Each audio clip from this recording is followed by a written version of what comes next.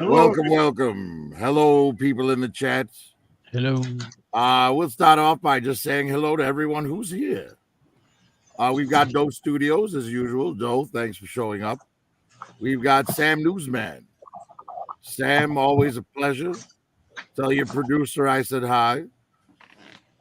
Let's see who else we got. All right, everyone else in the chat is like on the panel, so there you go.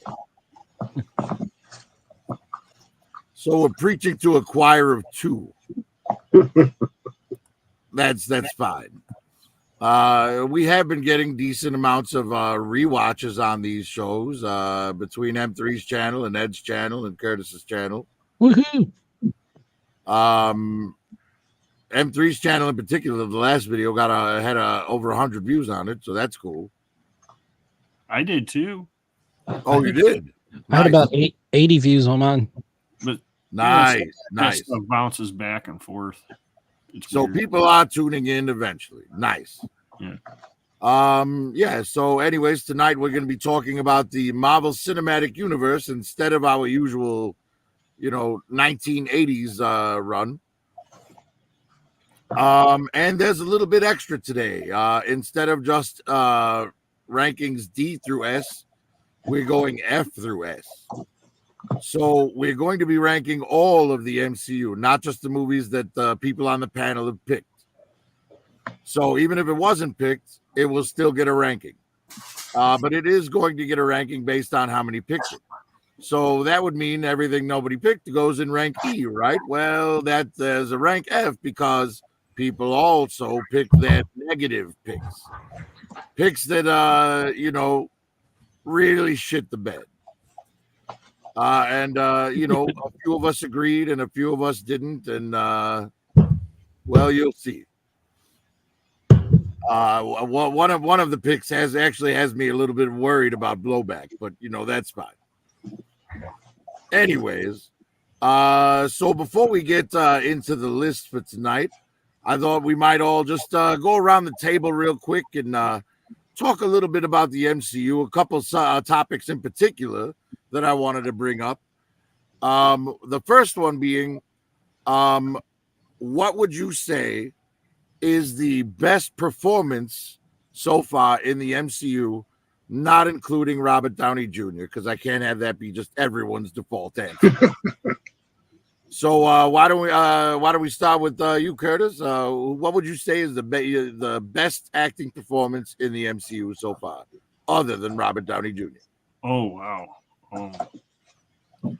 If you need time to think, I can come back to you. That's a hard one to be put on the spot. I could go Chris Evans. Probably. That's a pretty damn good pick. That's who I'm going to go with, is Chris Evans.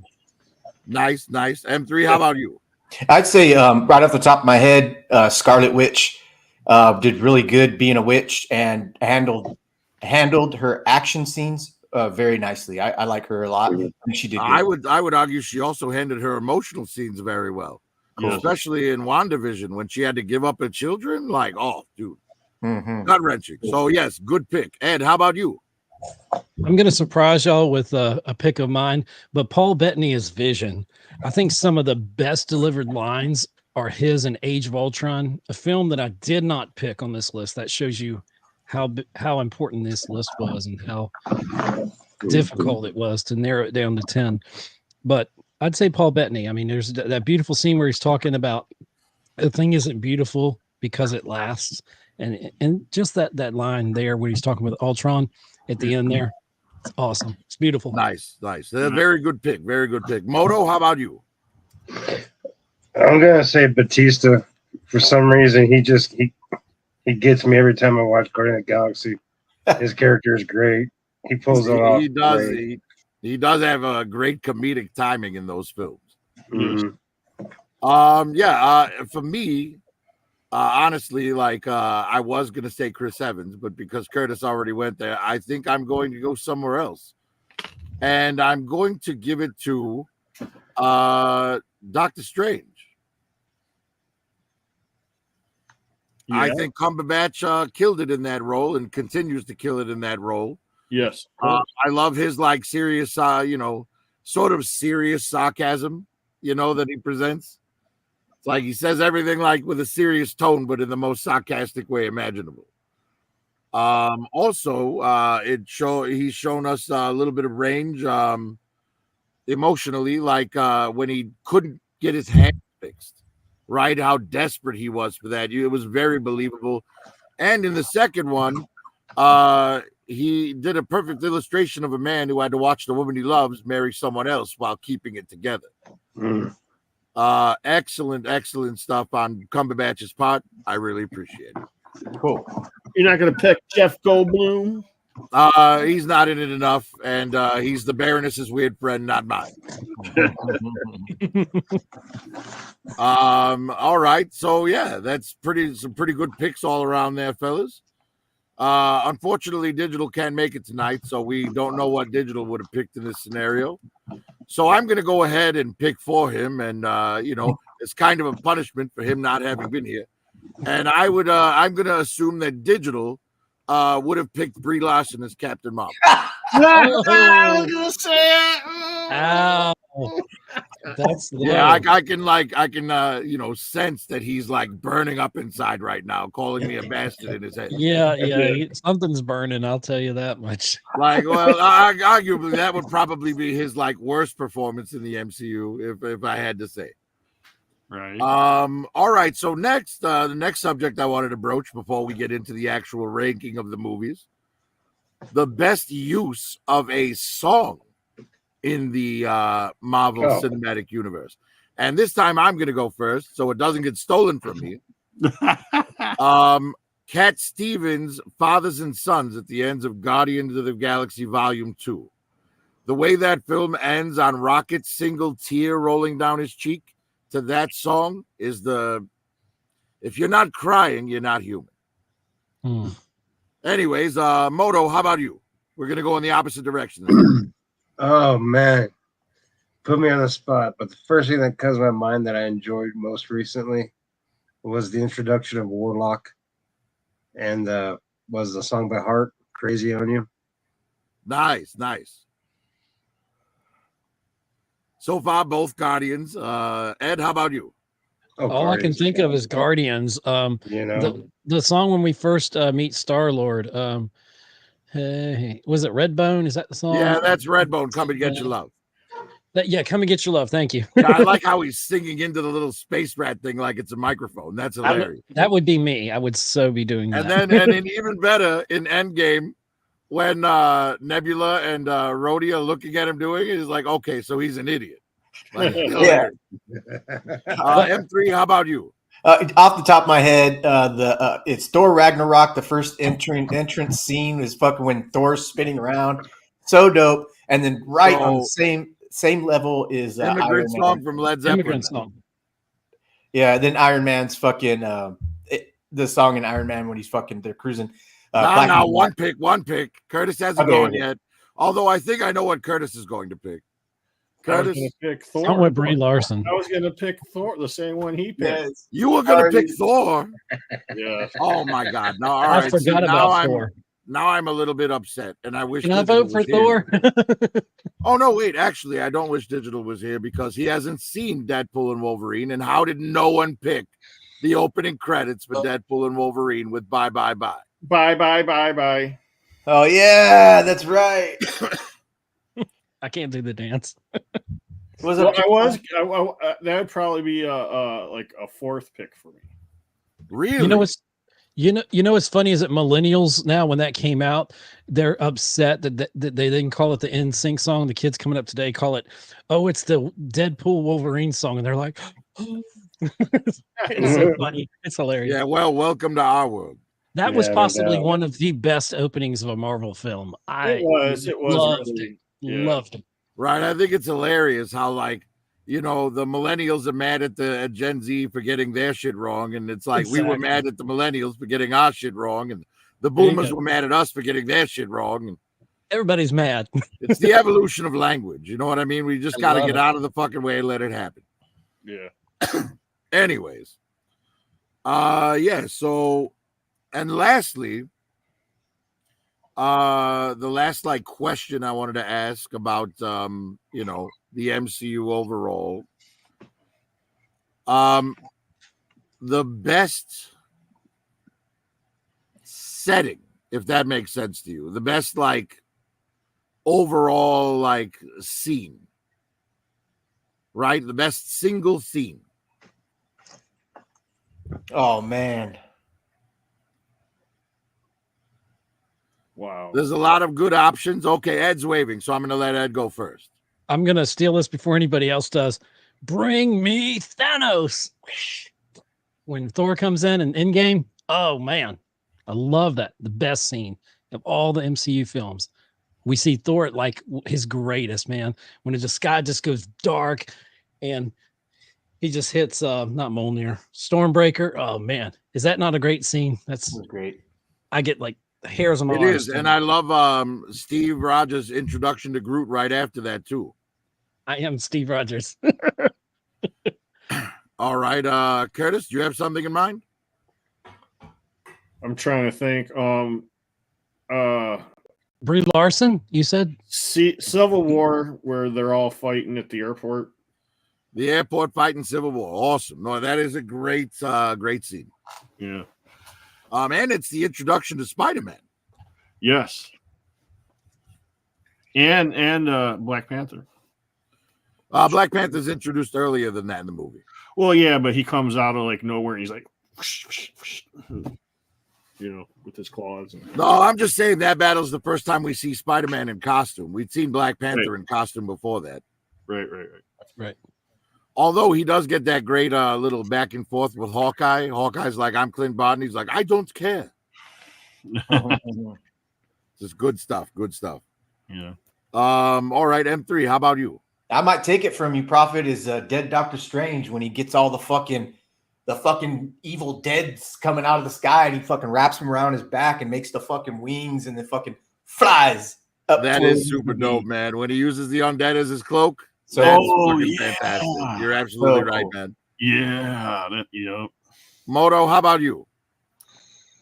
I gotta say Thor Ragnarok scene, Hulk against Thor. Nice. The Hulk versus Yeah. Thor battle is fantastic. Yeah. That's dope. That's Moto. my friend. I know him. I know him from work. Oh shit. For me, it's a simple scene, but it's the perfect illustration of who this character is. When Steve Rogers is in boot camp in the Captain America: The First Avenger, and he falls on the grenade, Yes. Yes. he stands up and says, "Is this a test?" And Tommy Lee Jones is like, "Well, he's still small." Like that scene in particular is a perfect illustration of who Steve Rogers is as a person, and that's what makes him Captain America. Not the strength, the man. You know what I mean? There's two scenes that nobody mentioned. I'm surprised about. In-game, I am Iron Man, the snap, and then also when oh, my mind just went blank. Dang it. See, there's too many of them. That's why There's too many of them, but Yeah. or Avengers Assemble when Cap says that. I know that people were waiting for that. No, he says flame. All on right. you. Well, and again, since Digital's not here, I'm gonna pick his scene for him, Flame and on. it's going to be when Captain Marvel steals that guy's motorcycle for asking her to smile. You could smile more. Hey, Right? That's Digital's favorite scene. All right. Prophet, can I read Doe Studios real quick? Yeah, by all means. He says, and when, but also when Thor arrives in Wakanda and Banner says they are in trouble now, and when Ragnarok starts and Thor says he's going to knock the tiara off his head, and then battles everything, just barely getting through the bridge, and that dragon's head gets cut off right through the fucking on the fucking scene. Right, and splatters old Carl Urban's women with gore. Great, good job. bro. Yeah, that is a great that's a great opening scene altogether. Like his whole back and forth with Surtur. And Surtur is voiced by the Kurgan. Oh my god, why is his name escaping me right now? Clancy Brown. Oh, I would have guessed. My Go ahead. Sorry. Go ahead. You No, I guys are in the forgot. conversation.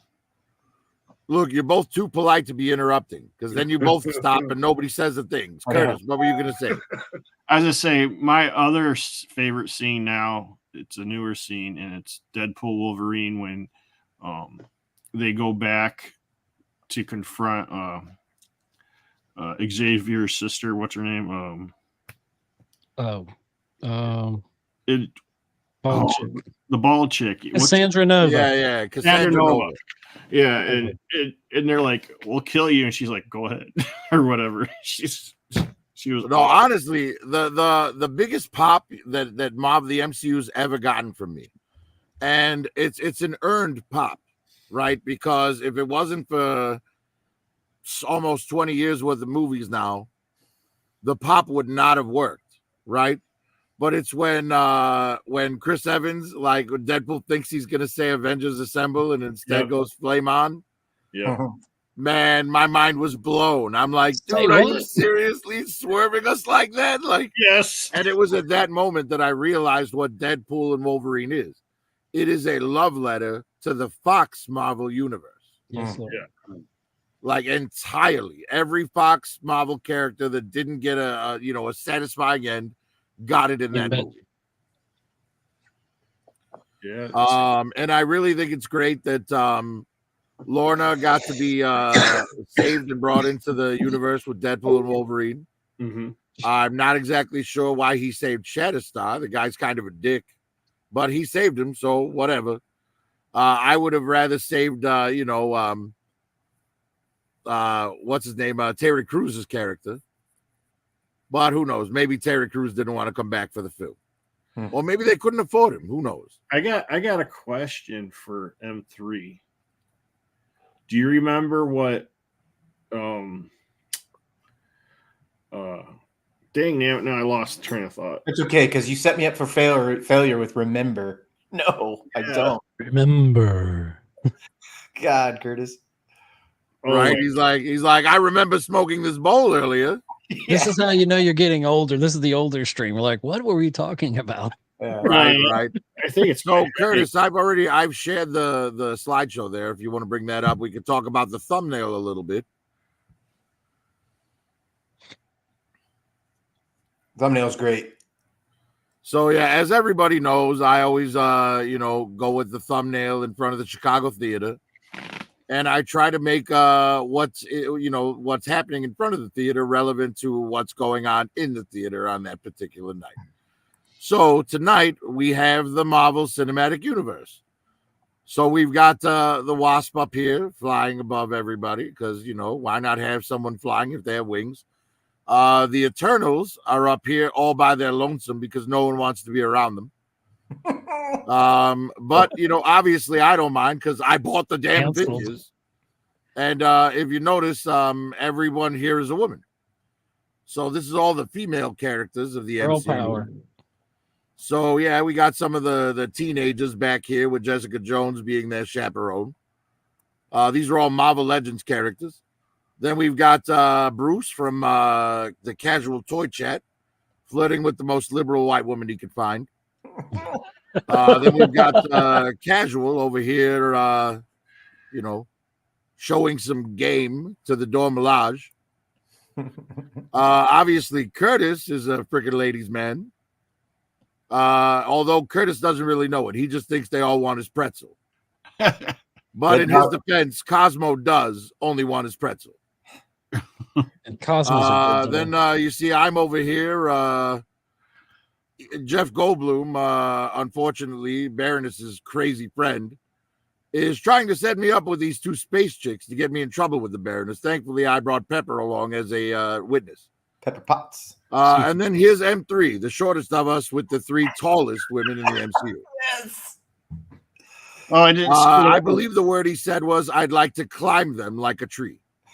I'll climb that. I'll climb that And, mountain. I can't say I blame him on most of that. Well, 2 out of 3. Well, his Hella, and She-Hulk for sure. Cassie's too young. Where's me, Viper, and Caveman? Are we out back Well, somewhere? you don't have action figures in my collection yet. So how can I put you in here? I don't know. I want an action figure. Make one, Ed, and send it to him. One that talks a lot. Keep Right, pulling- an action figure with a pull string. Yes. Yes. It says, "I love Trump." No, I'm just joking. You Well, said the it. rest of us would say that without joking. Yeah. Yeah. You were Anyway, thinking- so next thing we have here after this, I put together a little slideshow that shows all of the movies that came out from the MCU up to this point, so we know what we're about to be ranking.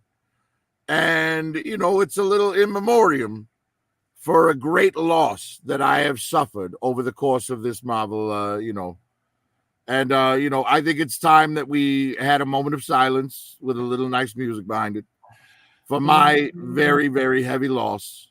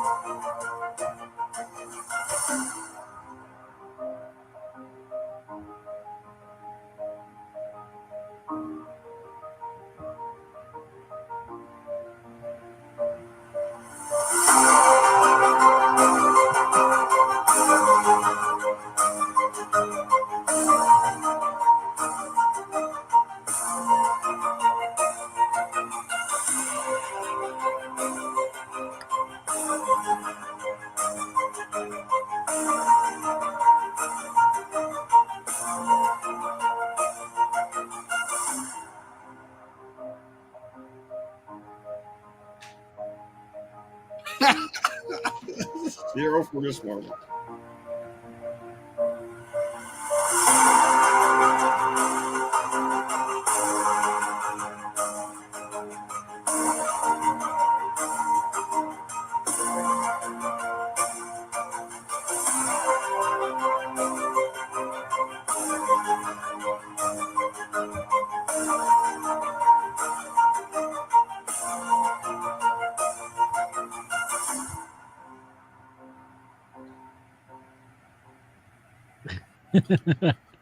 Right. So yeah, as you can see, I've spent an awful lot of money on Marvel merchandise.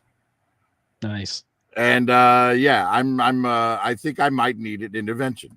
It's all that Brie Larson in them. Yeah. Right. So after that, I guess we just move on to the ranking. And we are going to be ranking these movies in the order that they were released. So we're going to start with Iron Man. And Iron Man was picked by Digital Caveman, Ed, M3, Moto Viper, myself, and Curtis. All 5. Nice. So we're actually starting with an S tier movie here. 6. All 6. Well, all 5 of us that are here plus Digital. So Curtis, why don't you start us off on this one? It's Iron Man, man. It introduces us to, Robert Downey Jr. and he becomes a great Tony Stark. And it's, the beginning of how he becomes Iron Man. And it's a great start off for the MCU. Or is it the MCU? MCU? No, this is when it was the MCU. But yeah, that's all I'm going to say because I know you guys got a lot to say about it. So, all right, I'll go next since we're starting from the top on this first one.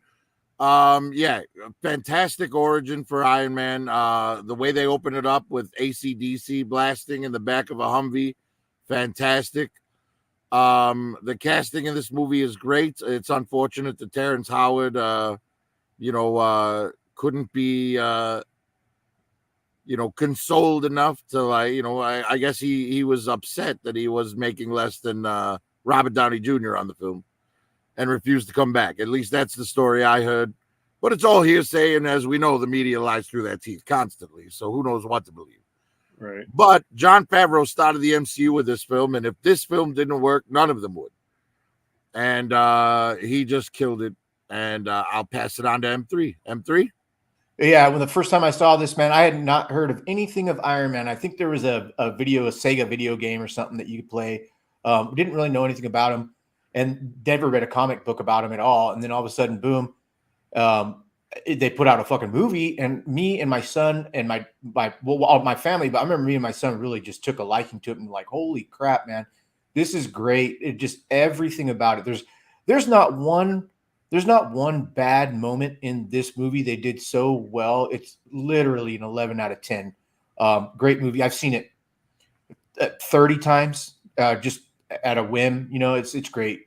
But that's all I got to say. Great movie. Great everything. Hey, just to let you know real quick, your sound, your microphone or something is coming in choppy. Like you sound like a beat up robot or something. He sounds clear to me. He sounds good to me.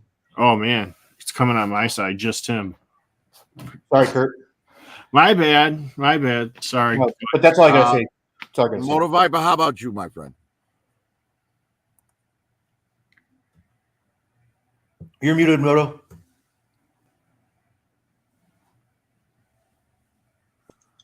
This is the one that set it all off, so I couldn't agree more. This is the one. This movie was fantastic. It was unexpected for what I thought I was going to see, and they put a lot of work into this movie, and it just got better and better. But yeah, this to me was number one because it set it all off.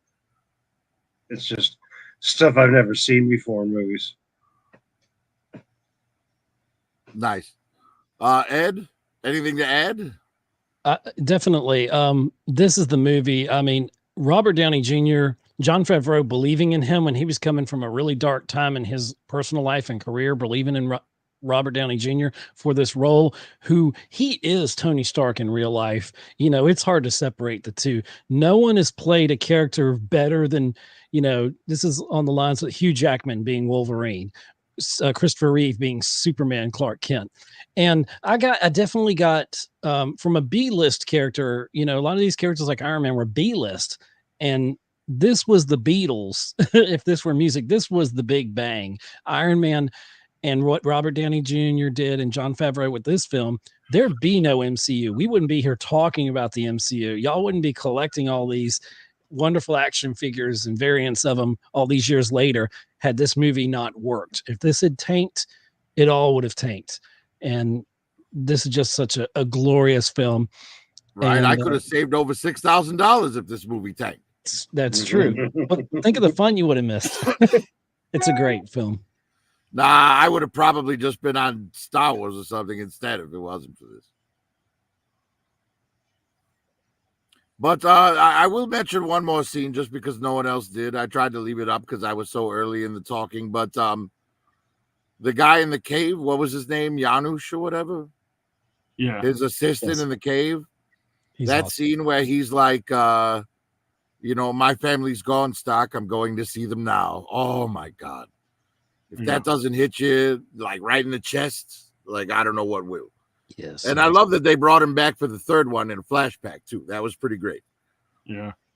But, yeah, all of us, every one of us picked this movie. And so it gets a rank of S. So we're starting with an S tier today. Woohoo. Like, how amazing is that? Yes. M3, before we move on, there's a few new people in the chat, at least a couple. You want to address that? Yes, thank you. What's up, MC DJ? How you doing, man? Thank you for coming in, and thanks a lot, man. David Jones, he says Deadpool is his favorite MCU movie. Good choice, David Jones. Then we got Doe Studios, of course, old school here, and coming up with chicken fried steak, it's Sam Newsman. That's great, you guys. Thanks for coming in and hanging out. All right, yeah, David Jones, I too enjoyed Deadpool quite a bit, but unfortunately, it did not get released as an MCU film, therefore, it didn't qualify for our list today. Mm. However, Deadpool and Wolverine does qualify, so you will see that on here later. Cool. But moving on to the next film in the list, The Incredible Hulk. And this was picked by M3 and Curtis Schultz. So M3, Curtis started the last one. Why don't you start us off on this one? This is really good to me, and the one before this was the one they kind of put in like comic book kind of like episode versions or whatever, and it was like they had like comic book scenes and shit. This one right here, Edward Norton, is not my favorite pick for a Hulk, but he is a good Bruce Banner, David Banner, whichever one you choose to say. The way that it depicts him, I didn't like that. Just looking at that, I didn't like not, I'm going to call him Avalanche, but it's not Avalanche. It's the bad guy, the bad guy when he comes around. The Abomination. The Abomination, yeah. But I think Edward Norton nailed it. He's not no Tony Stark for sure, but he did good. And this movie was really good. And I like Liv Tyler. Good scenes in here. Good movie. That's all I got to say. I enjoyed it, and it did make my top 10 for sure. Well, if you don't like Liv Tyler, you're gay. Curtis, how about you? Yeah, I agree with M3. Ed Norton though he's a great actor. I think he wasn't like what I imagined, but for to be Bruce Banner and Hulk, but I thought he did a good job, and I liked the storyline and how it was going, and of course Liv, she's hot, and I was waiting. I've been waiting forever for the general guy to turn. Wanted to see him turn into the Red Hulk. Yeah, the Red Hulk, and it's been taking a while, but it looks like we might get him next year. Oh, we 100% are. Only unfortunately, William Hurt didn't live long enough to do it, so it'll be Harrison Ford in the Red Hulk. Right. So, yeah, William Hurt was really good in it. I thought very fun movie. All right. Well, I'll go ahead and go next. Just I have a couple of counterpoints. I know I'm going to be Debbie Downer here while you guys are Debbie Downer, motherfucker. But anyways, I opposite of M3, I actually think Tim Ross did a great job in his role as the Abomination. I thought he was amazing in there. And the scenes with him were the only good ones in the entire She-Hulk show. Right. We don't speak of that show anymore. The action in this was great. I thought the Hulk looked fantastic in it. And you know what? I'm going to interrupt this just for a second because we've got Raw Talk in the chat. Raw Talk, how's it going, man? Raw Talk, we were meant to have a sixth panelist here tonight, but he didn't show up. Do you want to impromptu jump in and talk about Marvel movies with us? Yeah. If so, respond in the chat. We'll get you in before the next movie. We'll have Curtis send you a link if you want to join us. Yeah. But yeah, this movie was great. I thought it was the introduction to the leader character. His Mr. Blue friend who had blood dripped on his head, and his head started growing. Right. Yeah, there you go. Curtis, could you send Raw a link? Actually, you know what, Raw? I'm going to go ahead and send it to you on Instagram right now. Oh, give me just 1 second. I can text it right to him. Oh, okay. Text it to Raw then. Let Raw jump in. Cool. Welcome, Raw. But yeah, I thought this movie was great. I thought Liv Tyler was a better Betty than Jennifer Connelly was. And that's not Jennifer Connelly's fault. It's just Ang Lee's Hulk movie was not great. But this was much better than the Ang Lee movie. It didn't have any hulked out poodles. That's a plus. It didn't take the Absorbing Man and turn it into Banner's father. That's a plus. Right. But I'm not sure if I like William Hurt better as General Ross or Sam Elliott. I thought both did a great job, and I'm real on the fence for which one I liked better. But Moto, I'm going to pass it off to you, my friend. I sent it to Raw. This movie was good. I think it was. When was this movie? I know it says down there bottom. I don't have my glasses. Was it like 2005, 2006, right? It was 2008. 2008. Yeah. Okay. So the other movies that had came out before that, I do remember thinking at the time that this movie was average, and I hope they're not on the downward spiral. But totally redeemed them with the next movie that came out. It was good, and then I felt like this movie was made to avenge Ang Lee's version, which I agree was absolutely atrocious. Great performances, killer cast.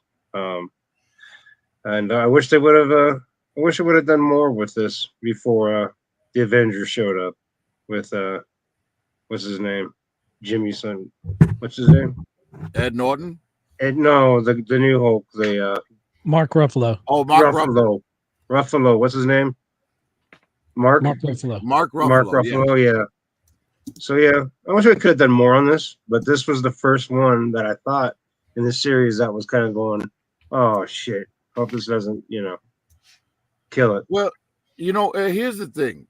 I do think that Ed Norton did a fine job in this one, but I'm glad he didn't come back, because the reason he didn't come back was because he asked for artistic control over the character, and he wanted to turn Bruce Banner into some sort of artist.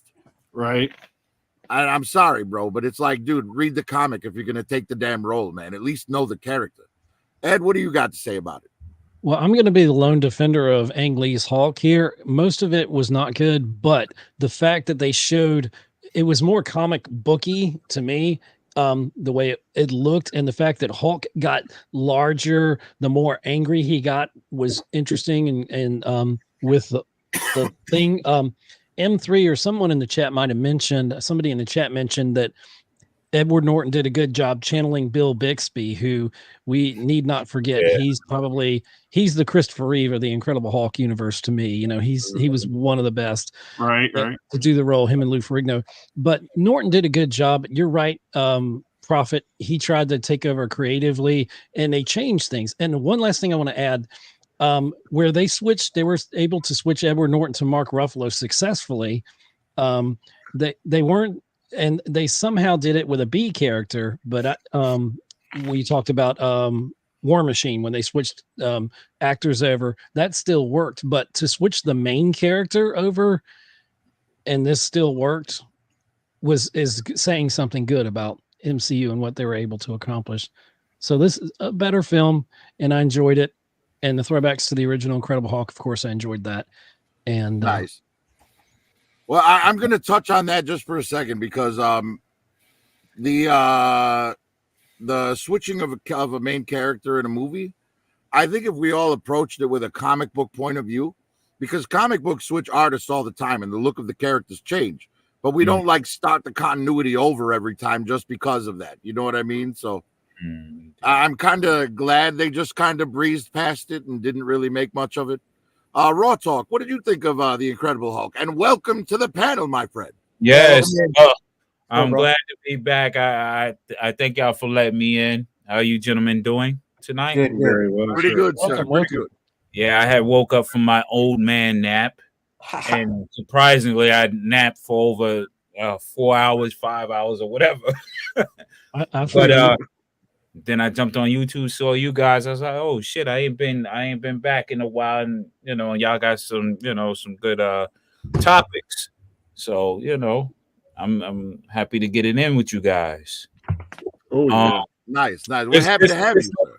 Oh, thank you. Yeah, this movie I really like. I really like it for like even the beginning of the movie. It reminded me of Bill Bixby and those because that's my favorite Incredible Hulk, the Lou Ferrigno and Bill Bixby combo. It's the best thing ever. I at one point I thought my life was going to be like that, going from town to town and getting in adventures and stuff like that, And I'm completely drawn to that character. The Hulk is my favorite character ever. Period. Besides Batman and the DC. In the MCU, it's the Hulk. I love the Hulk. Period. This movie was the great movie. This is the movie that I waited for. The Ang Lee, he was a little bit too more artistic. I mean, Norton, he wanted to take over this movie in an artistic manner, but Ang Lee in the first movie with Eric Bana, he was more artistic on a comic book level because you've seen the transitions in the movie that were comic like. Right, yeah, he was trying to take it literally. Yes. And with this movie, it was a bit more grounded. It got you, on the side of David Banner more. Even though they try to pull your heartstrings with the father and son dynamic in the first one, this one was more of him, him trying to get rid of the Hulk. It was just like something on his back that he had to get rid of by any means, and he was desperate about it. And the Abomination, come on, what you call it is a class act, and I'm glad he's the Abomination in this universe or what have you. And I mean, it's a great movie, one of my top 10 MCU. You know. Nice. Yeah, because we're definitely gonna ask you what your top 10 is after once we get when we're through it all. All right, no problem. Because unfortunately, I wasn't able to get we didn't know you were gonna be here, so I didn't have time to get your list ahead of time. It's no problem. You know, I try to be on more, so try to chime in. It's just like Nice. Well, maybe we'll get you in on one of our 80s shows, because what we've been doing up to this point is reviewing each year of the 1980s one at a time and doing our top 10 per year. wow, that's dope. That's dope. We're up to 85. We'll be in a couple of weeks here. Oh, we can talk about sports in 85. That was a good year, 85. No, especially for me in Chicago. That was the year the Bears won the Super Bowl. That's what I'm saying. That's why I brought up the sports. The But Bears. unfortunately, that's not what this stream is. And this was only picked by 2 people on the panel, and so Okay. it gets the rank of C. Nice. Okay. Moving on to the next film, we've got Iron Man 2. Ooh. Now, Iron Man 2 was not picked by anyone. But if anyone on the panel has something they want to say about it, I think we can go down the list. Why don't we start at the bottom this time? Raw talk. Anything to say about Iron Man 2? Iron Man 2 had its flaws in a way, but I think it was a stronger movie than one. One was his origin, so what? I mean, so to speak, in MCU. But this one just, really propelled Robert Downey as Iron Man for the most part. Like, this one really put him forward. And then when you have playing Whiplash, it's pretty dope, man. I like that character. Whiplash, he's pretty dope villain. And yeah, it's a decent movie. I wouldn't put it in the top 10, but it'd be close. But it's cool. It's cool. War Machine was dope. War Machine was better acted by than by Don Cheadle instead of the other guy, because things come to mind when I hear War Machine, man. War Machine. Yeah, man. Yeah, I do prefer. I myself do prefer Don Cheadle to Terrence Howard. Yes, and yes. I love the way they introduced him when he comes into court. He's like, "You're here." And he's like, "It's me. Get over it." Yep. Yeah. That was to the audience, not to Tony. Exactly. It was smart. It was a very smart move. Yeah. All right, Ed. How about you? Anything to say about Iron Man 2? Iron Man 2 is a bit of a sophomore slump for me. I still liked it. The fact that it even gets a mention says that it's worthy enough to be in this consideration. It is a good, solid film. I believe this is the first time we saw Black Widow. Am I correct on that? This was her introduction. Yes. So very important. This is when they probably should have put the Black Widow movie in later, but that's another story for another time. But yeah, this is great. Our new Iron Man was much better. Our new Rhodey. There are a lot of things I like about it. It's not the best, but to me, Iron Man, you can't touch the first one, but it's still a good, solid film. Moto Viper, how about you? My favorite character in this movie, and I can't forget the character's name. Forgive me, but comes out dancing like James Brown. You're talking Justin Hammer. Okay, there you go. Yeah, I mean, played by Sam Rockwell. Sam Rockwell. That's what I'm like, yep, it's Justin Hammer.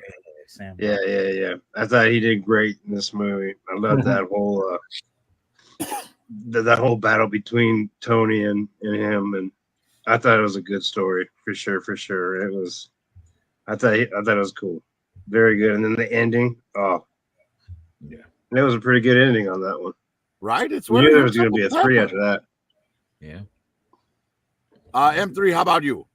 I got two to three things. One, heaven Lord, thank you so much for making Scarlett Johansson and putting her in that perfect suit in that scene where she fucks everybody up. Oh my, that girl is fire. And then if I say if his name's Whiplash would be the obvious, but I didn't realize that was his name. The Russian dude, which is Harley Davidson, the Marlboro Man. That dude can play a lot of parts, and he's really good. Yeah, Mickey Rourke. He's really good in that as a Russian. The bird. Where's my bird? That's not my. He's fucking great. And then third is my bird. Hey, The Don Cheadle doesn't bother me. Good scenes. It's either or with but Iron Man is the one that takes the role, and then the third one. I like the Moroccan scene when Whiplash comes out and just starts slicing cars, dude. It really told Tony Stark like, hey, somebody's gonna kill you with your technology, and he did it overnight in an apartment. You better watch out.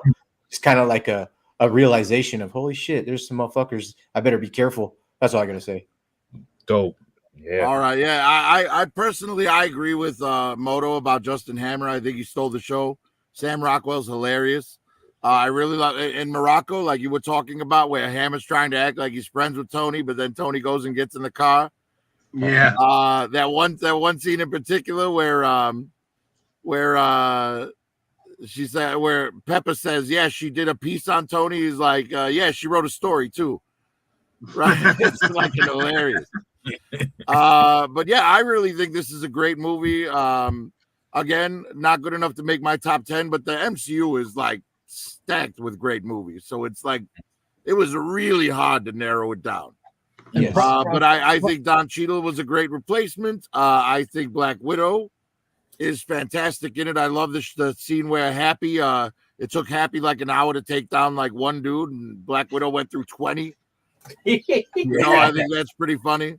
Yes. But yeah, I like it a lot. Just wasn't good enough to make my top 10. Curtis? I liked it. Although I didn't like the Hammer guy. I mean, he was funny, but I just didn't connect that guy at all. War Machine is one of my favorites, so I was really happy with the War Machine.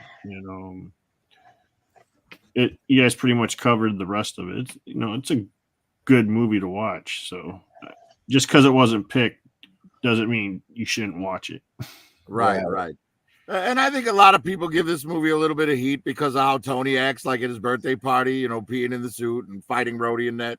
Yeah, but that's an important part of his character development. The guy thought he was dying. Yeah, Demon in the Bottle. But anyways, nobody picked it, so it gets a rank of E. Moving on, the next picture, also picked by no one, Thor. This time we're gonna go ahead and start in the middle with M3. I do not remember watching this except for that big robot and the scene, and I didn't take a liking to it at all. I don't know why. I only saw it the one time, so that's all I got to say. All right, Moto Viper. I couldn't agree more, brother. It's weird. For some reason, I've seen snippets of this movie. I just can't get into it. I know Natalie Portman's a little cutie and all, but I think she's the one that killed it for me in this trying to watch this movie. I'll give it a little tiny bit of credit. There were a couple of scenes that I really enjoyed, like when he goes to the pet store and says, I'd like a horse. And he's like, we don't have those. Well, we have like cats and dogs. And he goes, well, then one of those big enough to ride. Like, decent humor, in it and whatnot. The big robot is called the Destroyer. It's Odin's like magical guardian. Yeah. But yeah, it's okay. I mean, it probably wouldn't even make my top 20 to be honest. But it's serviceable. Ed, what about you? Well, I'm going to give some love to Thor here. This isn't the greatest Thor movie, but it was hard to keep it out of this, but we're doing a top 10. It would have made my top 20. This was a great film because I like a lot of Shakespearean stuff, and dealing with Asgard and, for a person I knew of Thor, I was familiar with his storyline, but to see it brought to life in a real way that they were trying to do with the MCU and realize we hadn't seen a good Thor on film. I'm not counting Thor on Incredible Hulk. That was atrocious, but you take what you can get. But I thought this was well done. I thought they captured the aesthetics of Asgard. I liked the humor in it. Of course, there's a better Thor movie we probably all agree on, but I still give love to this film. I've seen it many times. And this proves even when Marvel missed on a film, they still didn't miss opposed to like later. And this deserves much more respect than it's getting. it's still a great film. I enjoyed it, and one of the best. I mean, I don't think we're disrespecting. no, it. no, I don't mean it that way. I'm just saying, it deserves more love, but it's Right. not top 10. Curtis, anything to say about Thor? Yeah, we got Agent Coulson pretty good in that one, Mhm. which I liked him a lot in it. I forgot what the old guy's name was. Odin. No. No, Oh, Eric Professor? Selwyn. He was hilarious. He was good for Celtic, comedy relief. He was Yeah, hilarious. yeah, played by one of the one of those what are they, Swedish brothers or Norwegian brothers, whatever they're. Yeah, it was The it was- Skarsgård, he's one of the Skarsgårds. Is he Yeah. one of the Skarsgård? I didn't know Yeah. that. Oh my gosh. He is. I think it's Stellan Skarsgård. Asgard, yeah. Tell him. Yeah, it made me get excited for Thor's little group because I thought we were going to see more of them, but I don't know what happened with that. Right, the Warriors 3 and Sif. Yeah, Yeah. Lady Sith was badass, but True. his mom was badass. Oh well, it's Renee Russo. Come on. Yes. Anyways, Raw Talk, how about you? Yeah, this is actually in my top 10. Yeah, I like Thor. This is a great movie to me. I mean, you had the Respect. Warriors 3, Lady Sith. You had Thor. Come on, we haven't seen, like you said, since the Hulk, and that was just something that was, it was kind of weird, but it was cool for that time. But this Thor was a real. I thought they was going to take this Thor into seriousness instead of more silliness and. Exactly. You know what I mean? I didn't like that because Thor is a real, even though it may seem he's out of touch with the this dimension or whatever, but he's still Thor, God of Thunder. So it's like you got to take that serious. He's a warrior. So I thought he would have many big battles. I thought the battle with Surtur would be earlier than dealing with the I forgot what those orcs or whatever they were. I keep forgetting The Frost Giants. The Frost. No, not the elf. Frost Giants. The Dark Elves. The Dark Elves. Malik, I think his name is, or something Yeah, Well, like that's that. in the second one. Yeah, that's I thought that wouldn't even take place. I thought it would be Surtur and all those type of villains that he would encounter, but this Thor, I mean, the beginning, I love it. I love it. I mean, the only thing, we're seeing Loki in it, and a great Loki. This guy is, you know what I mean? He's the definitive Loki to me. You know what I mean? He has the charm, the wit, and he's that sniveling character type. I love it. So yeah, this is one of my favorite films. Top 10. nice.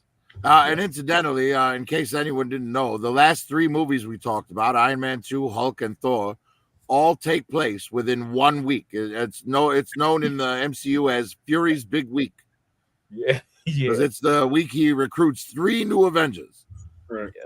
But unfortunately, no one on the panel picked it, so it gets an E. If I had the ability to move this, if it wasn't a still shot, I would give it an honorary D because Raw picked it, but I can't do that, so it stays an E. The honorary D. Next on the list, Captain America: The First Avenger, picked by Moto, myself, and Curtis.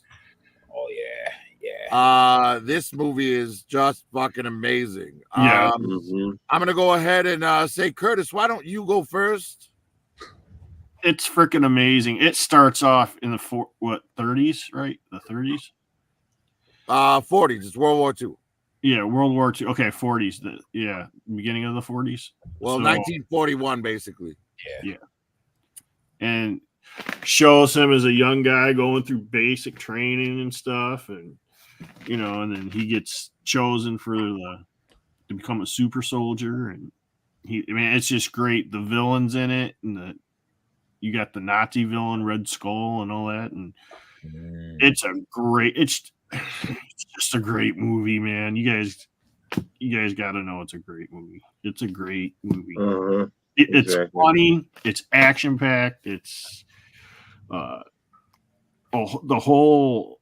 It's got his, tells his whole story and why he becomes and what he does. You meet Bucky for the first time, and all that. It's great. It's just great. I'll let you guys talk about it. Yeah, what I'll say about this film, and this establishes who Captain America is through the entire MCU all the way up to Endgame. Unlike Tony, who has tons of character development, whose character evolves completely between the movies, Cap is always Cap. This movie is a perfect illustration of that. The sense of duty that he has in spite of being a weakling. You know what I mean? And he's genius compared to the other like recruits, right? Like no one's ever gotten the flag, but then he goes and pulls the pin and just grabs it off the ground. You know what I mean? It's like shit like that. Yeah, this movie, phenomenal. Hugo Weaving as the Red Skull, phenomenal. Toby Jones as Arnim Zola, fantastic. I mean, just great overall. The whole like Bucky situation on the train played very well. But I'm not going to say anymore. I'm going to pass it on to Moto. This movie was great because it was America. Cap America is truth, justice, and the American way, and it was just wholesome. It was pure. Captain America is a superhero. He's the one that they all look up to. It's the one I look up to. I'll leave it at that. So there's more being said. All right, Raw Talk. How about you? Anything to say about Captain America: The First Avenger? It's a very dope movie. I mean, I like the second one more so, but I guess that'll come later on. But this movie is the foundation of Cap. You know, shit. What more you say? This is Captain fucking America, man. You can't get no better than that in a superhero. A guy sacrifices his. Basically, he was taking a chance, sacrificing his life. He didn't know how that was going to turn out for him. He's like, yo, we got to win the war. We got to go against these guys. He put his life on the line for America like a soldier would, period. So, Yep. it's a dope movie. I think they could have did more with him fighting the Nazis more. I mean, you see more battles between him and Red Skull. There's a lot of more dialogue than action in it, but I think they did that just to break down the groundwork for him, to get inside the psyche of Cap and why he made the sacrifice and who he was fighting for and what drives him and why he's always going to be, truth, justice, and American way, period. And if I could add, I agree with you on the one point. He's like our Superman, basically, in the MCU. It's like in terms of like moral compass and sense of justice, I would agree with you. Yes, he's incorruptible in that way. Yeah. And I'd like to add that Deadpool is right that he does have the best ass in the MCU universe. Yeah. That is America's ass. That is America's ass. Ed, how about you? This the fact that Chris Evans went from kind of definitely jokingly performance of being the Human Torch, which I thought he did a great job at, to taking this role serious. People didn't think he could do it, and he did it throughout the entire series. He's the perfect complement and in a way antagonist in a way to Tony, as we see in Civil War. Mm-hmm. I mean, he totally balances Iron Man's character, but he is Raw Talk. You had a great thing saying that he's incorruptible. He's Batman to Superman in MCU, with Iron Man being Superman in that sense, because he's totally incorruptible. He's going to do the right thing, which Superman would too, but he would fall on it. Tony would, what did Tony say in Age of Ultron? He just pulled the wire on the grenade or something. And Chris Evans just did such a great job. And here's a deep cut. This is something that I think if you watch Wonder Woman, it's basically copying the first Avenger from her crew and everything else. Think about it. If you compare those two movies, it's Wonder Woman is actually, even though it's good, it's still a ripoff of or close to the first Avenger.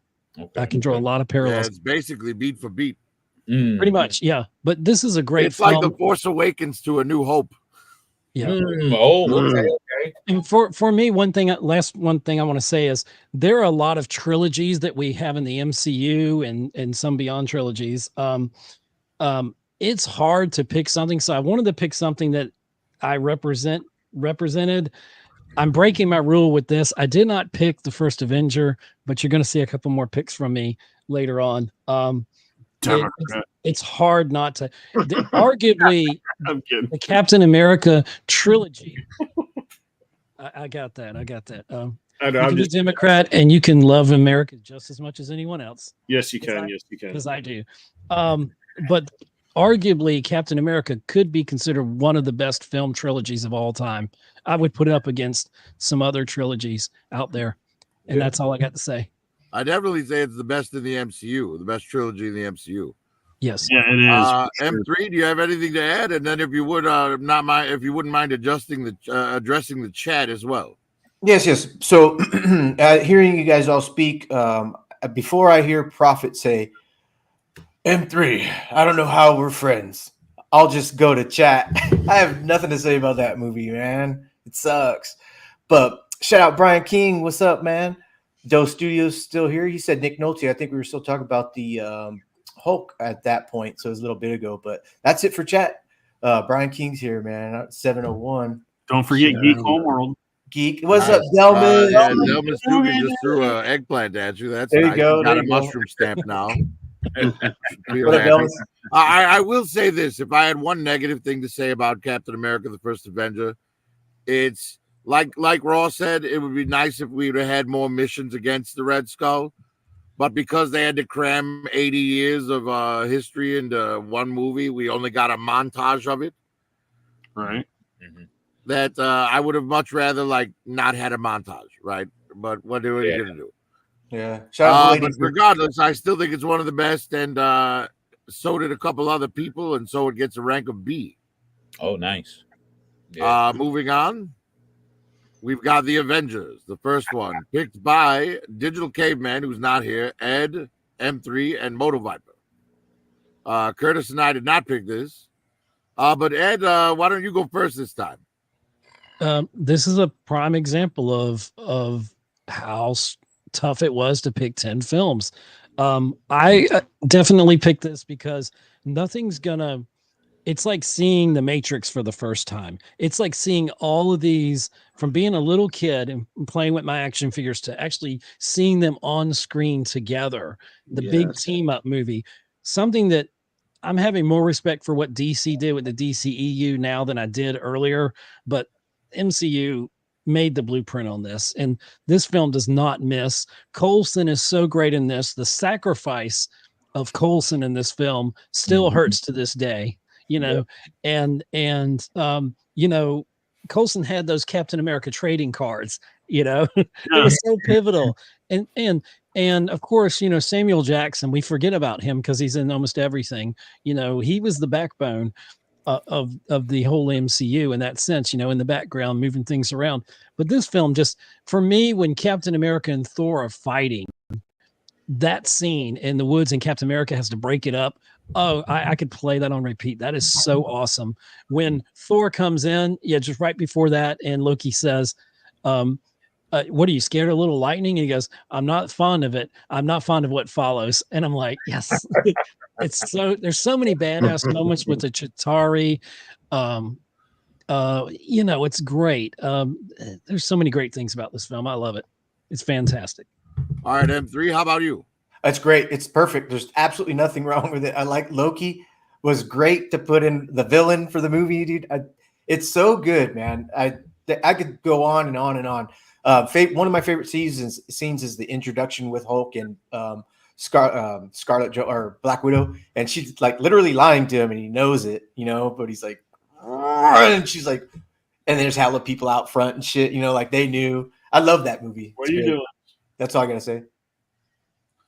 Moto Viper? Oh, I love this movie. This is the one that brought them all together. Like you said, that stretch where Nick Fury was recruiting. Here they are all together. Their first challenge.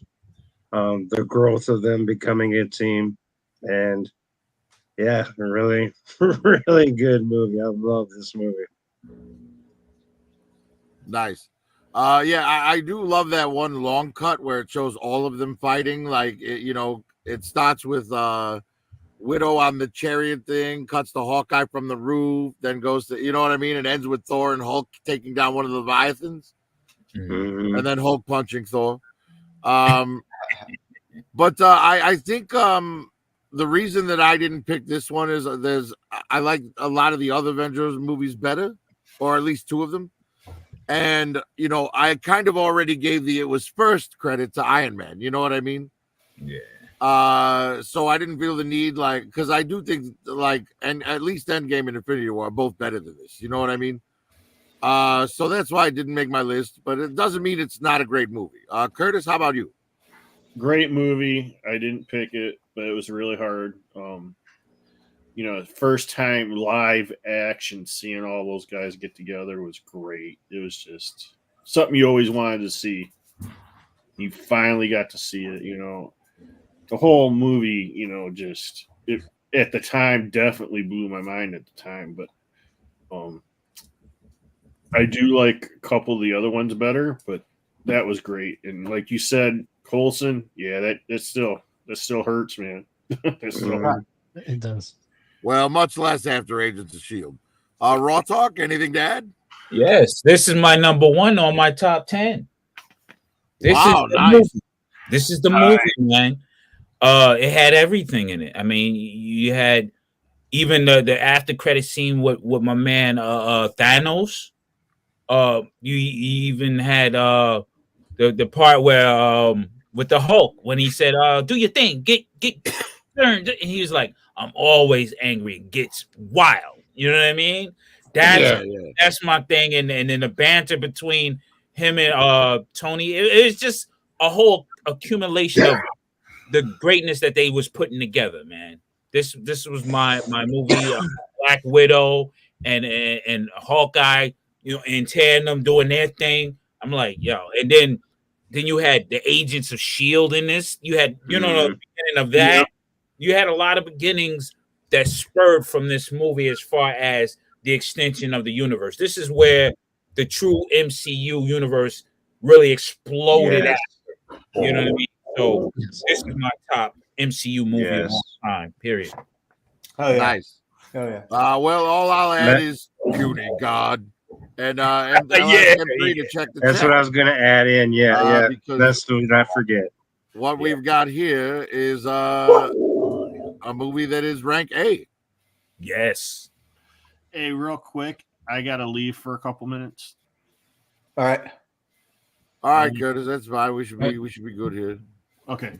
Just cut your mic. Go slow. Yeah, mute your mic though, or something, or whatever, so we know when you come back. Okay, he's gone. Anyway. Anyways, M3, what's going on in the chat? Oh, Sam fell asleep during Theater of Avengers. I can't believe that, Sam. That's really hard to believe. Bull's here. But we watched it in the movie theater, and I was like, my eyes were like open. I was like, look at all this fucking information. It's great. It's great. Hell yeah. It's definitely the movie you had to see in a theater. You couldn't wait for this movie. As soon as it came out, you had to be in the theater, and then to see all those superheroes all in one. You're like, yo, this is crazy. I saw this 4 times in 24 hours, and my future wife, when we were getting back together back in 2012, the fact that she went to all 4 showings and she only fell asleep in midway in the 4th one, and I'd like tapped her. I was like, "You're falling asleep now?" I was like, "This is so awesome." She's like, "But I've seen it 3 times today with you." That's true, man. I But think the you might fact- be a little hard on her there. I know. But the fact, so it's got a sentimental place in my heart as well. It just, nice. yeah. Delmas is still here too. And then eating shawarma at the end. In the post credit. Right. And I guarantee you, like every shawarma restaurant in the country thanked them for the free advertising. Yep. Exactly. Because shawarma took off after that. It's crazy. Yep. The next movie on the list is Iron Man 3. Now, Iron Man 3 wasn't picked by anybody, but I actually really enjoy this movie. I think this is Tony Stark, like at his lowest and his highest at the same time. Because Nice. he does have his panic attacks and shit from having to deal with Thanos and all that mess. But he also proves that he's Iron Man, whether he has the suit or not. Mm. And that I think is pretty amazing. Put on the suit. Put on the suit. M3, anything to say about Iron Man 3? Only to say what you said. Like all the Iron Mans to me are okay. The first one's the best. The second one's cool. The third one is okay. It was my least favorite of the three, of course. But just from what you had to touch on, because I'm a little high, he has to deal with Thanos, which is like basically a god from another fucking galaxy, and he's a human being from Earth that has the smarts about him, but he's got a nice tech suit, but still has to deal with anxieties and like fucking shit. I'm dealing with some fucking shit here, motherfuckers. That's crazy. You kind of put that into perspective, but that's all I gotta say. Yeah. Nice. Moto, anything to add on Iron Man 3? My favorite scene in this is when the kid and him, the relationship they build, and when they're talking shit to each other, and he wants a ride, and he says, "I'm cold and lonely," and he says, "I know it's because we're connected," and it killed me. I dropped dead rolling on that one right there. Well, But, that kid is the kid messing Harley. with him. He's like, "You're freaking me out, man. You're freaking me out." And That kid's name is Harley, and he is in at Tony's funeral. Hey, did Big Bad Moto cry? and yeah, it was pretty good. The flame people, I guess. I don't know what was the name of those guys. The Eaters. Well, it was the Extremis storyline from the comics, but twisted for the movies. Okay. The chick was awesome. That fight scene with her was pretty good, pretty cool. Yeah, their organization was called AIM. Yeah. Didn't really care for the villain. I think that actor is kind of a pud to me. Don't forgive me, please don't judge. I thought they could have came up with a better guy to play the villain. Other than that, yeah, good story. I mean, it's MCU universe, baby. It's gonna be good. It's just where you gonna put it on your list, Well, what I mean? I'm going to give you a couple points here. When this came out, I was upset at the tone it took with the villain, especially because I will put the beginning of this film when they have the villain, the Mandarin, is one of the most terrifying scenes. It really is when you put it, especially in everyday context. It's really pretty frightening, and it sets the tone. And yes, it's fun when they switch it and you realize that Ben Kingsley, who is a great actor, he does the comedy bit. He's basically this hired actor, Trevor Slattery. And I mean, I've appreciated this film much more than when it came out, but had they stuck with that serious tone, this movie could have been even bigger. Yeah. And it was $1 billion film because it was in between, it was right after, it was the first thing after Avengers. So, and it's Iron Man.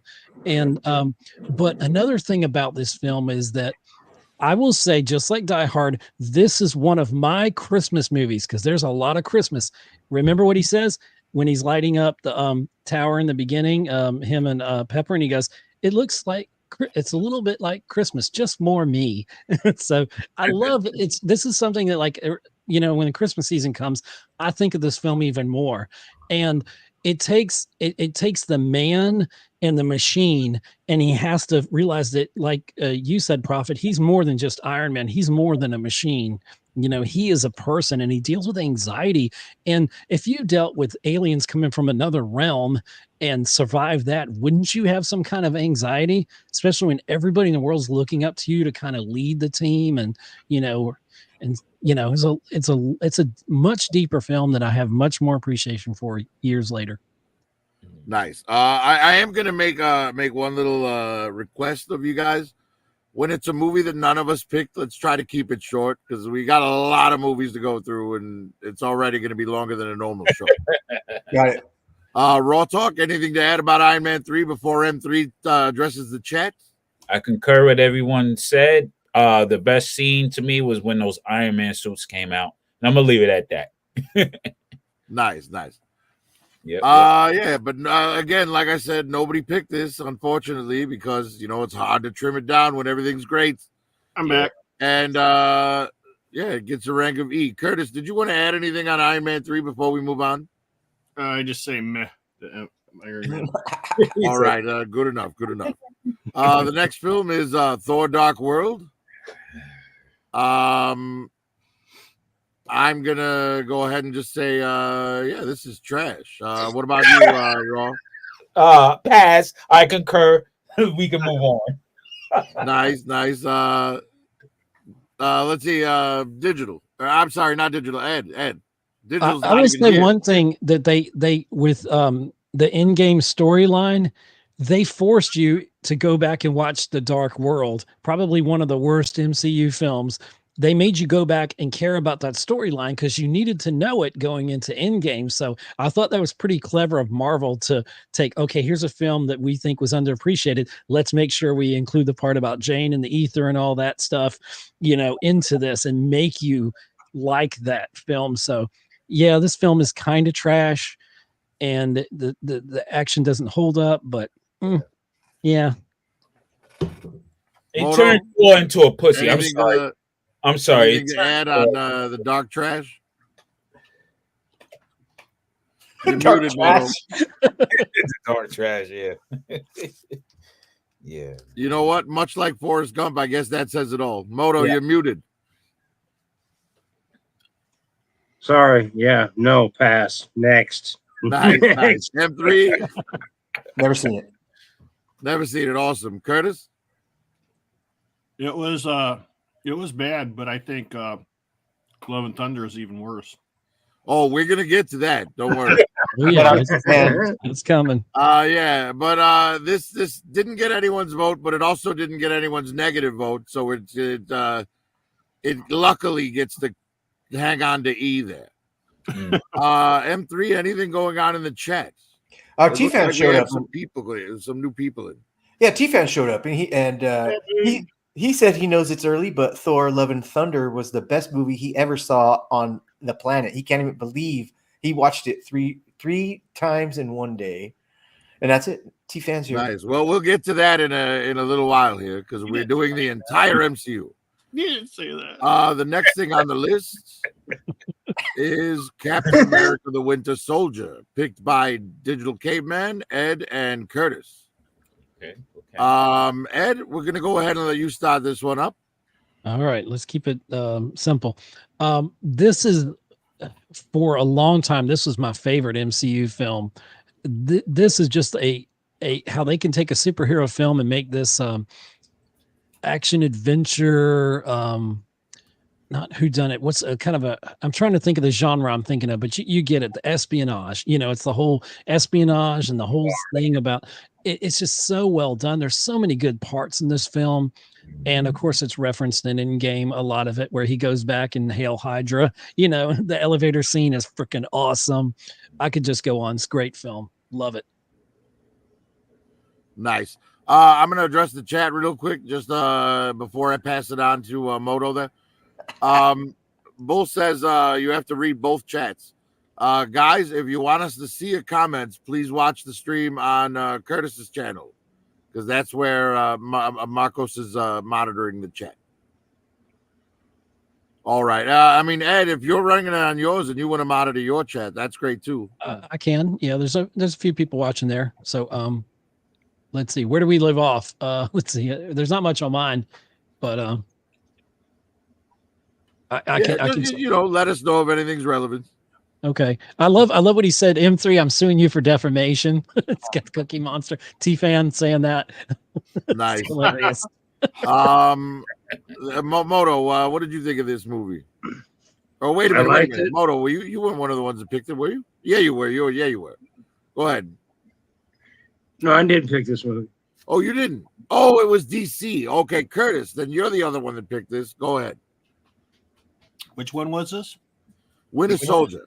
I know. I'm just kidding. Yeah, I liked it. What the whole like super spy stuff going on, and you finally get to see Bucky again. And he's the Winter Soldier, of course. Spoiler.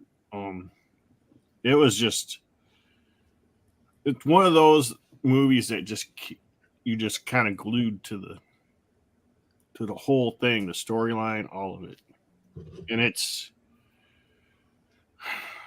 very, very well directed, I think.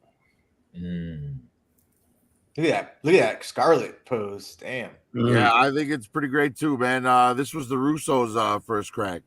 Yeah. The first thing the Yeah. Russos did, and you know what they went on to do: Civil War, for Infinity War, and Endgame. Like, so Yeah. pretty good. Frank, because I teased you and made you think it was your turn, now it is your turn. No worries, no worries. Yeah, I like this movie. The problem with this is I had to pick 10, and this one was close. This one was close, but it just didn't make the list. But great movie. Right. Bucky, you know, I mean, camaraderie, friends, their boys, and the struggle and the way they pulled it off, and yeah, it was damn good. And I'll leave more ears open for people. Yeah, it's same for me. It would have been much higher on my list if I had more room. Raw, how about you? Yeah, same with me. I mean, but yeah, it's a great movie, period. I have no negative on this movie whatsoever in any shape or form, man. Great movie, great acting, great espionage, great. And then you get to see what's his name? What's his name? Fucking in the elevator scene when they Oh, test Crossbones. Crossbones, you get to see him and like, yo, how I forgot that actor's name, but he's a great actor, man. He's good in the Purge series. Yeah, he's dope, man. So And you guys talking about Frank Grillo? yeah. There you go. Great actor. He was a Punisher, wasn't he? No. He's supposed to.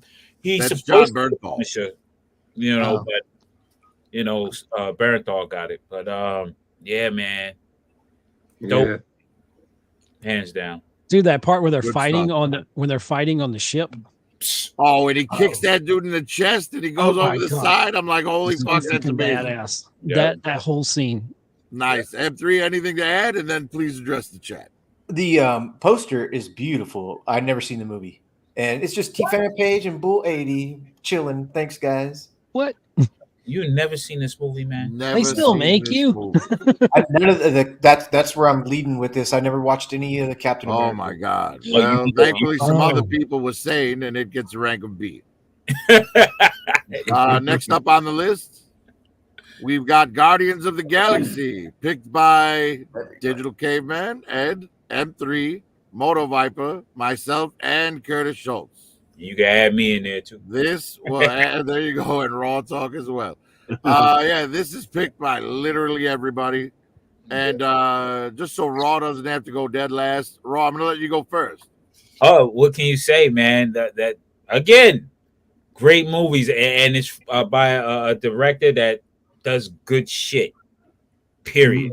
You know what I mean? So, yeah, I got all three Guardian movies on my list, on my top 10. So that speaks volumes. Period.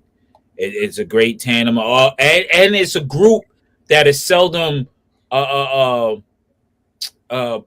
in the forefront. They put a group that was in the background in the comics, in a sense. Nobody was really checking for that comic, and they brought them and made them global sensation. You know what I mean? Right. Now, you know, now if you're looking for those old Guardian of the Galaxy comics, you got to fight now.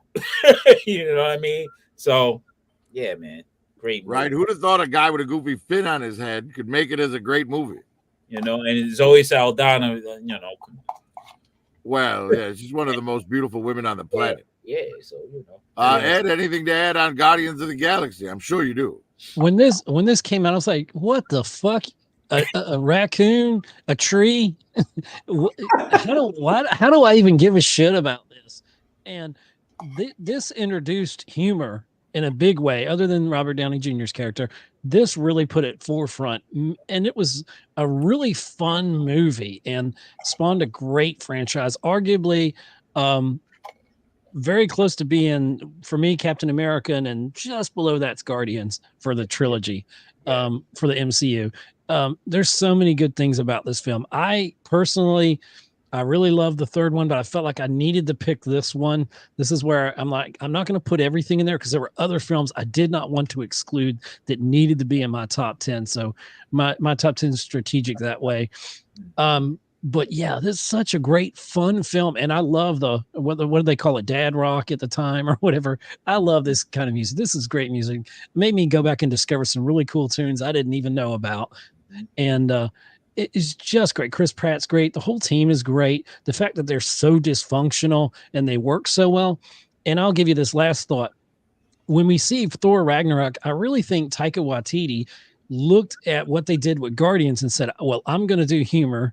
And then, of course, when we get to Thor: Love and Thunder, he ruined that whole thing with it. He went too far with the humor, but I thought he was trying to recapture what Guardians did originally, and so well. Yeah. Nice. Moto? Ed, you said it all. You can go ahead. Next M3. M3? Movie is great. Everything Ed said too. And then like I bought Zoe Saldana right there, Gamora. I got the Starship right here. What's his name? His ship. What's the argument with the two? It's my ship. No, it's my ship. But that movie's great. Gotcha. Super fucking well done. Love it. It's definitely my top 3. Definitely. That's all I gotta say.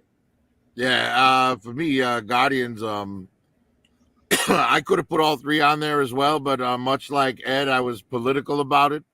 I wanted to make sure the Guardians were in S tier, and I figured everyone's picking the first one, so that's the one I'll put on there, even though I like the third one the best myself. But this is the one that I put on the list because I wanted to make sure that it went in S tier where it belongs. Yeah. But and like Ed said with the music, I really appreciate that this movie has introduced music that might have been forgotten to a whole new generation. Amen. And it also kind of opened the floodgates. And now the people who went back looking for this music because of the movie have discovered all kinds of music from that era. And, it's kind of like a revival. It's really, really great. Curtis, anything to add? Yeah, everybody said a lot of the stuff, but yeah, what a great casting they put into all these characters. Whoever picked the songs for it just made the movie that much better. James Gunn. And that was just like it was, man, that like motivated me. I was like going through my blind rehab down in Cleveland, and you stay in a hospital, and you get woke up at 6 a.m. and everybody comes out to get their pills, and everybody's all grumpy because they're a lot of them were older than I was. But I would take my phone and I would play the Guardians of the Galaxy and blast it in the hallway, and I'd sit there and act like I'm singing and stuff. And were you dancing down the hallway like Star Wars? Yes, I was. I was trying to make it a good time, Awesome. Nice.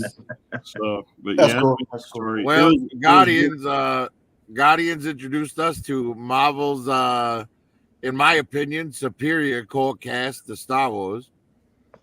And that's saying a lot because I grew up on Star Wars. But I think this group of people is better than Han, Luke, Leia, Chewie, and the droids.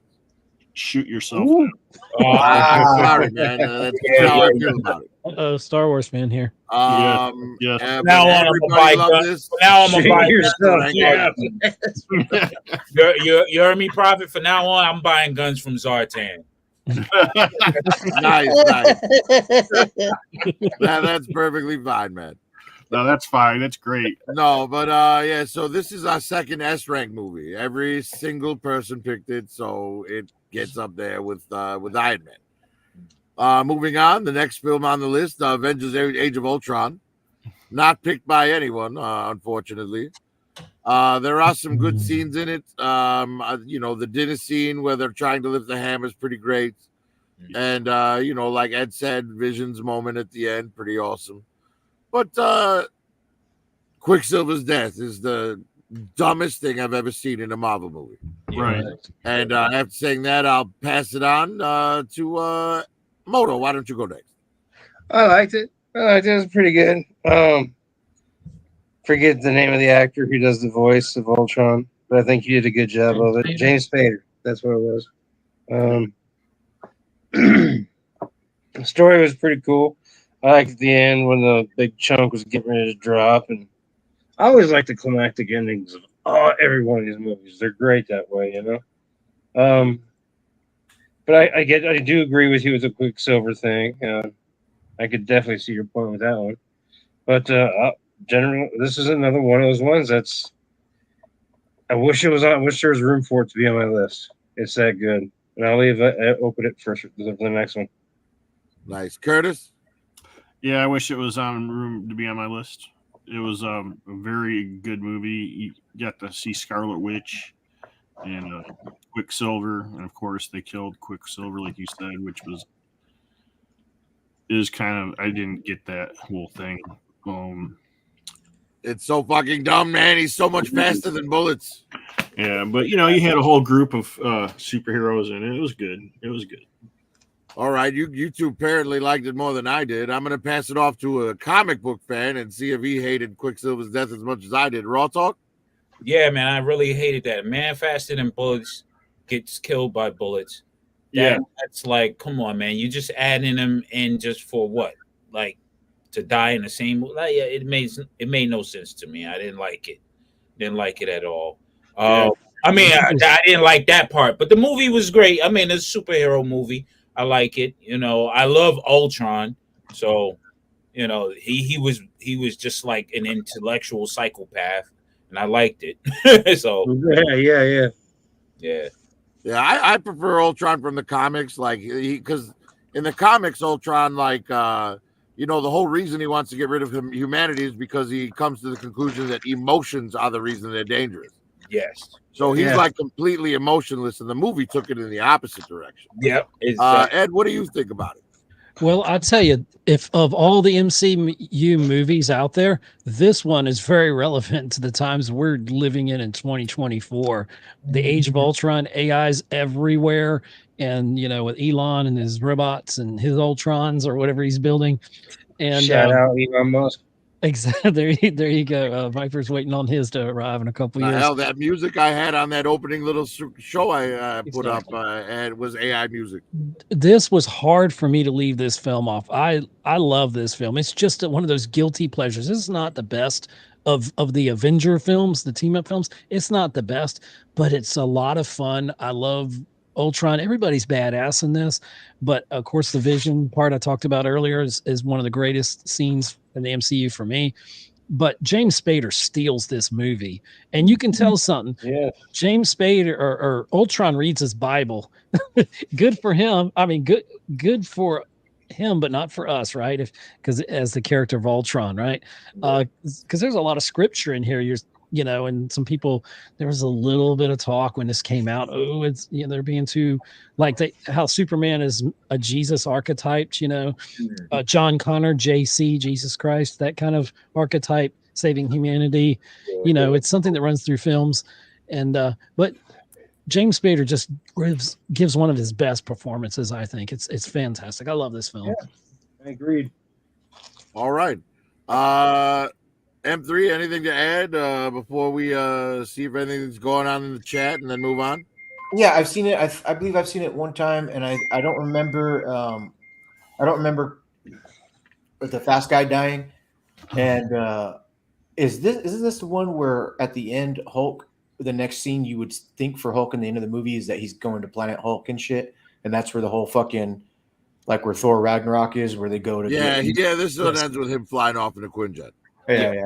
So that's a really cool fucking. And I watched Planet Hulk, the animation. I love it. So I like it. This is a great movie, but it couldn't make my list because of there's other things that I wanted to put in for right. Lack of space, man. That's most people's excuse. Yeah. Anything going on in the chat? Yeah, right there, lady. Yeah, Bull says Wanda's brother needed to die so she could know her true power. True. Yeah. Bull also says Guardians is his number one. Thor Ragnarok coming in a close second. And Guardians is the best trilogy in the MCU in his opinion. T-Fan. Hard to argue with that. Yeah.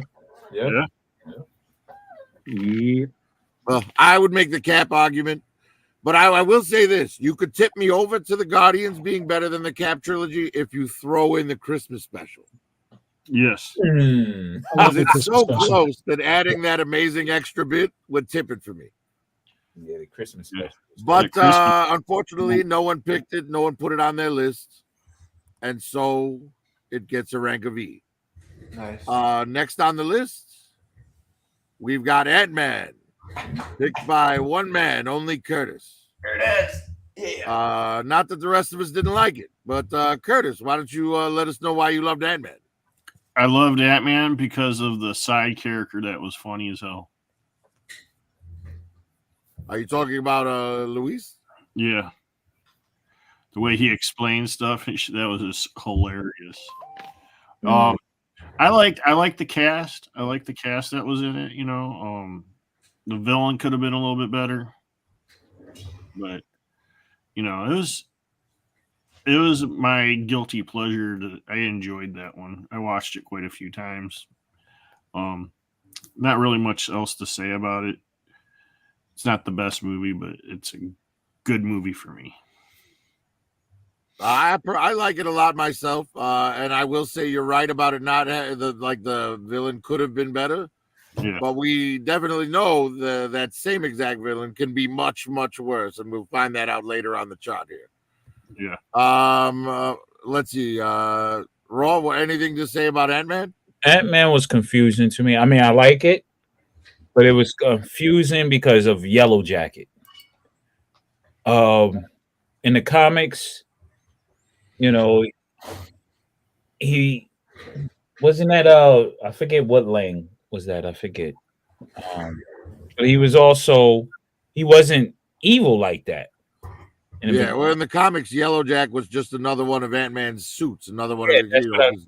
Yeah, exactly. That's what I mean. It was confusing. Why would they put two of the same guy? He was supposed to be the same character. I'm like, how you make Yellow Jacket against Ant-Man? It made no sense to me. It confused me. So it was good for action. I like the scenes with his daughter. That was cool in the room and stuff like that. So Yeah. I dig it, but it was just that part of it. Like, come on, you could find another villain for him to fight. You know, yeah, that's all. Nice. Yeah, I would say the only thing I really would say was a highlight for me was his fight with Falcon. Oh yeah. Oh yeah. Yeah. That was Pretty good shit. Yeah. Ed, anything to add here?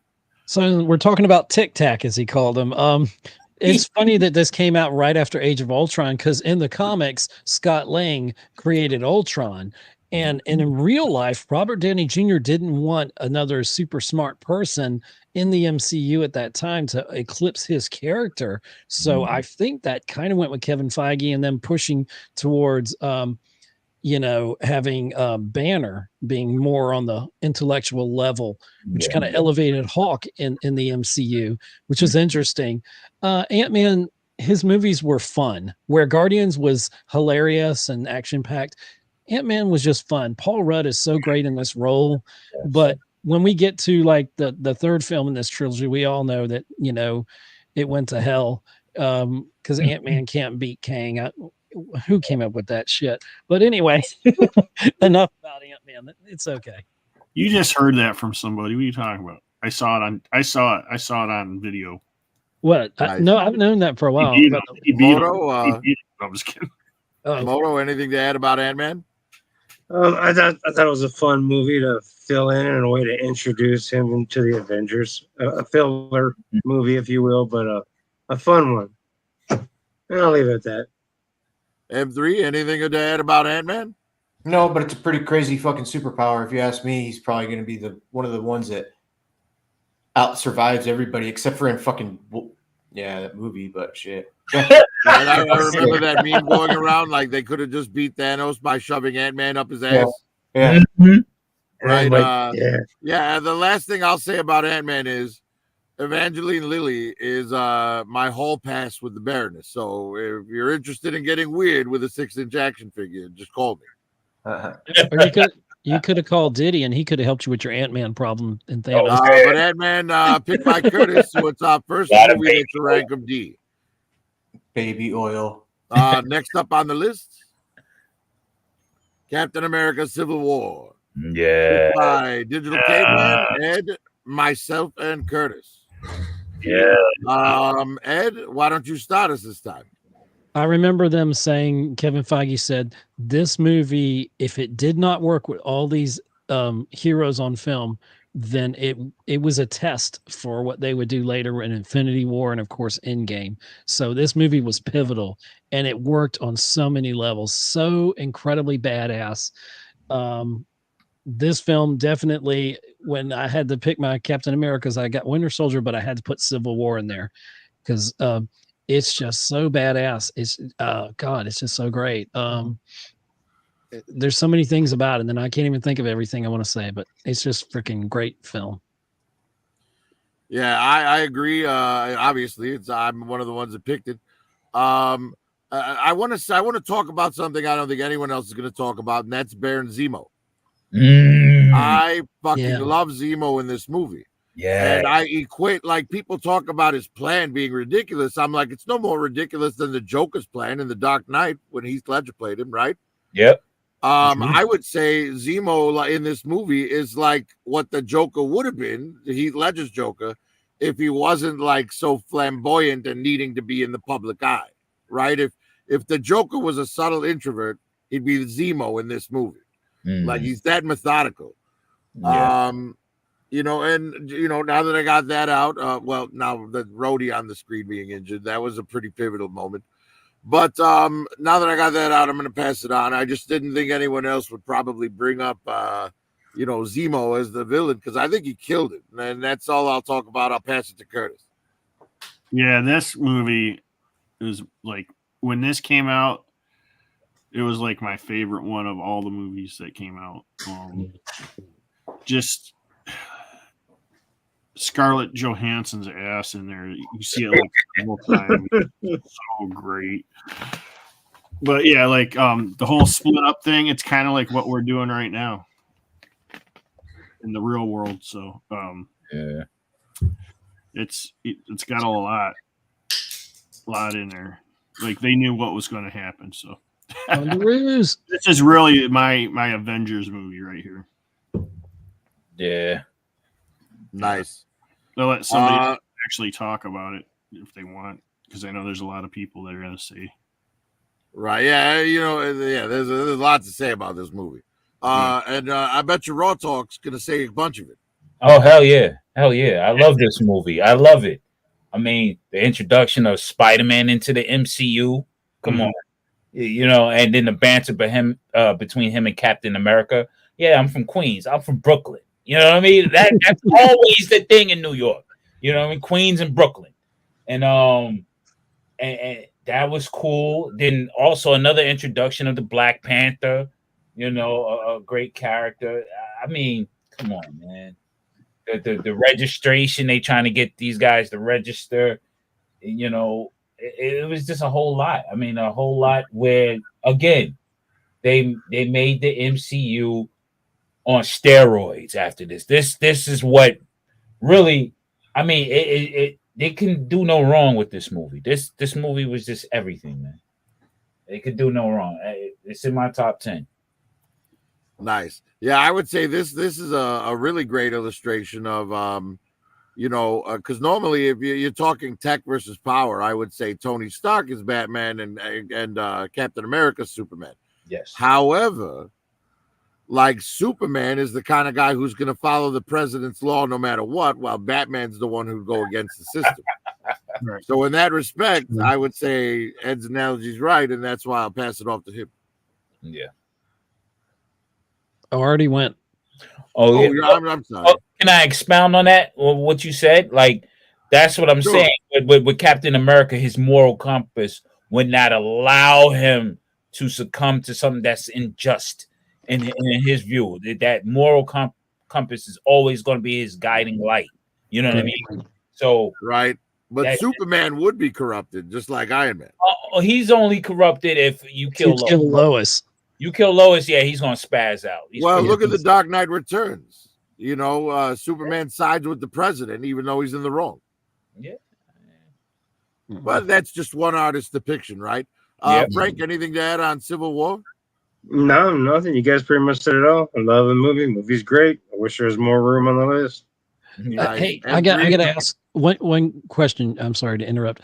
But after watching The Boys for so many seasons, all these movies are so corrupted in my mind. Any of y'all feel that way? Mm. Yeah, I've been waiting to say something about The Boys, but I've been waiting for the time to say it. Yeah. Sorry. Mm-hmm. Yeah. Does anyone else have anything to add on Civil War? Civil War is the best. I mean, It's one of the best, man. That's all I gotta say. It's one of the best.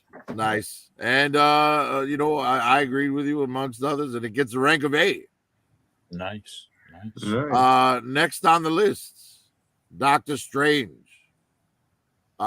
Picked by Digital Caveman and M3. Digital's not here, so M3, this is all you. I thought it was pretty cool, man. Everything from your inner fucking genre and shit. You could do out of body experience, and this guy fucking went and learned at the Montreux and shit.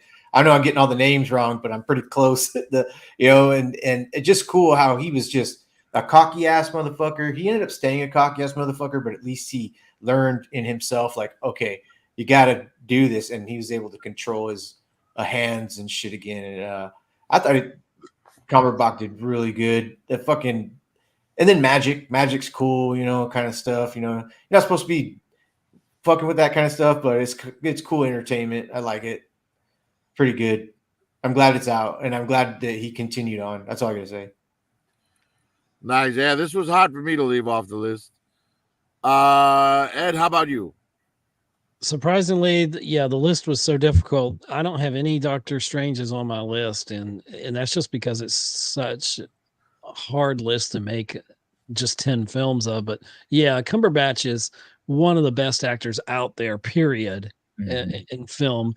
And what he brings such an intelligence to his acting, and he makes you really feel this character who is very, like Ross said, is very self-centered. It's all about himself, and he doesn't. And we see when we get into What If, I loved Marvel's What If, because before we got into darkness, or whatever the last Doctor Strange was, where he encumbered all the spirits there. We saw that in What If. We saw, like, oh my gosh, turn up to level 12.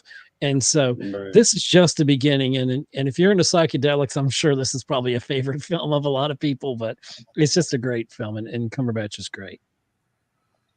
Nice. Curtis? Yeah, it was I like how they built, to me, the build up of his character from the beginning to the end was great. I forgot the girl's name that's in it, but he had that little love type story going on and stuff like that, which was great. And once he got into the magic, it got really good. What was that movie with where they bent the stuff? The Inception. It started doing that stuff, which was cool, which is really cool. But yeah, so I liked it a lot. It's unfortunately not on my list, but you know how that goes. Only so much room. Raw talk? Same deal. So only so much room, but a great actor. He's for now cemented as Doctor Strange. Even though I have the original 70s, I think 60s, 70s Doctor Strange movie, the disco version, basically. But he was great in this. Cumberbatch is, forever strange, man. Forever strange. Or is he Doctor Nice. Who? Yeah, I just remember that 70s Doctor Strange's facial hair that looked like it was plastic. Yeah. Terrible. Moto, anything to add? Can't really add anything on to it, but no, I did like the movie. Same problem. Just the list is very limited. Yeah. Nice. I think I might be able to add a thing or two here. I thought Cumberbatch's performance in this was really spectacular. Earlier at the start of the show, I did mention that he was one of my favorite performances of a character in the entire MCU. Yeah. I thought Tilda Swinton did a decent job as the Ancient One. A lot of people didn't really care for Dormammu, the Dormammu scene at the end, but I loved it, man. Yeah. And I thought the scale was pretty great. Mhm. Everyone was like, well, he's a floating head. I'm like, his body's too big to be seen in that, emptiness, Right. But the reverse scene, really great. And honestly, I only had room for one Doctor Strange movie on my list, and I like the other one better. Yeah. Yeah. But yeah, Doctor Strange picked by M3 and Digital Caveman, who's not here to talk about it. So it gets a rank of C. Next on the list, C is for Curtis. we've got Guardians of the Galaxy Volume 2. Now, honestly, like I said, all of the Guardians movies could have easily been on my list, but Yeah. sadly, M3 is the only one that actually put this on his list. I give you credit, sir, and please talk about it. Yeah, it was just it beat over some of the other movies that I felt like a lot of the movies were good, but half of them were in my top 10. So this one I wanted to push on the Guardians of the Galaxy, man. It's good. Good music. They had fun, and all the gold people are great. It's fucking super cool. Is the gold? Wait, are the gold people in this one? Yeah, they are. Yeah. There she is, right there. Yeah, so cool, dude. Oh, and Yondu, man, I like that guy. And Mary Poppins, motherfucker. yeah, dude. And that arrow he has, that's great. I'll let whatever you guys want to talk about it. But the comic in this was great. I like laughing at movies with good visuals. They did perfect. Well, like I said in the earlier bit when I was talking about best use of a song in one of the Marvel movies, Fathers and Sons at the end of this is mine on that front. But Raw Talk, why don't you explain all the things that M3 doesn't know the names for? Well, me and my old age now. But Guardians 2, Volume 2, great movie. James Gunn can always shit gold when it comes to combining action, wit, banter, everything. So, yeah, I mean, you got Baby Groot in this. You had a whole lot, man. I mean, what could you not like about the flick? Yondu gets his stripes finally, you know what I mean? Get respect. Then you got the Ego, the Living Planet. What you call it? His father. What you call it? Kurt Russell. Kurt Russell's in it. Like anything with Kurt Russell is A1 to me. So I mean, and then at the end you get what's his name? Adam. Yeah, Warlock. Adam Warlock. So it's just super dope, man. I mean, it's not much you can say. I mean, from Volume 1 to Volume 3, I mean, there's no mistakes. It's perfect to me. That's the perfect trilogy in the MCU to me, as far as if you want everything, and it's consistency. It's not there's no highs, no lows. It's just consistent across the board. So yeah, and they got I don't disagree on any level. And they got the dopest posters. They got the best posters of the MCU. They have the best ones. Yeah, that is a great poster. Ed? Well, anything with a Kurt, even though it's spelled differently, is all right with me. Kurt Russell is so great as Ego, the Living Planet, and it's really good to see. And that, yeah, the whole thing with Star-Lord being half celestial or whatever is interesting. Now you know why he could, touch one of the Infinity Stones and not, disintegrate. So it kind of made sense later on. Yeah. The only thing is Adam Warlock being introduced in the end. I really wish I don't think they did a great job incorporating him into Guardians 3, which is almost a perfect film. But I just wish they would have done more with him. And I feel like because of, the Infinity Saga, he should have shown up at another time. But Marvel decides to play things a little bit different sometimes, and it makes it interesting. But yeah, I mean, it's a great film, Moto Viper? I agree with everything everybody said. It's a good one. Just again another. I mean, 10 out of so many is so hard. So, but yeah, That is. great movie, great story too. Actually, to top off the first one. Curtis, anything to add on your end? Yeah, there's absolutely no boring in this one at all. It was a great movie. I really like the movie. It's just I had no room for it. Mm-hmm. Hell yeah. The last thing I'll say about it is, I absolutely love Kraglin's reaction when the Ravagers show up at Yandu's funeral. Yeah. And the fact that the last frame of the film is a tear rolling down Rocket's cheek to Father and Sons from Cat Stevens is just too Mhm. perfect. Yeah. Yeah, but unfortunately, none of us had room, so only M3 picked it, and it gets a rank of D. Oh, Just alone, isn't it? These nuts. I mean, it really belongs way higher, but what are you gonna do? Yeah. Next on the list, Spider-Man: Homecoming, picked by Digital Caveman, who is not here.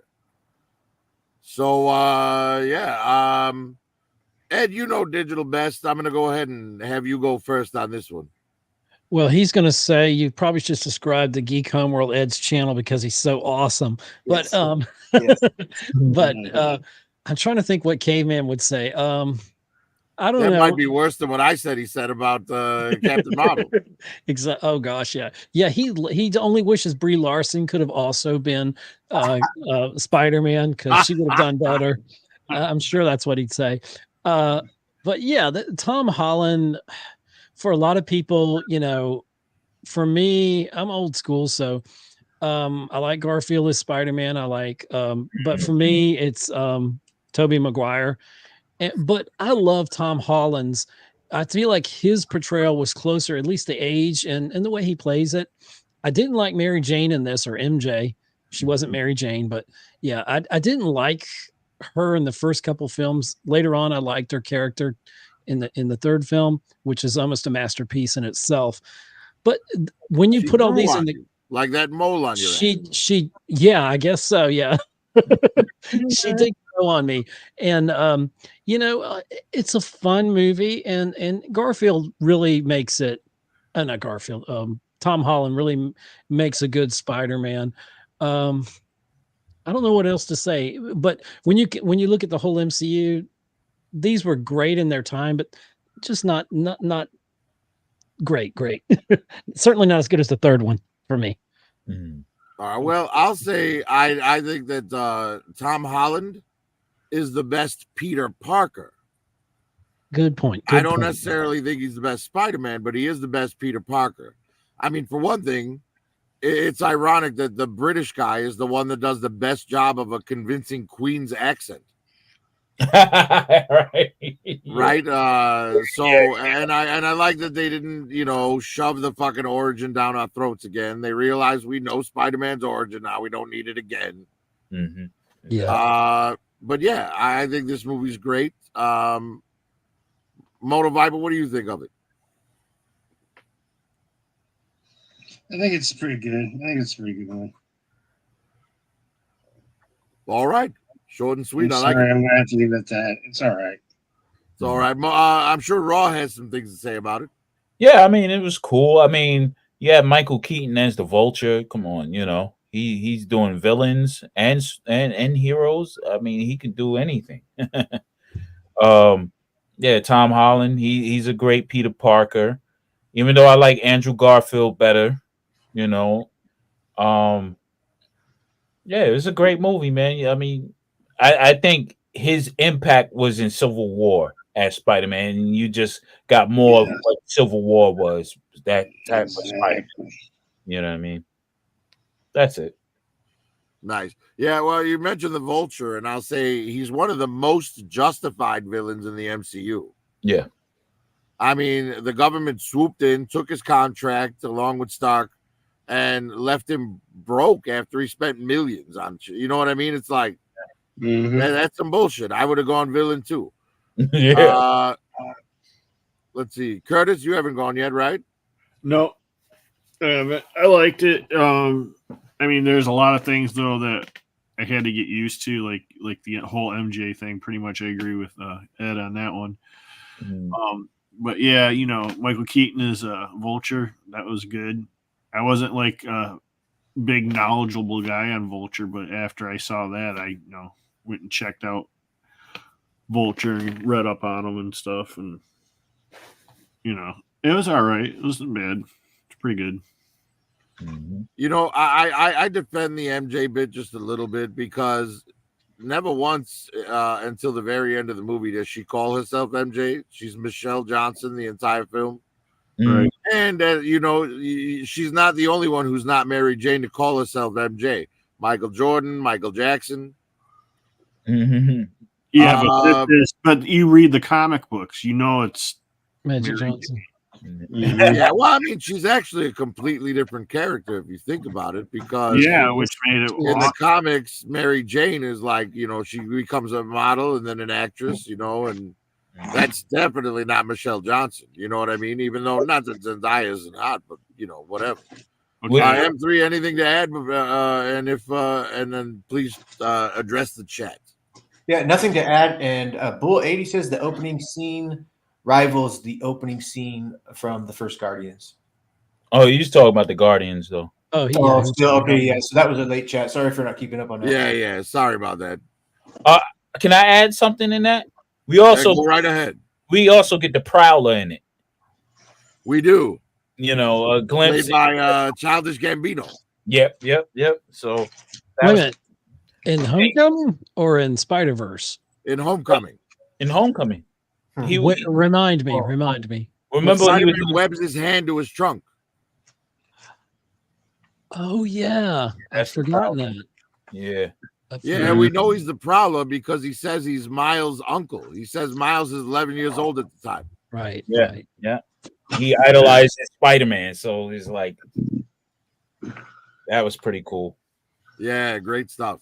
Yep. But yeah, that was just picked by Ed, so it gets rank of D. That wasn't picked by me. Again, there's not enough room. Yeah. Next on the list, we've got Thor Ragnarok, picked by Digital Caveman, Ed, M3, Moto, myself, and Curtis, and I'm sure Raw as well. Nah. Well, I like it. It's not in my top 10, but it's a great movie. Why don't you start us off, Moto? You haven't started us off on any of these. Oh, okay.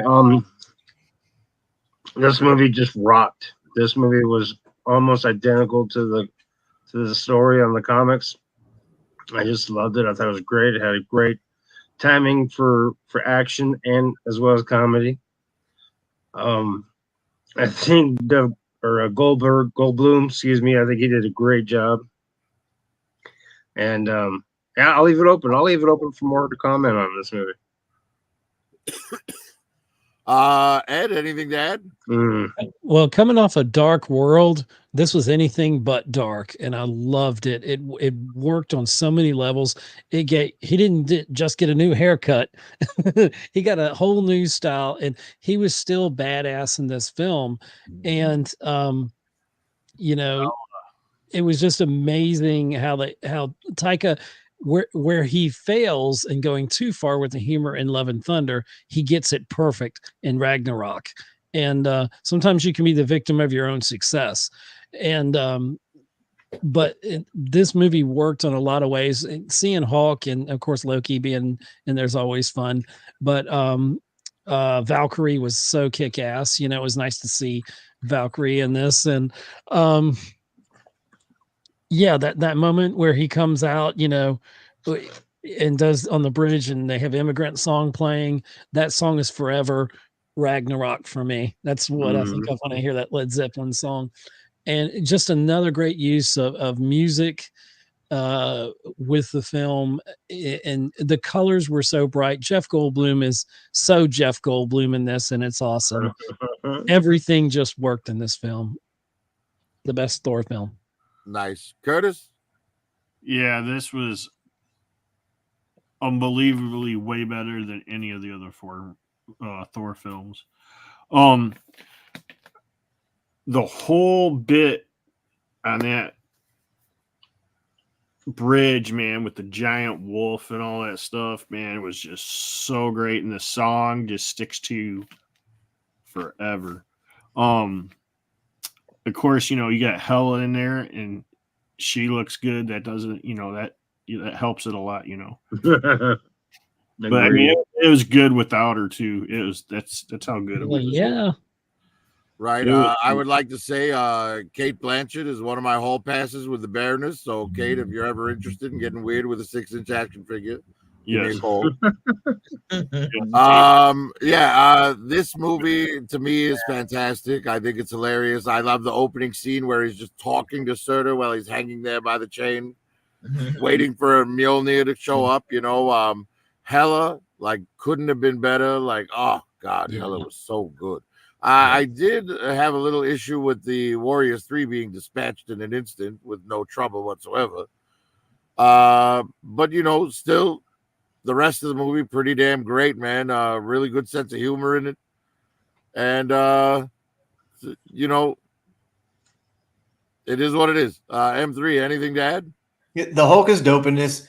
I like it. He's not like Mark Ruffalo is not like my favorite Hulk, but he's not bad. It's like Bucket and all the Hulks. Everybody can be their own Hulk, and that's fine. So I enjoyed this one because it was like Banner got banished on that fucking planet and had to choose Hulk to be him forever. Like he was like, if I go back to Banner, I'm gonna be dead here. So he did good fucking making it to hierarchy and getting in with the king of the planet and shit, Okay, can I finish now? Yeah, go ahead. I'm done.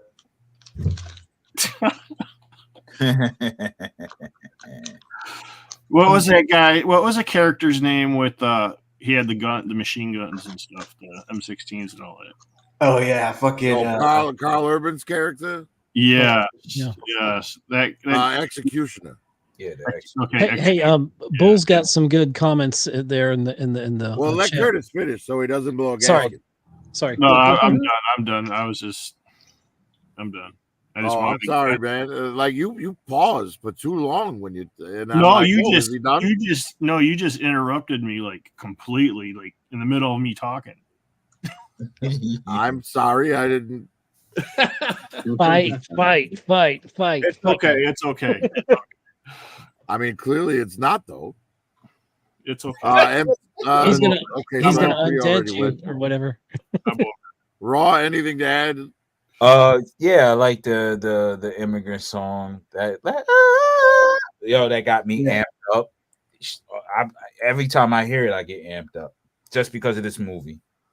I mean, the song alone gets you amped up, but this is something where Thor gets in action, the thunder and lightning starts coming. You're like, oh shit, what's going down?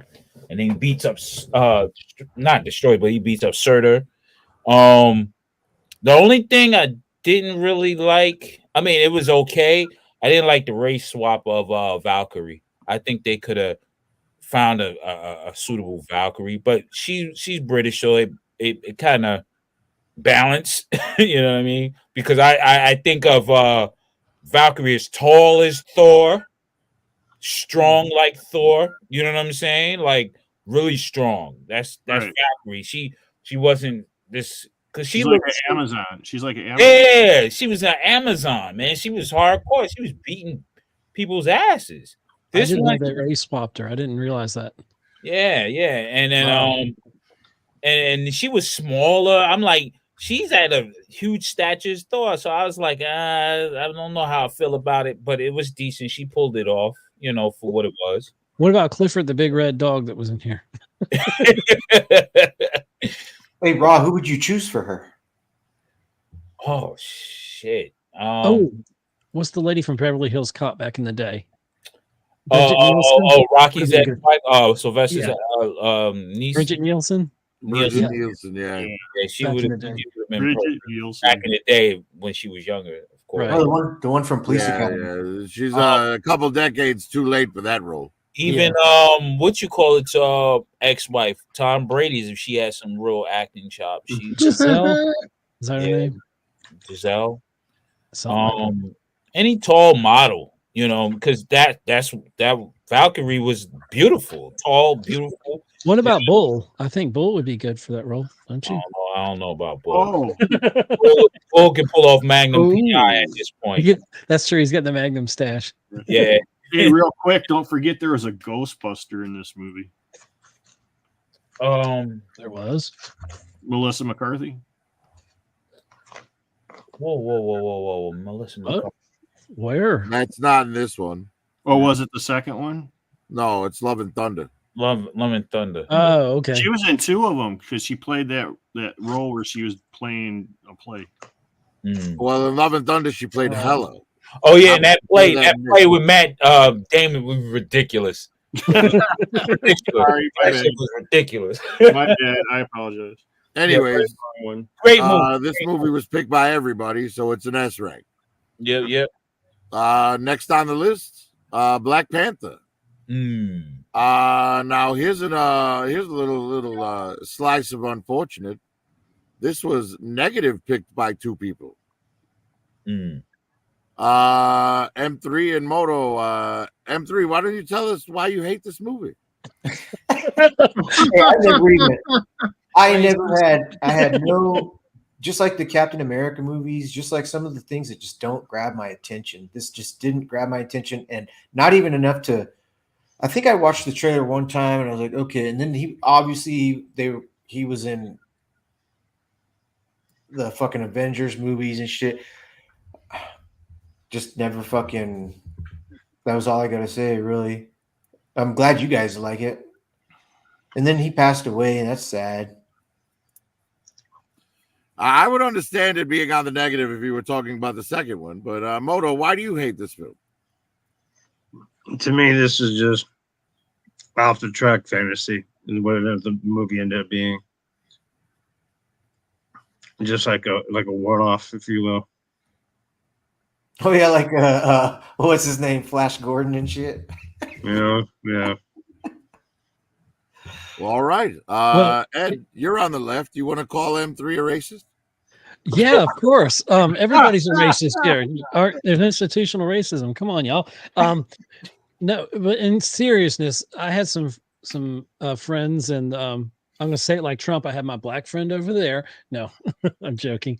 But I had a lot of friends. This was for a lot of people. What are you talking This was a a very culturally important film for a lot of African American people to see someone that Chadwick Boseman was so great in this role, so perfect for this role. In fact, he was too perfect, and that was the curse of the second movie. They should have recast T'Challa. T'Challa is too important in the Avenger mythos that it should become his sister, even though I know they did it in the comics. It didn't work for me with Shuri in the second one. It really didn't convince me that she was Black Panther. But the thing is, for me, whatever the words I'm looking for, the CGI was shoddy in parts of it. Part of the fight, I think Killmonger, other than like Loki, is probably one of the best, most justified MCU villains. He actually made more sense against what Black Panther was going for with the isolationism that Wakanda had. And I still find it hard to believe if you're on a continent that's completely starving for decades and decades, and you have this technology, yes, you have to hide your culture, as they hid Wakanda, but on the very continent you're on, you're not out helping people in some ways. The Dora Milaje are so badass. They don't get enough respect. There's some great keep in mind, performances. this was not one of your picks, and this wasn't one of my rein it picks. So yeah, I'm reining it in. But yeah, this was such a good hard list. Like I'll say again, that this couldn't make my top 10. So there we go. All right. Raw talk. How about you? Yes. This is number 8 on my top 10, and it's only for one reason. It's Eric Killmonger. I understood where he came from his point of view, like Ed was stating, like, yo, I seen him as the Malcolm X, and I seen Black Panther as Martin Luther King in this point. Like, you know, they want the same goal, but one wasn't willing to understand the other. You know what I mean? It's sort of like Xavier and Magneto. Yeah. So it was that, and I also agree with Moto's thing, and this being feeling like a one-off because everybody was hype for the Black Panther in the Civil War. It was like, all right, we got the African American character. Now we got to capitalize off it and go into his world without really building a true base for his world and how they come up with the technology instead of in the short bits that it did. You know what I mean? You have to hash that out. Like, come on, you had King T'Chaka before T'Challa. You know, and you can't do that in a span of a half an hour in a film. You know what I mean? So, True. you know, but I thought it was a great film. I mean, come on, I mean, Eric Killmonger all the way. The guy, and he's from my neighborhood in Newark, New Jersey, so that's my guy. You know what I mean? So, yeah, that's the reason. Nice. Curtis? I like the movie a lot.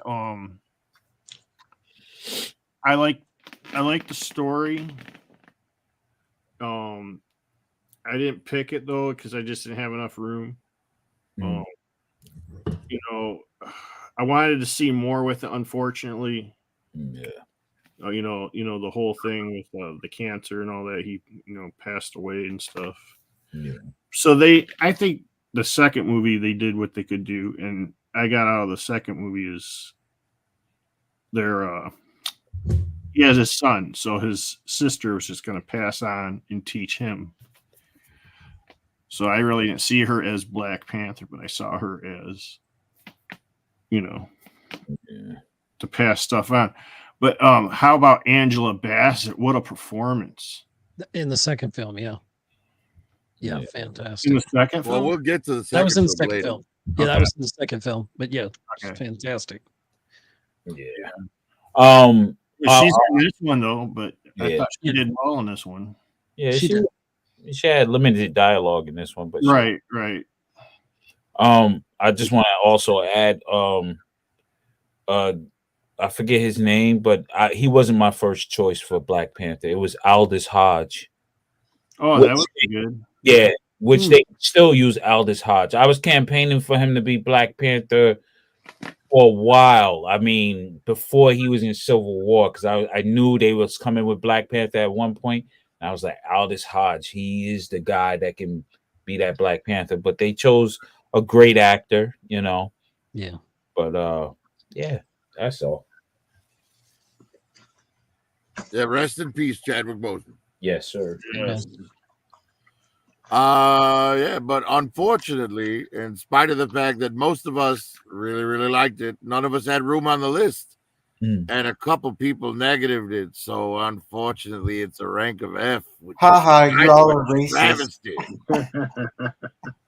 Yeah, that's crazy. But anyways, moving on away from that sad state of placement, we move on to Avengers: Infinity War. God, this movie Can sucked. we guess how many of us picked this? Oh shit. Yes, each and every one of us picked this film. I didn't pick it. Yes, you did. Yes, Okay. you did. I did. Yeah, for me, Lies. I'm gonna go ahead and start this one because I barely ever start. This one's pretty freaking great, man. This is in my opinion, the absolute best the MCU has done. Yes. This is the MCU's Empire Strikes Back. Yes, it is. You know what I mean? It's the best storytelling, the best acting, the best overall. Like, even though there's two separate teams working in two different places, things are happening at the same time. Man, just all of it. The Thanos' children, in particularly the Evan Maw. Like, oh my god, Evan what Maw, a great character. Yeah. Yes. I love the fight in the train station with Cap, Widow, Falcon, and when they come to save Vision from Proxima Midnight and Corvius Glaive. Yes. Great shot, great scenes. Yeah, and what a tragic ending. What a tragedy, man. Like, and a lot of people say, you know, Peter Quill fucked up because they could have got the gauntlet. But the man's not thinking rationally. The love of his life has just been murdered. You know what I'm saying? I would put more heat on Thor, for letting his ego get in the way of the kill shot. Mm-hmm. Yeah, in my opinion, best the MCU has ever been. I'm gonna go ahead and pass it on. Curtis, why don't you go next? Yeah, it's my favorite Avengers movie for sure by far. It was done so well. The whole story of how they mixed all this in together with several stories is just great. Like, not like several stories, but you know what I'm saying? It different parts, they added some extra bits from other stories in there. The whole thing with the giant dwarfs, and what a great comedy part that was. It was, I don't know, there's just so much. I know everybody already knows it, so. Right, I say fuck Tyrion Lannister, man. That guy, not only is he taking work away from little people by saying that they shouldn't like stereotype with the Seven Dwarves, but he's taking roles away from giants as well. What an asshole! He is a giant. Yeah. Let's see, Moto Viper. Oh, I absolutely love this movie. And to me, this movie's it's on the dark side. You know what I mean? It's heavy. It's very heavy. Geez, what can be said? This was probably the second to the best one, if you want to say that to me so far. And I'll let somebody else go. Ed, how about you? Oh my gosh. I already said the best scene in all the MCU is when, bring me Thanos, when Thor comes in fucking full powered and the sky just goes pitch black and the lightning just goes everywhere. And I'm like, oh, hell yeah. I could watch that shit on the loop, and I have done that. The Russo brothers have proved they can make MCU movies and nothing else. And so I'm glad they're coming back for Kang. I'm not Kang. Oh, Doomsday and whatever else. Secret Wars. But the bringing all the storylines together and having several movies within a movie, and bringing, what was it, 11 films at this time, I think, or it might have been more than that. I haven't counted how many films up to this point, or 21 or whatever the math was. To bring all of that together for like 11 years worth of storytelling had never been done in the history of cinema. And we'll never see a run like we did from Iron Man to Infinity War and Endgame. And, I'll say later on Endgame, they should have ended the MCU right there and just started over completely. But anyway, the snap. I remember being in a theater. Who ends the superhero movies where the heroes lose? The only thing, though, George Lucas, Empire Strikes Back. Yeah, true.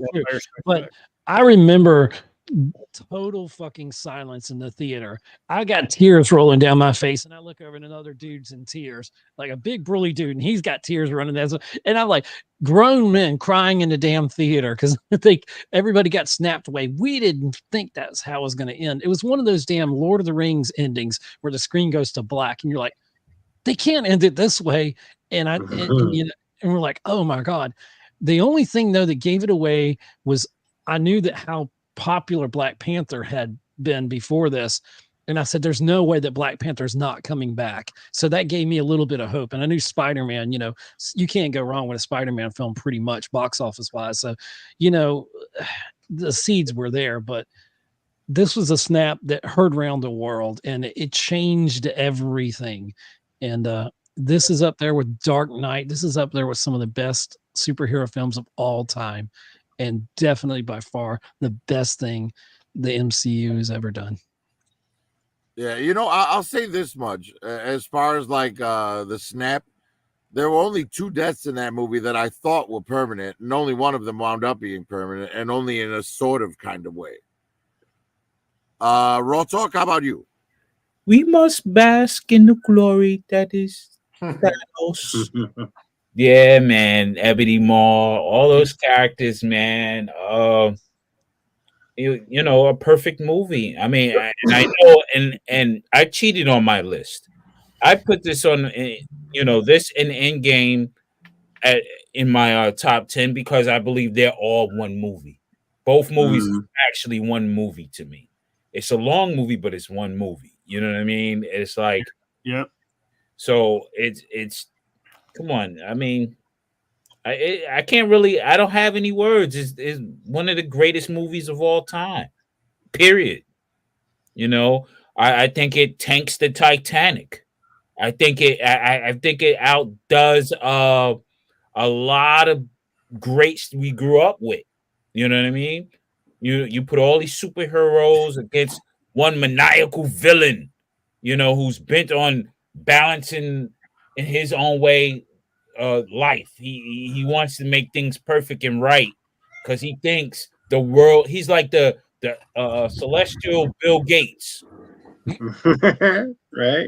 I mean, so it's like that's what it reflected on, you know, and you know the heroes is going to come out on top always. But this was grim. This was grim for this chapter of the movie, so it was great. Wasn't this the same year that James Brolin also played Cable in Deadpool 2? Yes, which I thought was Yeah. he should have got an award for nailing two of my most favorite characters. And I didn't even know that much about Thanos going in. I mean, other than, you know, from the MCU, I didn't know him that much from the Infinity Saga, but in the comics, I knew of him, but we got a villain here that was justified in his own mind, as most villains are. They think they're doing the right thing. Yeah, and they changed it up from the comic because Like initially with Thanos, he wanted to kill people because he was in love with death. That was his muse, his love. So he was doing Right, but also in the comics, Thanos flew his Thanos copter to give Gamora and Nebula Christmas presents. Yeah.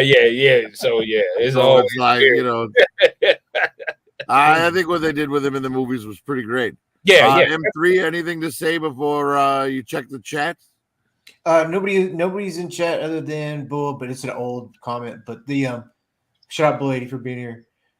This movie's pretty good. They all melted together at this point, you know, at this point in the timeline, everything's kind of so I just know that I really like this movie. It's fucking good. Very cool. Yeah. So nice. Well, everybody else loved it too, and that is why it is an S-rank movie. Yes, sir. Moving on, what's next on the list is Ant-Man and the Wasp. I enjoyed the movie, but didn't have room for it, and no one else had room for it either. But it also didn't get a negative pick, so it's all, you know, it's just here. That's a good way to put it. You know, again, Evangeline Lilly, you know, doors always open. haha. Raw talk. Why don't you start us off? Just like Ant-Man 1. I mean, this one I wasn't confused about. I mean, it introduced Giant Man. Black Goliath. You know, in the form of what you call it. But other than that, it was just entertaining, man. It was pretty cool and neat, man. As all Ant-Man movies were, except for the last one was entertaining, but it didn't make sense. This one makes sense, you know, but entertaining. That's all I got. Nice, Ed. I put these movies, the Ant-Man trilogy, the same level that I put the Fantastic Four with Chris Evans. Those movies, they're kind of second tier movies. They're fun, but I don't really take them serious. The ability to get really tall or really small, it seems like the most lame superpower to have. It'd be kind of cool, but you know, in reality, with the other powers that are there, it just doesn't. You know, it's not much, but it's an okay film. It's just kind of it's there. Moto. No, I'm with you, Ed. It's a fun movie. That's good, you know, but Paul Rudd, I mean, there's nothing really special about him. It's the suit, you know, really. So it's just Go ahead. No, I'm sorry. Go ahead. No, I'm just going to say that to me, it's just another one of those filler ones for the timeline for what's about to come up or what is building up. All right, Curtis, you seem to have a different opinion. What do you have to say? Yeah, the suit. Not everybody can wear the suit. That's what makes him special. Mm. I mean, he I can like- parkour. Well, the guy before did. No, not every. I'm just saying, not everybody can do it. Only certain people can handle. Like he's the first one to go shrink so far down, True. right? So like it's he does have some type of ability. But I liked it because we got to see Wasp in some tight clothes. Yeah, get off my Evangeline. Yes. M3 appears to be gone at the moment. What about the ghost girl that was in there? Was that? Was that Well, we're gonna see her again in Thunderbolts, so I'll have a more of an opinion when I see what she does on the other side of the law. Yeah. was that character in the comics? Robert male or Francois female? is here. Didn't see it. He says he didn't see it.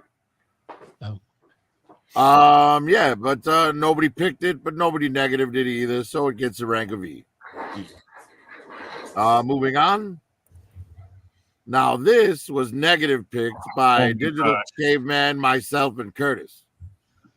Before I hand it over to Curtis for him to like tell us why he hates it, I'm gonna go ahead and say just one little scene that like spells out the entire problem with the film for me.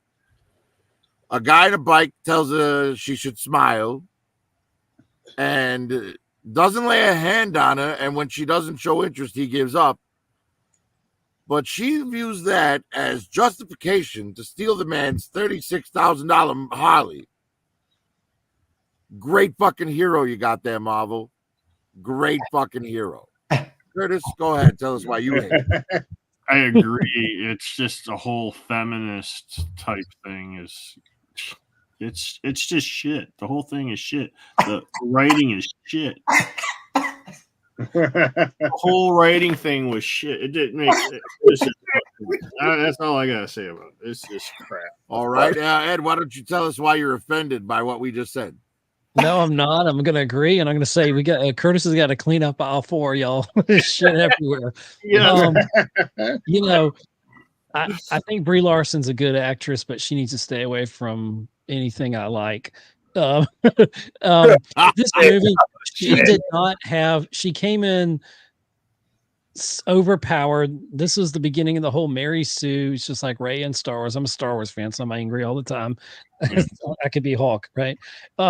So they just ruined a lot of shit. And the point about the motorcycle part, I'm a massive Terminator fan, and I take that shit as an offense. That was her putting on the jacket and taking you can't take a man's bike. That's out of Terminator 2. Bree, you're pissing me off. You need to smile a little bit and shut up and let the other heroes handle it.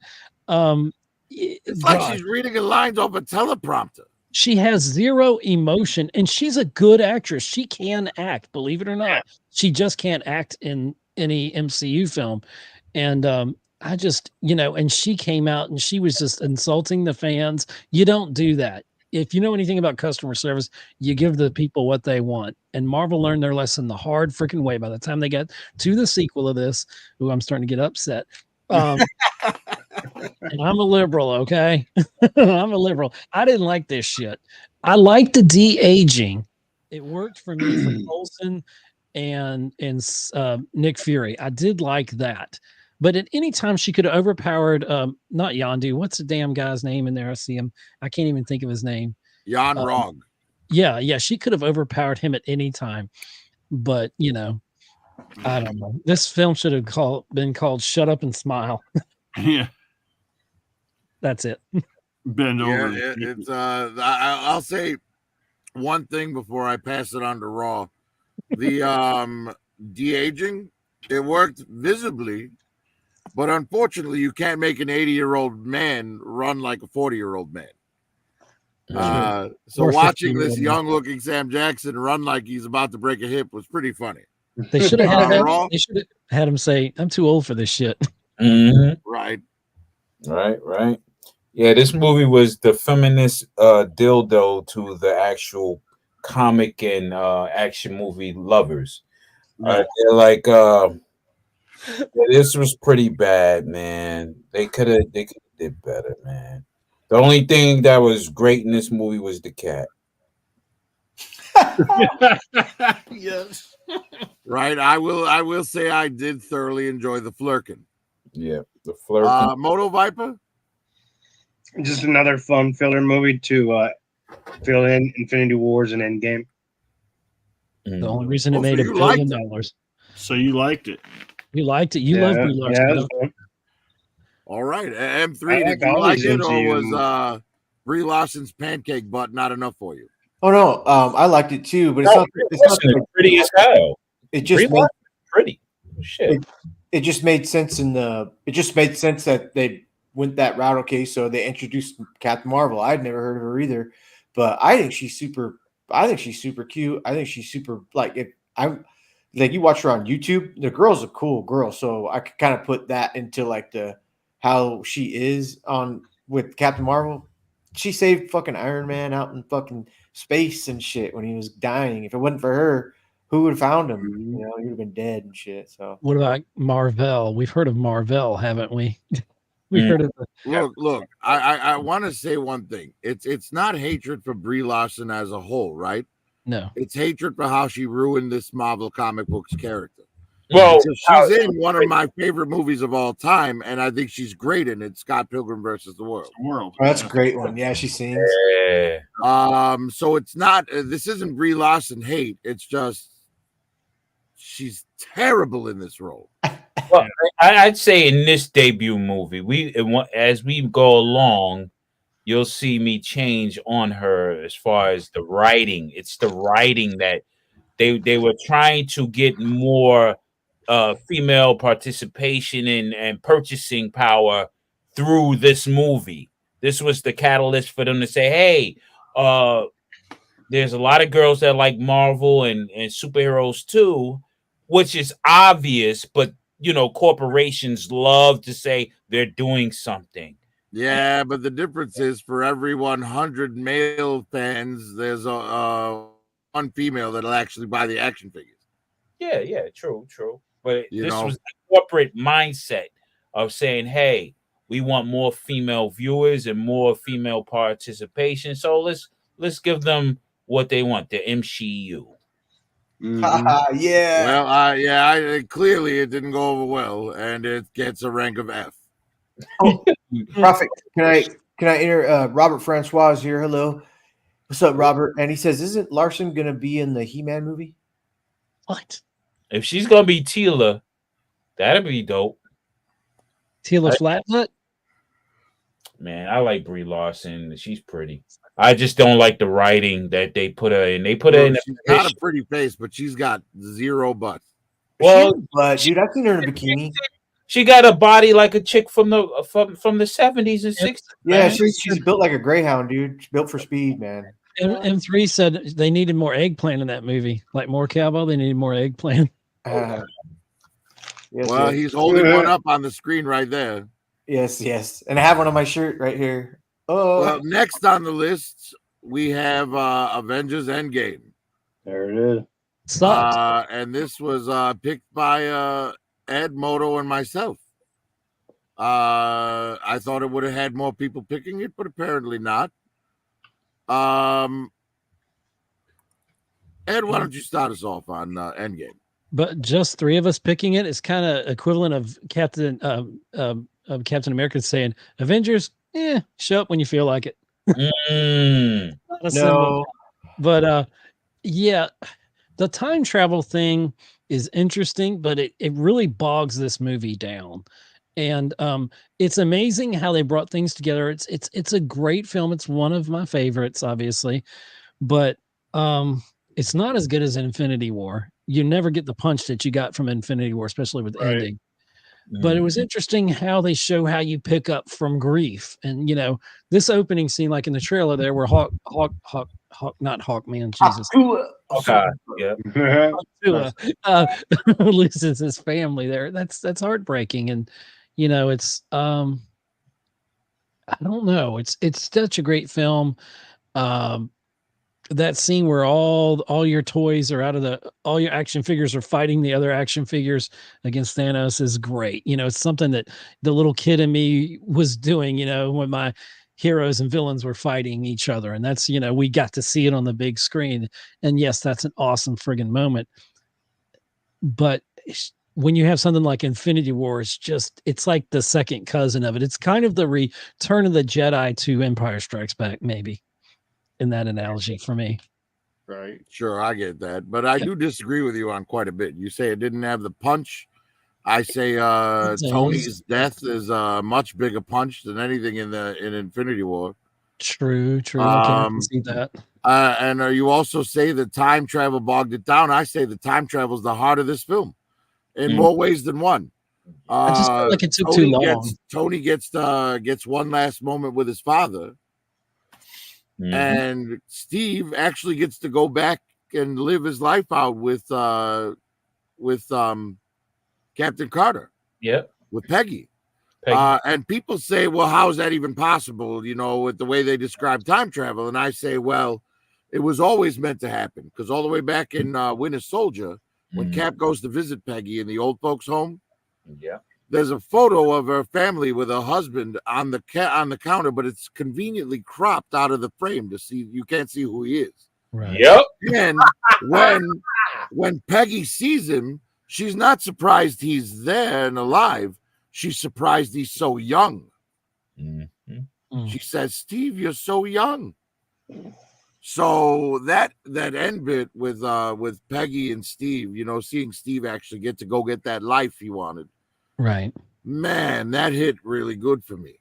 So I think this movie, I do think Infinity War was better. Yeah. But this movie it's very, very high on the food chain here. It is for me too. Yeah. Don't get me wrong. I'm not downing it, but I guess talking so much about Infinity War. Well, you're one of the three that picked it. I'm just saying, you were saying, about the time travel. I just disagreed with that. I just wish it was more compact. I don't know how I would make it any different, but not to mention Widow's sacrifice. Yes. Right. Oh, come on, man.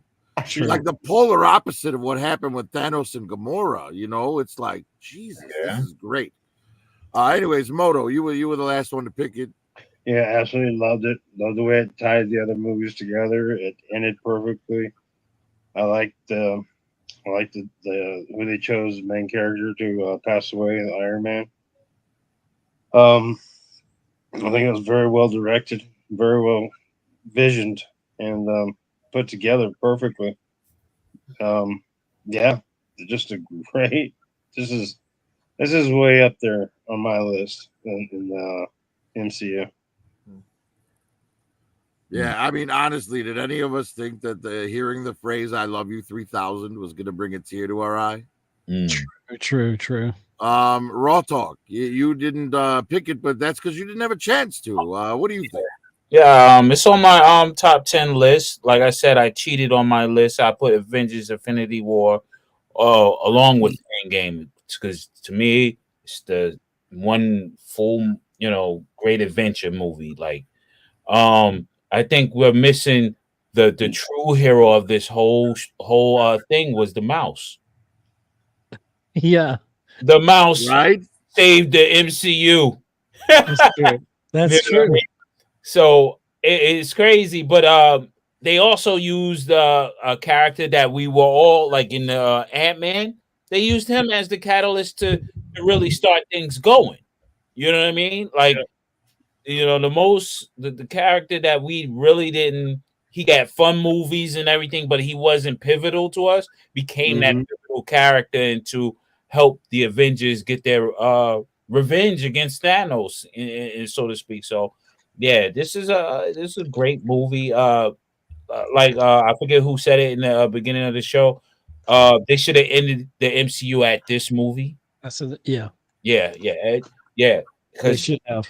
That would have been perfect. Now, my only problem is, okay, I know they're gonna use the cliffhanger with not a cliffhanger, but they're gonna use a MacGuffin, whereas Doctor Strange knew what was going to happen after Endgame. So he knew everything. So he even knows whatever they're doing now with this new MCU. Doctor Strange knows that he knew this was going to happen. He knew that Robert Downey would become Doctor fucking Doom. And That blows my mind. I hadn't Oh, thought yeah, about you said that, man. That Yeah. would be crazy if they tied that in like that. Yeah, because remember he said Only there's time a- will tell. Yeah. M3, you seem like you want to go next. yeah, sorry, yeah, thank you. Yeah, because he said at the end, he's like, I just saw a million possibilities. yes. Fuck, dude. Yeah. So- That's Ryan. Strange. Yeah, the movie was kind of like I said, they all blend in together at this point, but it was great visuals. So there's nothing spectacular that I could remember about this, but because Ross said that made me remember it. Oh yeah, cool. That's all I gotta say. Curtis, what did you think? I agree with what everybody said. I agree with your time travel. I agree with Ed's on Infinity War being a little bit better. I agree with I agree with everybody on my. Right. This is why I think the Infinity War was a little bit better, is because you were fucking heavy metaling, rocking fast, and then all of a sudden I was just like, Yeah. and it slowed way down, and you're kind of like, even though it had some good fighting scenes and stuff. I mean, it was good. It was a great movie. I kind of agree with Raw on putting it as one. Mhm. It's better as a say it's one. Didn't You're Endgame watching feel them more- one after the other. Yeah. Yeah. I Endgame got you. felt Yeah, I do have to say though that the big three Avengers versus Thanos at the end was pretty spectacular. Yeah. this Yeah. felt like more like straight out fan service, especially when you get to the big fight. That was total fan service. And Well, there's something nothing that- wrong with fan service. No, it's nothing wrong with that because the MCU forgot about fan service when we got into the the next stages after this. They forgot about. I don't putting the necessarily fans agree with first. that, man. But we'll get to it. But for now, Endgame, because it was only picked by 3, gets a rank of B. What? So here's the thing. We're at Endgame now, where half of you guys think the MCU should have ended. I don't necessarily agree with that, but it's a free world with You mean free content. restarted? Restarting. But we are at a good stopping point to take a quick break. So anyone who needs to refill their drinks, we can consider this intermission. Woohoo. Yes, sir. Yes, sir. I shall. Yeah, this is gonna be so long. I'll be back in a few minutes, guys. How many more we got? 8. Look, we're at 248 right now. Who's in chat? 2 people, Robert and myself. There's not that much more. Don't worry. We're like 1/4 left. Tight. Roger. Hey, we're just gonna be staying up anyway. What the fuck? It's Saturday night. Well, shit, we got an hour back tonight too. Extra hour. What do you mean extra hour? That's why we go to sleep. How's your headache? It's still there. Oh, you want me to come over and massage your forehead like this? It's more Like like this? it's like right here. I don't know if you can see, but it's like right here, and then like behind my eye. And I think it's because my eye feels hard, so I think it's the pressure. That sucks, dude. Yeah. Oh, I hate headaches, man. They kind of they take your full focus. It's like shit. Yes. Yeah. My wife gets migraines bad, dude. She hasn't had one in about a month. She probably gets like 7 a year. They suck for her. Suck. Man, there was a time where I was getting migraines like 4 or 5 times a day, every day. And they kind of got it under control. I used to get hit by the sinus headaches, dude. Oh gosh. Yeah. Oh, the pressure. The pressure. It sucks, dude. Yep. So crazy. I used to hate it because you feel like a bitch when you're sick, like fuck up, man. Quit being sick. From allergies. Come on. You're like, I want my mommy. I know. Where's my? Fuck, dude. Yeah. I'm gonna go fill my glass up. What are you gonna fill it up with? What are you drinking? Water. Right, this is water right now, but I got a glass. I'm gonna put some green juice in it. Oh, right on. My wife just got it. You could go, but I'm just talking out loud. My wife just got a juicer, and just one from Costco, and she's been juicing, and it's like 6 carrots, 6 celeries, 2 beets, 2 apples, maybe half of a pineapple. Literally, that much content goes into a quarter of a cup to a half a cup, maybe a cup. It's like almost $15 to $20. It just, yeah, you are, and I'm like, I was watching her make one today, and I'm like, that's good for you because you're all natural, like the natural juice. But then I'm like, wait a minute, those aren't all. You got those from the store. You didn't grow them yourself. It's got pesticides in it. It's got, now you're quadrupling the amount of pesticides going through your body because you're eating that much in one sitting. Where you're just, who eats 6 carrots, 6 celeries, 2 apples, 2 beets, and half a pineapple? Nobody, right? But hey, what's up, Daniel Berry Sports Highlights? How you doing, man? We're on an intermission here. Pretty good show. If you like the MCU, it took me a little bit to know what I'm still thinking. MCU, Marvel Cinematic Universe. Only movies that were in the theater are on this list. So there's a couple where you're like, what about? And they're like, no, it was in the movies? No. Okay, cool. And then Robert Francois, $1 a day keeps the doctor away. Robert, yes. Man, Robert, you should see my dolls are cool, man. Damn. You're gonna have a doll intermission. Super dope, dude. Going to a whole doll conversation with you, Robert. Oh, Yeah, look it's at, nice to know I come back from filling my drink and the MCU shows become a doll show. it. Oh, yeah. No, I gave you a big shout. Yes. Shout out MCU. I gave the description of what MCU was. Marvel Cinematic Universe. Yes. Daniel Berry Sports, how are you? Yo. So who's still missing? Who's still away? Ed's still gone. Moto's still gone. Kurt. Raw's still gone. All right, we got a little bit of time. Kurt's leaning over to his right. It looks like he. What is that shape? And Curtis is our left. Oh, he did leave though. He did. It's like his cheekbone. That's his cheek. Yeah, he's plotting against me right now. Yes. He's lying to you about his vision. 100%. And probably a great many other things. He's writing notes now. He's there. He's just writing notes. He's like, keep going, guys. Good job, M3. Lure him into. Tell Well, him. I interrupted him earlier, so right now he's probably like, all right, we need to accelerate the plan.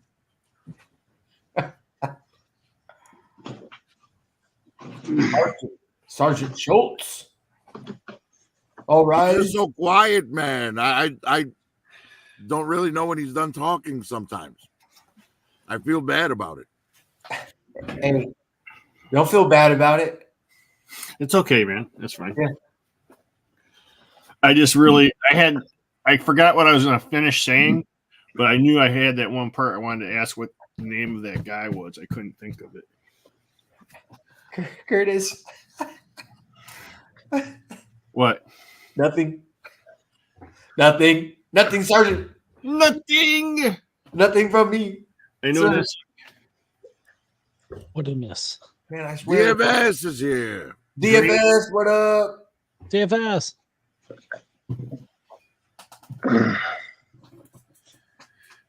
Yo, DFS.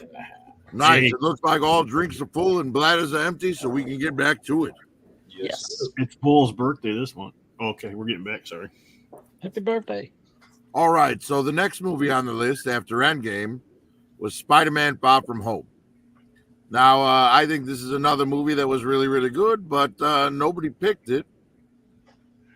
I mean, I don't think it was as good as Homecoming or No Way Home, but I think it was a fair film. It was decent. I kind of like the spin they put on Mysterio. They were all disgruntled Stark Tech employees. Like, I thought that was pretty great. Yeah. But other than that, it was serviceable, The little swerve where Fury wasn't there at all the whole movie and it was Talos the whole time. I could have lived without that, but whatever. It was nice to see Nick Fury like sunbathing on a spaceship, though. That was kind of fun. Yes. Let's see. Who wants to go next? I don't even want to go. M3 put his hand up. Go ahead, M3. You go next. Fucking stupid. That's all I gotta say. I thought I could. Well, it's not all I gotta say. The only reason why I think it's fucking stupid is because, come on, man, the guy's controlled drones and using holographic technology to really, and then he's just a regular. I don't know, man. They got me like, that's dumb. It was dumb to me. I'm sorry. Anybody? All right. Well, I'm glad I let you go second. You could steal your negativity out of the way. Moto Viper, how about you? Piece of shit movie. More negativity. Is this in the bottom tier? Oh my god! Well, no one. No, that Mysterio character, Jake Gyllenhaal was miscast. I disagree. It was like Jerry Seinfeld, right? Like Jerry Seinfeld was doing that shit. Yeah, that's wild. Wow. All right, Ed, how about you? Did you hate it too? No, I disagree. I was about to say I thought Jake Gyllenhaal did a pretty good job. The problem is Mysterio. I think when Marvel tries to go between the mystical with like Doctor Strange, and then Mysterio's kind of in that realm in a way, and to make it just somebody using drones. M3 made me think about that. Well, why didn't somebody see all these damn drones flying around? I guess the illusion was that good.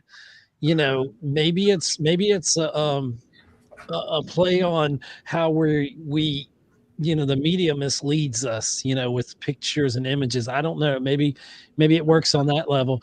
I don't think Gyllenhaal was that bad in it. Great film, no, but it was better than not most of the MCU, but it was a good film. It's better than Ant-Man. And I enjoyed it.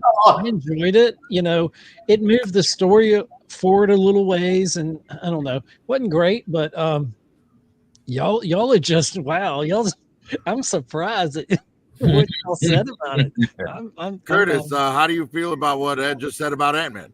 I don't know if it's better than Ant-Man. It's a good, decent movie, I guess. I liked they finally brought Mysterio in. I mean, he could have been a little bit different, but I think Gyllenhaal did good for what he. I mean, you got to remember some of these directors and stuff change their acting as well. True. But it's not a bad movie. It's something to watch. See, now those are the long pauses. I don't know if you're done. Yeah, I'm done. All right. I will say one thing before I pass it off to Raw to close us out. I think M3 is a little wrong on the whole drone hologram thing, because if you look, they were all ex-Stark Tech employees, so they all worked for Tony. And how much time did Tony spend developing the thing that would hook up to his brain so he could project a hologram of his memory? Right? That's a pretty convincing hologram. And if you've got 1,000 drones all, projecting a hologram, that's a pretty solid hologram. Anyways, Raw, what do you think? Yeah, I like this movie, man. This was a dope movie. We tend to forget that originally Mysterio was a failed actor, special effects artist. So, with special effects comes the projecting imagery to trick you and stuff like that. So trick you into believing that, this creature is real, just like what he did with the Molten Man and stuff like that. you know, and some I think he did a Hydro Man or what have you, or something that was similar. Those creatures. So Yeah, he did all the elements. yeah, the elements. So I think that this was a stand up movie. It was great. You know, And didn't we have the whole thing about his identity being revealed? J. Jonah Jameson, was that That's in in this the one? third yeah. That was Yeah. that was in this one at the end in the Okay. post credit. Yeah, Oh yeah, the very end. Yeah, because Right. Yeah. Gyllenhaal that Which outs was him. awesome. But Yeah. we don't deal with the results, the ramifications of that until the next one. yeah. True. But this movie is a solid movie, man. I can't. I like the Mysterio character, and then when Talos, you know, appears at the end, it goes to show you that everything was not what it seems to be. Right. Everything was an illusion, like Mysterio would do. Yeah. And then Right. with And you Talos, know, it's kind of interesting the way Marvel, like Kevin Feige and the teams have like. See, here's what I think they're doing. I think right now they're playing sleight of hand with us, right? Yeah. See, because if you look at the schedule for their movies, Secret Wars is still on the list, exactly, and that's where this right? And they're this- like, "Oh no, look over here! Robert Downey Jr. is Doctor Doom," you know. Mhm. And then and it's like a swerve to make us stop thinking about Secret Wars, so Yep. we stop talking about who are Skrull, who are real. Exactly, and this is what this movie represented. This was the start of the Secret Wars. This showed you that Good these point. scrolls are everywhere. I didn't think of that. That's Rhodey was a scroll all along. good. I'm pissed about that though, because that messes up some of the really pretty goofy. important. But if you think in-game about it, how moments. they remember when they would say earlier, sorry to cut you off, when they said earlier in the beginning of the movie, say, "Yeah, I'm here." What was it? The remark, "Yeah, I'm here. Forget about it," or something like that to that effect. Like, forget about the previous actor, but I'm here now. That is the point of the scroll. Oh, I got a question for all. Yo, so it's Go ahead, Curtis. So like, Rhodey could have been Rhodey like in the beginning, right? To a certain And point. then somewhere he got killed off and his identity taken or whatever. I'm trying to think. Well, when he they wasn't said it killed was. off. Did you watch Secret Invasion? Yeah. Yeah. Yeah, he One was of the just worst endings. adapted. Yeah. The Skrulls don't kill him because they need him alive to like. Replicate. They yeah. only absorb short-term That's right. memory if they don't have the sample. Right. Well, yeah, my point is like he could have been really just himself at the beginning. Well, I think Whatever. when he had the accident, it goes back that far with Rhodey, where he had, and what was that Civil War when he got shot out the sky? Yeah. Yeah. I think it goes back to there because he was still kind of recovering from that, and I think that's when they whisked him off to wherever the Skrulls did. And All so, right. Well, I hate to say it, guys, but we're spending an awful lot of time on a movie no one picked. So I'm going to move on That's a great point. before a tangent happens. And yeah, it gets ranked V because no one picked it. Next on the list, Black Widow. Like if I had an 11th movie, this would have been it. I really did enjoy this movie a lot. I thought Yelena Belova stole the show. I can't wait to see her in Thunderbolts. Along with Red Guardian there, played by David Harbour. Absolutely love both characters. Not real excited for Taskmaster in that same team, but whatever. Yeah, so nobody picked this though. So let's keep it short. And Curtis, why don't you tell us what you thought? I like this movie, and I was really excited for Taskmaster.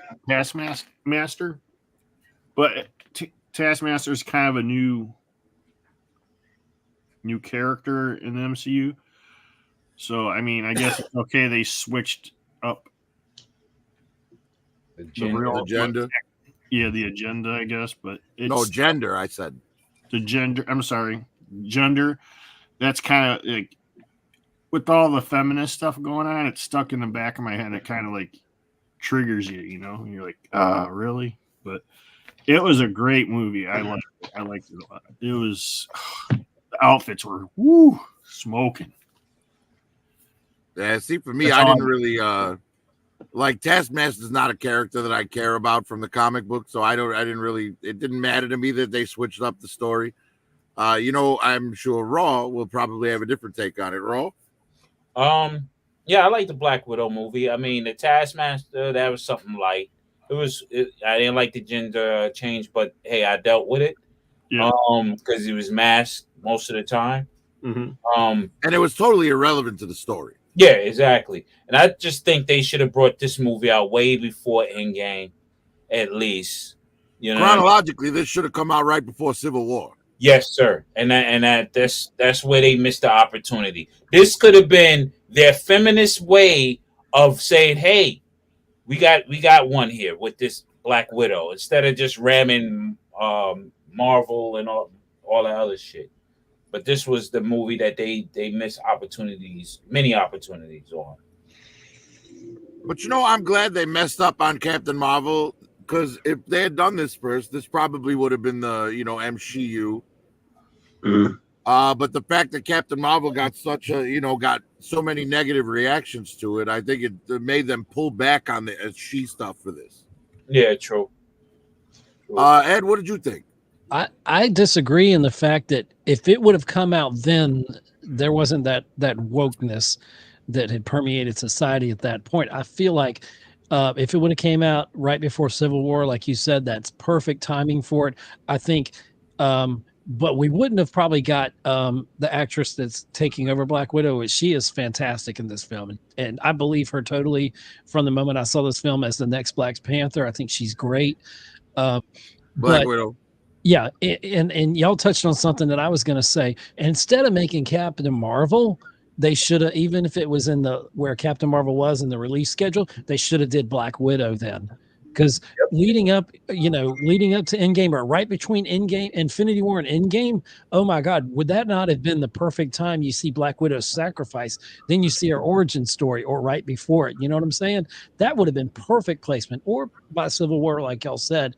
And this is ideally placing it chronologically would have been Scarlett better. Johansson was the first female superhero in the MCU way back in Iron Man 2, and she didn't get her justice till after her character had died. Really, she should have got this movie years before, and it would have had a bigger push on it, and it wouldn't have been as woke, and it probably wouldn't have ticked off so many people. I don't mind the gender swap necessarily. I just don't believe they had the physicality. Just like in Shuri and the second Black Panther film, Wakanda Forever, I don't believe they needed to have more physicality. I don't believe that they could have beaten someone in a fight. Does that make sense? They didn't physically look like they had the physical stature. So then you did have a problem with the gender swap. I did, but it didn't bother me. Like, oh my God, they gender swapped. I'm like, okay, but you can still make that one. That can still work. But yeah, for me, it was. Well, I see now. The reason I disagree with that is because Taskmaster's powers, the way they work, adapting, is she can mirror anybody's fighting style. Yeah. You don't need to be like some massive, and if you're a person like that and you're fighting with martial arts, you're going to be like Bruce Lee. It's going to be minimal movement. Right, you're going to do a lot with very little movement. You can't be a bigger kind of dude and doing have the same kind of agility. I don't think. Yeah, how are they going to get like some big swole dude to imitate Black Widow's fighting style? She just looked too puny. She looked really small. Like when you see her in Endgame and you see her arm, the gun's bigger than her arm. You know what I mean? It's like she's just so tiny. I don't know. Gotcha. Moto, what did you think? Oh, I love the movie. It was great. That was sexy. I liked those bottom two characters. I forgot the names of them. But the introduction of those guys were pretty good. And another great Marvel movie. Nice. M3, a lot of hot chicks in this one. Did you dig it? I never watched it. Oh shit! But I'll use my time for Robert Francois said, "Ha ha, that gender really got you, Curtis." Apparently, got Ed too. Robert got me all in my liberal. Nice. Well, it didn't get me at all, and I'm on the other side. So, what does that say? Well, I mean, I really like the character. The humor was great. Taskmaster, and it's just they kind of did a switch quick Like it was like, but then it's not that old of a character, so I guess it's okay. You know, And I think they released this movie due to because she had some type of lawsuit or something with Marvel or something like that. This was during the pandemic. It was a pay issue. Yeah, so they held it back due to that problem. Because Bob Chapek was in charge by then, and he made the big mistake of fighting her publicly. You don't do that, and it blew up in Marvel's face. Thank God, because she deserved. She was told she was getting a theatrical release, and because of the pandemic, she got a 20-day window, and then the rest of it went on there. So it was competing with streaming, where you could stay home. Right. Well, because in her contract, she gets like a percent of the gross. Exactly. And if it doesn't go to theater, there's no gross. So she wanted a percent of the streaming as well, and they were like, "Fuck that!" And it's like, I was like, sue the shit out of Marvel. She deserved that. It was in her contract. right. She was 100% in the right in this. But again, this movie was only picked by nobody, so it gets a rank of E. God damn. Yeah, I mean, like I said, man, a lot of these E-rank movies deserve to be higher. Yeah. One of them deserves to be lower. Hey, But at the end of the day, it is what it is. Prophet, don't change the screen for a second. If you look at that, and you brought this up before, a lot of we started off with a lot of S-tier films and went down the list there, and this is probably the most even that we've had the list this far along, because I remember in the E we've been off the screen there, right? Yeah. Well, but in the 80s we start with the lowest and work our way to the top. True. Well, that's true too. This has been overall more balanced throughout. Like I might change the way I do the 80s after this.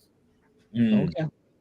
But yeah, so unfortunately that's where it's at. It's in the E rank there. So we move on, and next is Shang-Chi. Now again, nobody picked this. But I actually kind of like this movie. I don't really feel like the course correction they made with the Mandarin was like, I don't know. They could have just made the character anybody but the Mandarin, and it would have been fine. Just Shang-Chi's dad, whatever. Because I really like the stuff with the the Shangri-La or wherever it is they go, through the woods. Yeah. I thought Ben Kingsley was funny in it. I thought Shang-Chi's sister was really, really attractive. And his chemistry with Awkwafina was actually pretty good. Yeah. The fight scenes were decent. And you let me see Michelle Yeoh in another movie, so I'm good with that. Who wants to go next? I'll start. I saw Curtis's hand first. Curtis is fine. I liked it. It's not my favorite MCU movie, of course, but I liked it because I liked the actors that were in it. It was a decent story. And the guy that plays, I forgot his name, his actual name, but I watched a Canadian TV show that had him in it, and that was really, really good. That's why I went and saw this. And I was, it was, it had all the martial arts and stuff. And basically, I agree with everything that Prophet said about the actors getting together, getting along, and chemistry and all that stuff. So, and that fight where his parents meet in the woods is like fucking phenomenal. Crouching Tiger. All right, Ed, you had your hand up second there. Why don't you go next? I was about to say that felt like it wanted to be Crouching Tiger, Hidden Dragon, which is a phenomenal film. So there were parts of this I really loved of this film. Awkwafina, she does a lot of voice work and she's not getting enough acting work, so I'm always pushing for her to get some kind of role. But the thing I was the weakest of this was the training montage for her, where all of a sudden at the end she can shoot an arrow or whatever she was doing really well. It was like a little too quick, but I know they had to wrap the film up and get her trained. So remember, time passes differently there. Okay, there you go. Plot device. I love it. That could have been weeks. You don't know. Could have been weeks. I don't know. But it was a fun movie. I think this was part of the pandemic, so it got the weird kind of release. But I think we saw it at the drive-in film. I'm trying to think. theater at the time when that was like a thing during the pandemic. So it was Yeah, a this different. came out while the WWE were wrestling in front of an empty stadium. Oh wow. Yeah, so it was a weird time for film, and but it's a fun movie. It's not the best one, but it's not terrible. I enjoyed it. It was great seeing Bruce Lee acting again. M3, Never you saw had it. your hand up. I never saw it. I was just gonna save everybody along. Oh, you were putting your hand up to say you didn't need to do anything. All right. yes. Moto, how about you? Never seen it. I watched trailer for it. I thought it was a one-off, so didn't pay attention. Does it tie into anything? Oh, it's going to. It hasn't yet. Okay, then yeah, no, I haven't seen it, so I can't give you an honest review, bad or good, All right. about this movie. Raw Talk, how about you? This remind me of Crouching Tiger. Most of the Asian movies, of course, with mystical beings that these characters are. You know, I like the Death Dealer. That was dope. The actor that played Shang-Chi, I had a little problem with saying like the actor that played Snake Eyes. The opposite actor should have been Shang-Chi. You know what I'm saying? In a way. So it's just my man's emotions, his way of emoting threw me off.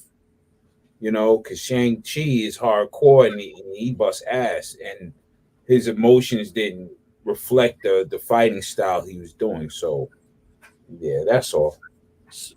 I see where you're coming from with that. Yeah. Yeah, but that's it. I mean, it's a decent movie. Abomination shows up.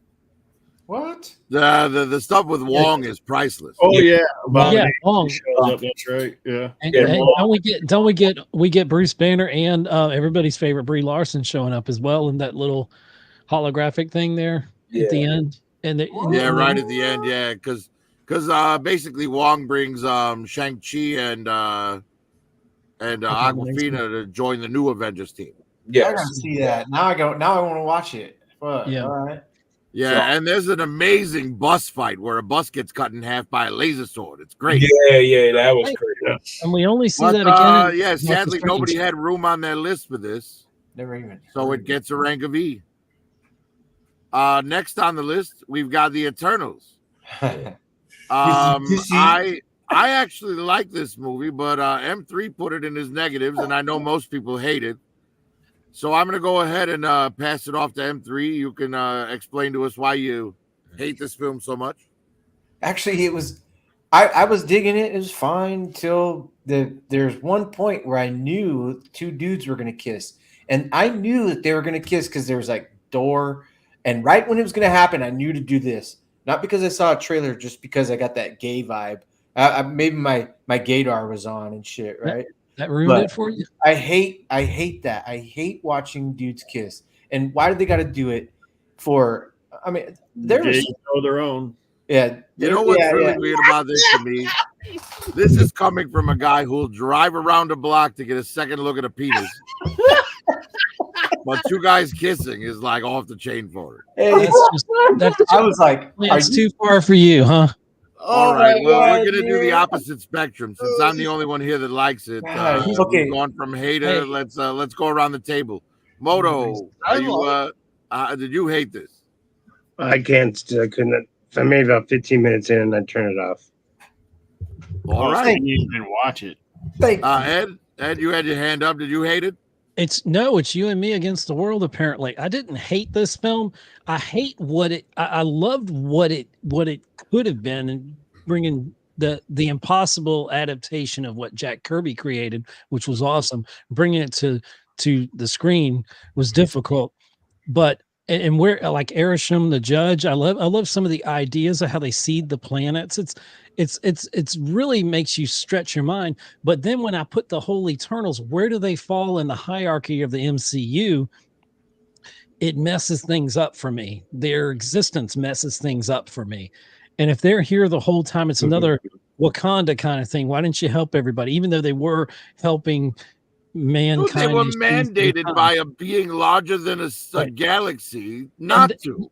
Exactly. And you know, but You don't it's defy got, a celestial. it's got a stellar cast. Probably one of the best speedsters on film is it Makari in this film does a really good job of showing her speed. I thought Icarus was well played.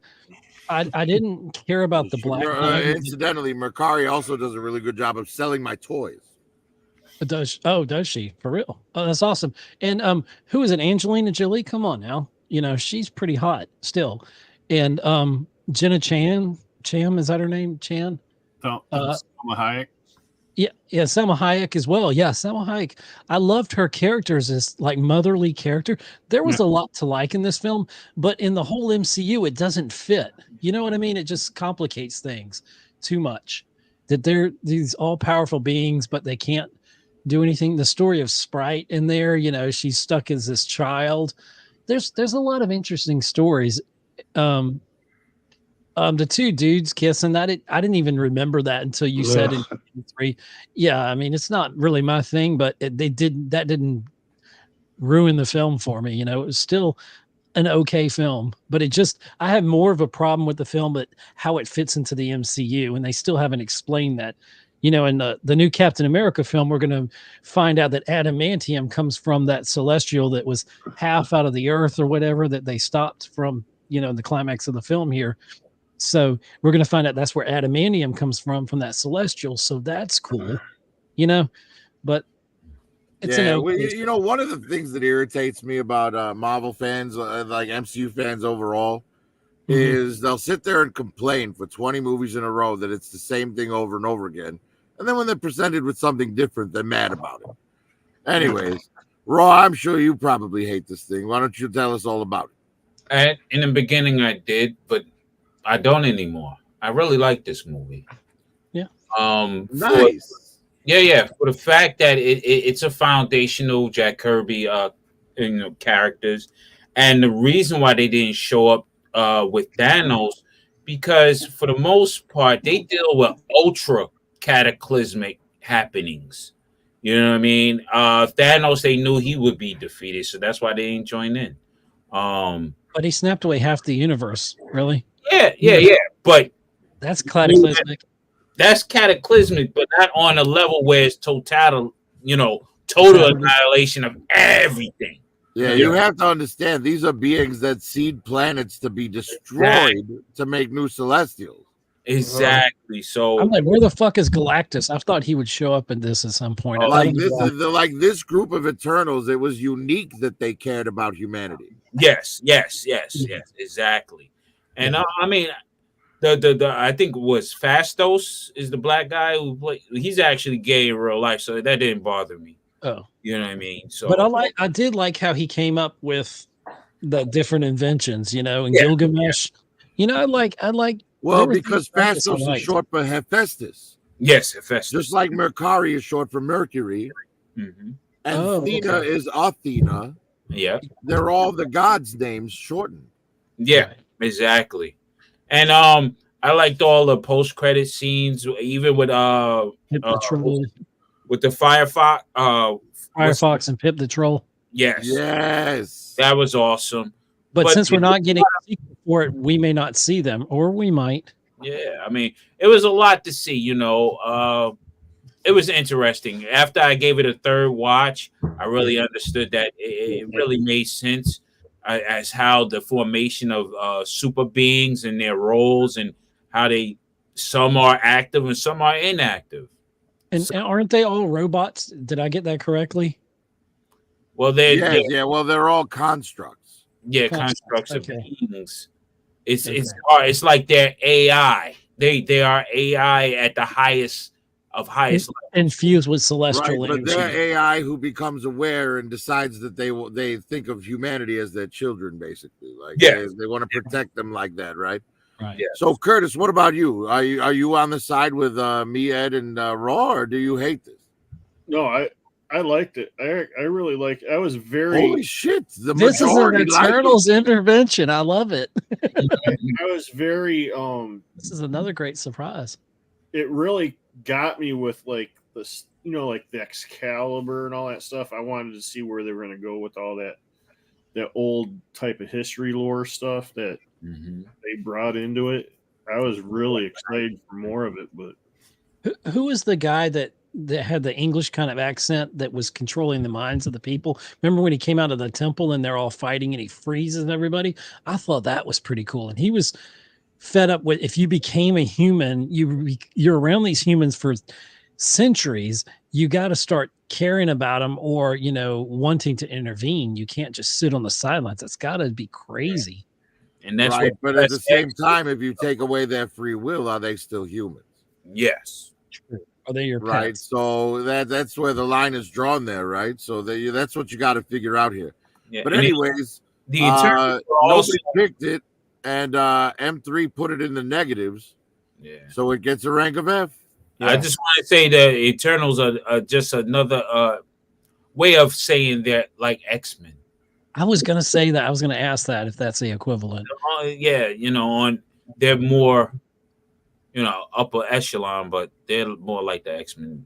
The same. Yeah, same. they're like cosmic level X-Men. Yes. Yep. That's a Okay, great way so- of putting it.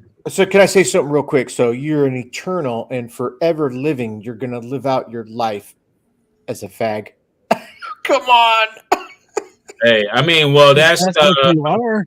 Hey, mean, that's his prerogative, man. I don't know God, why you're so worried no. about another man's How is that a sexuality. problem? How is that a problem?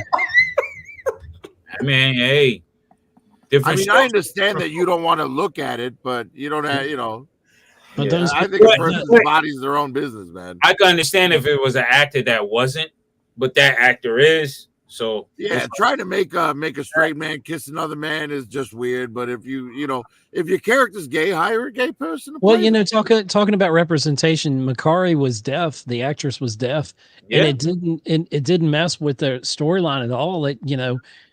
I think it's more empowering if I were a deaf person. No, you just have to have the guy who was her partner in it, like be a C3PO for her. Mhm. Curtis, your friends are gay. Hey, Curtis, all like gay. you too, man. Crazy. Anyways, M3, you want to catch us up on the chat before we move on?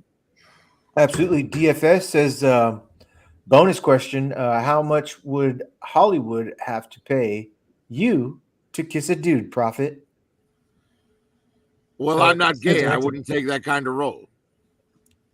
Curtis. nope. Hey, No. Ed, $5. Ed's like for free. Hello. What? M3, what you and me do together is our business. but Not anymore. You no, just told not anymore. everybody. whatever. Yeah, no. I mean, Well, if you did you're put an him on the actor, spot. honestly, I'm going to answer this as an actor because I'm not an actor. If I were an actor and that's my job, then yes, if that's the role, if that's what the role, it's like any part of it, acting. If you're an actor, you do whatever the role is. It's just a job. Right? But And you if don't the role need to is do something anything you like don't Yeah, think but you can do, turn then it don't down. take the If role. you don't believe Right. it, you turn it down. The rusty Right. trombone for Ed's like, if it's in the role, it's fine. It's Right. more than that, Well, anyways, it's F rank. We've talked about it long enough. Thanks, DFS. Next up on the list, Spider-Man No Way Home. Way home. yes. Now this was picked by 4 of us, It was a 3 of comeback us from that are Marvel. here right now. Mm. So yeah, we're gonna start this out. And you know what? Moto, why don't you go first this time? Oh, that was so good. Moto, are you out? Did we lose Yeah, Moto? Moto's unconscious. He's muted. Oh, I'll All right, speak. go ahead, Ed. No, he's not muted. He's Yeah, he is. Yes, he He's is. pra- he's No, he's practicing not No, his muted. he's kissing- not muted. He's unconscious. He's Yes. practicing. He's practicing his kissing scene. Ed's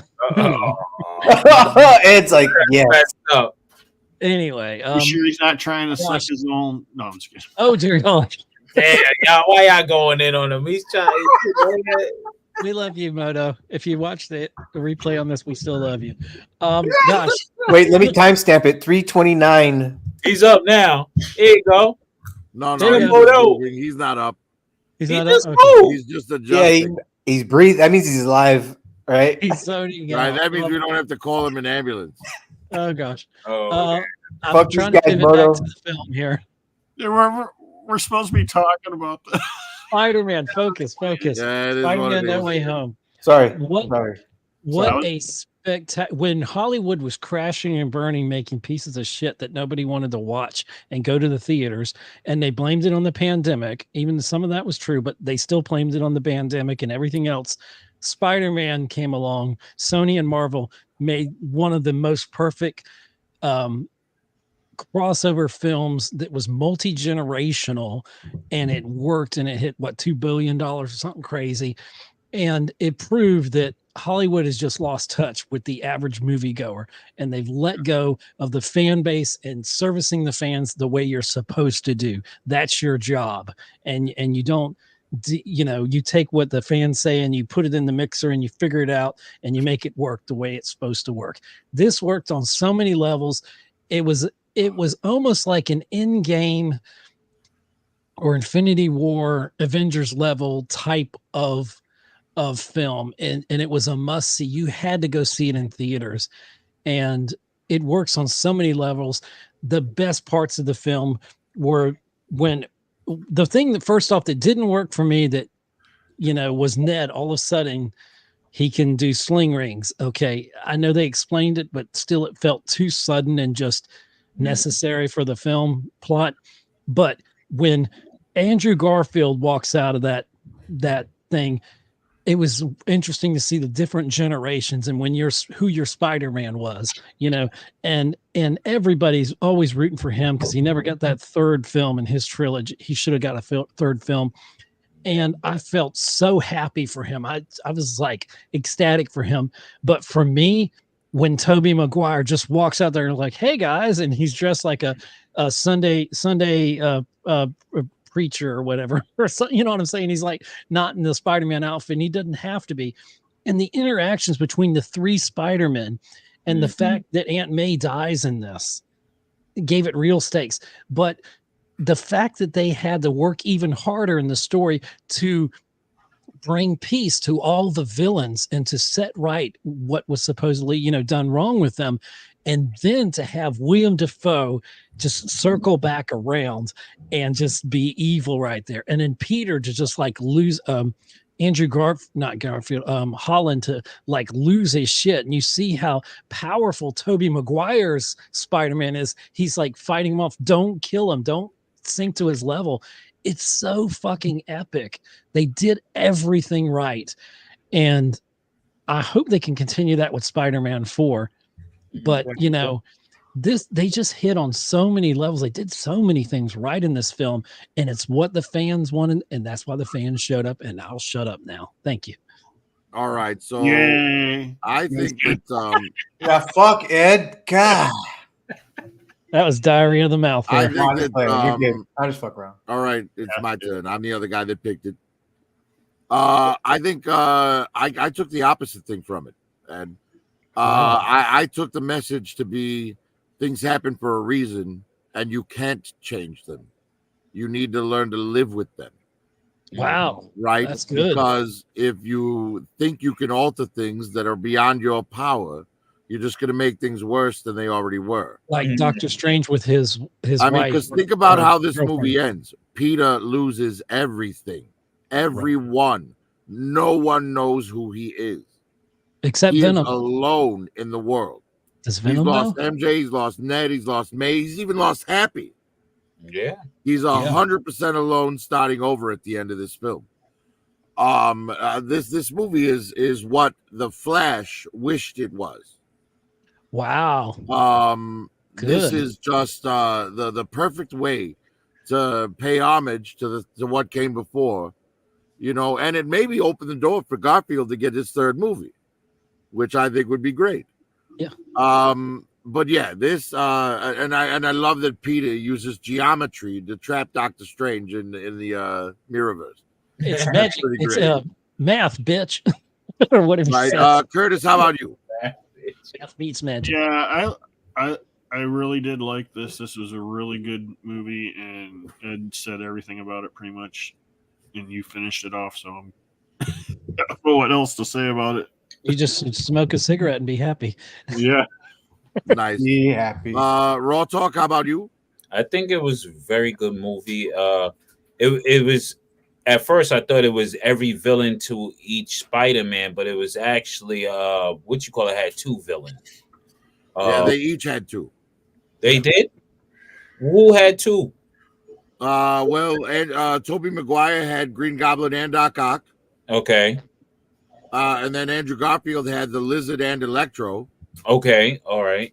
And then the Sandman was also Tobey Maguire, so he had three. Yeah. Yeah.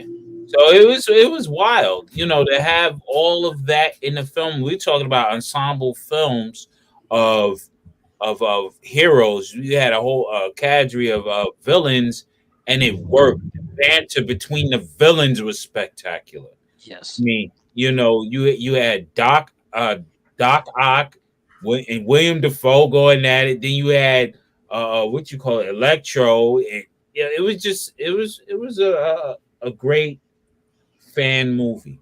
And what about for Garfield, the save that he got to do with MJ that he didn't do with Gwen?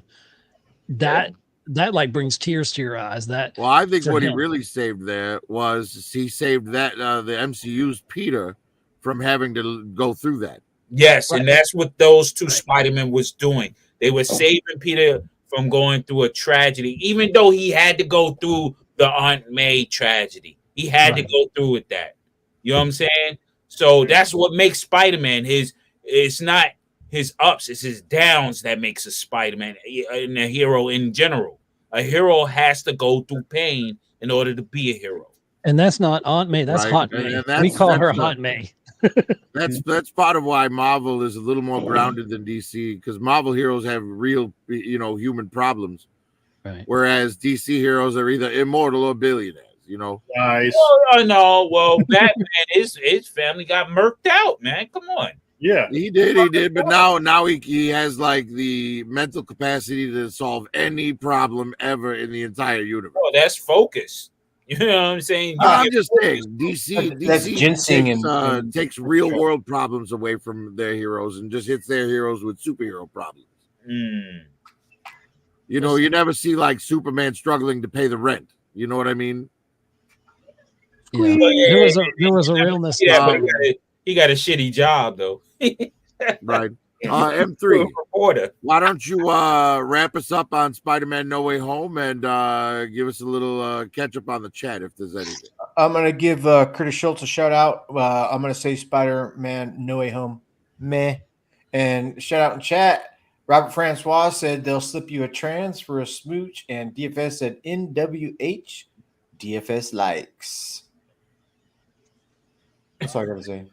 Nice. What the fuck? All right. What the hell? All right. So Spider-Man No Way Home. Picked by How do you four of give it us, a so meh? gets a rank of A. Meh. It's another Meh. A Wow. rank movie there. Yes, it deserves that. All right.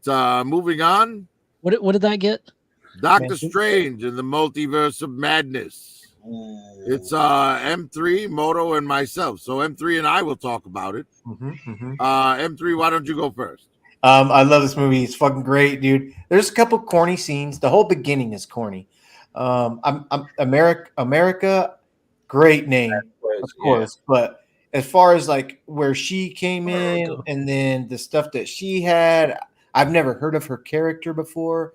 I'm glad that there's Doctor Strange to kind of save the movie for me, in my opinion. And his wife Rachel, oh, beautiful. And every fucking scene that had Doctor Strange in it was badass. And Scarlet Witch, give me this movie. I've seen it 17 times, 20 times. Could I remember a lot of it? No. When I'm watching it, I could be reciting what they're saying and shit. You know, it's great. I love it. That's all I gotta say.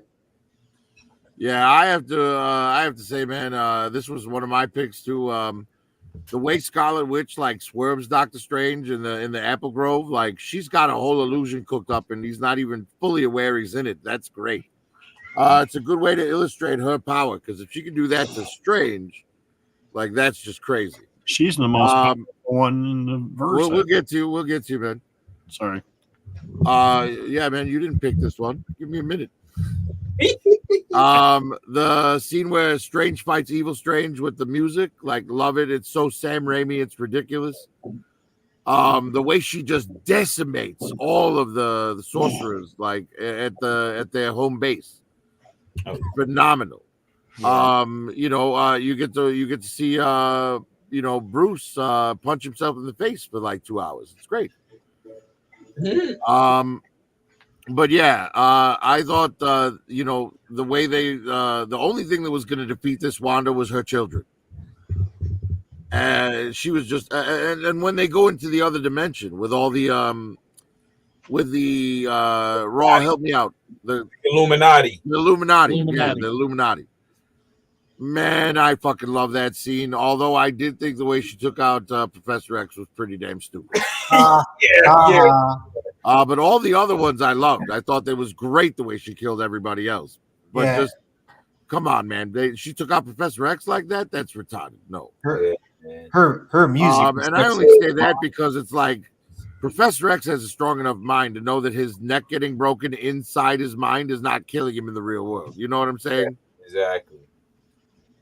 But yeah, I fucking love this movie, man. I think this is way up there for me. And America, I thought her character is a pretty great character in this film. I thought the actress did a good job. And the way her powers work is so insane. I mean, that's just a great thing to throw into the MCU right before you start off a multiverse like saga. You know what I mean? Yeah, she's dimensional. But anyways, that's what I have to say about it. Let's see, Curtis, you wanted to say stuff, so go ahead. Yeah, Scarlet Witch, I personally think is probably the most powerful out of like the Earth realm, I guess, of superheroes. Definitely Omega level. Yeah. I don't know if she's like, bigger than Null or any of those people or Galactus, but Well, she's nearly omnipotent because she has the power to manipulate reality. right. You got to see Scarlet Witch's TV show. It ties right in with this. WandaVision. Yeah, WandaVision ties. Yeah, WandaVision. I don't know why I couldn't think of it, but yeah, WandaVision ties right into it. Yep. Yeah, it's excellent. So, in case I don't know if anybody watched it or not. Loved it. So, yeah, this is a great movie. I like it. I like it a lot. Awesome. Well, the other person who picked it is asleep. So, Raw, why don't you go? I'm gonna keep it short and sweet. I love the movie. Got a lot of explanation on how Scarlet Witch uses her magic and her powers actually. So I mean, a great third movie. Basically. Nice. Ed, go ahead and talk until we politely ask you to trim it Shut down. the fuck up. Yeah. Yeah. This movie originally when it was a pandemic film and when it came out and it got pushed on the schedule, so it changed the storyline. And Curtis made a great point of WandaVision. For me, WandaVision is the best thing Disney Plus ever did right out the gate. I didn't like the first 2 episodes, but by the 3rd episode, I was like totally on board with that. And at first, when this movie came out, I was upset that Wanda was going to be the villain because I felt like she had the perfect redemption story through WandaVision, but she was so good as a damn villain in here, even though she was, like most villains, are justified. They're thinking they're doing the right thing. And she makes that point where Doctor Strange can change reality and he's a hero, but she doesn't, and she's the villain. That's not fair. And she's right. And so it kind of justifies what she does. She is so good in this, and only Sam Raimi I could think could really bring the horror out of it, because this was it was a horror film in some respects, and he did a great fucking job with it. And it might be my favorite Doctor Strange film. I found myself watching it more and appreciating it more than I did when it came out. But I just remember it feels like there's a lot in this film, like it's really long.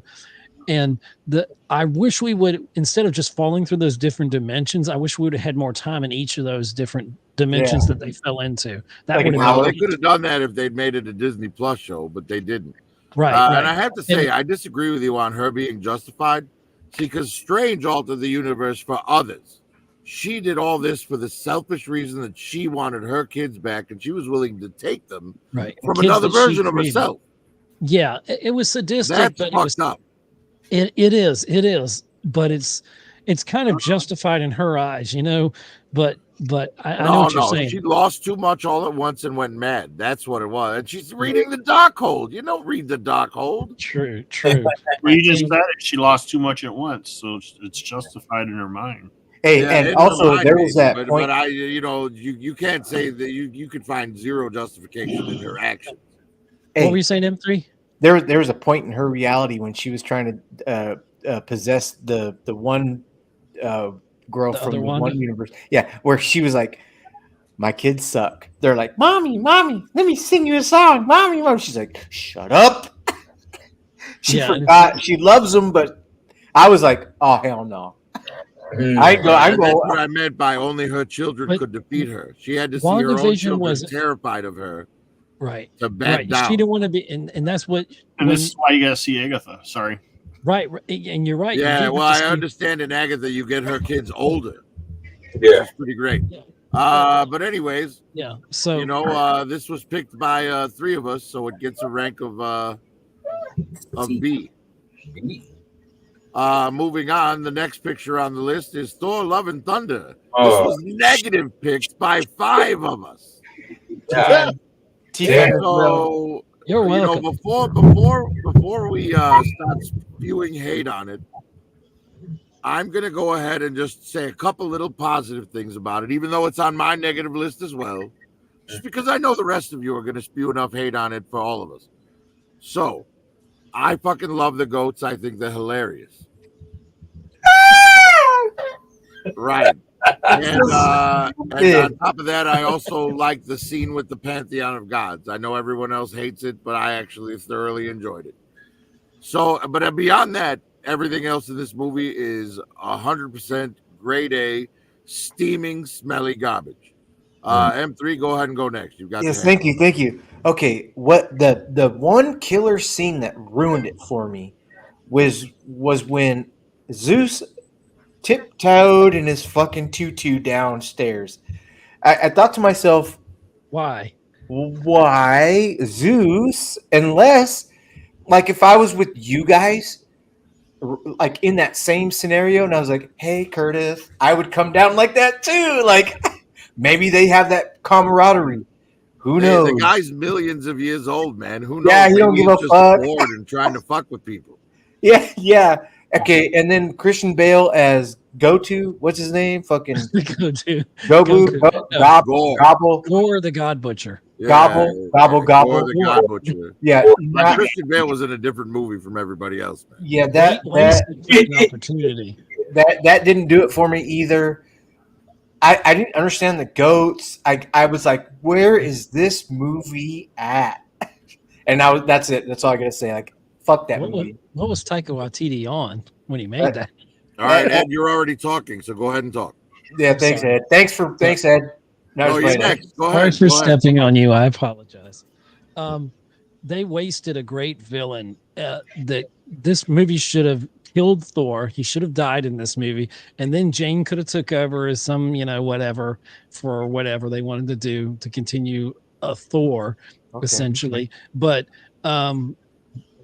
they really screwed up the whole Gore the God Butcher, and it pisses me off because this is just like Iron Man 3, where they had a great villain, then they just turned the villain into about nothing, and it was just such a waste. And I like the 80s kind of vibe to it, the heavy metal kind of vibe. I like that aesthetic. But yeah, the gods, they didn't work for me. I hated Zeus. I'm like, what are you doing, Russell Crowe? What are you doing? You got a skirt on there, bro. What's happening? And they were still pushing the whole wokeness, and it didn't work for me. This movie just failed on so many levels, and I was upset because I really was looking forward to this film, and I was so let down by it. I'm just upset. It upsets me. Curtis, why did you hate it? Well, it just wasn't good. It sucked.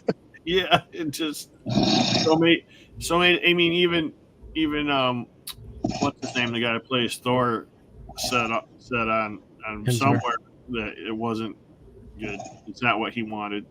He apologized. Yeah. Yeah, well, his daughter's in it, and that's all on him. So Yeah. wasn't what he wanted. Like, kiss my ass, dude. You're the one that fucking put your daughter in it. Well, it wasn't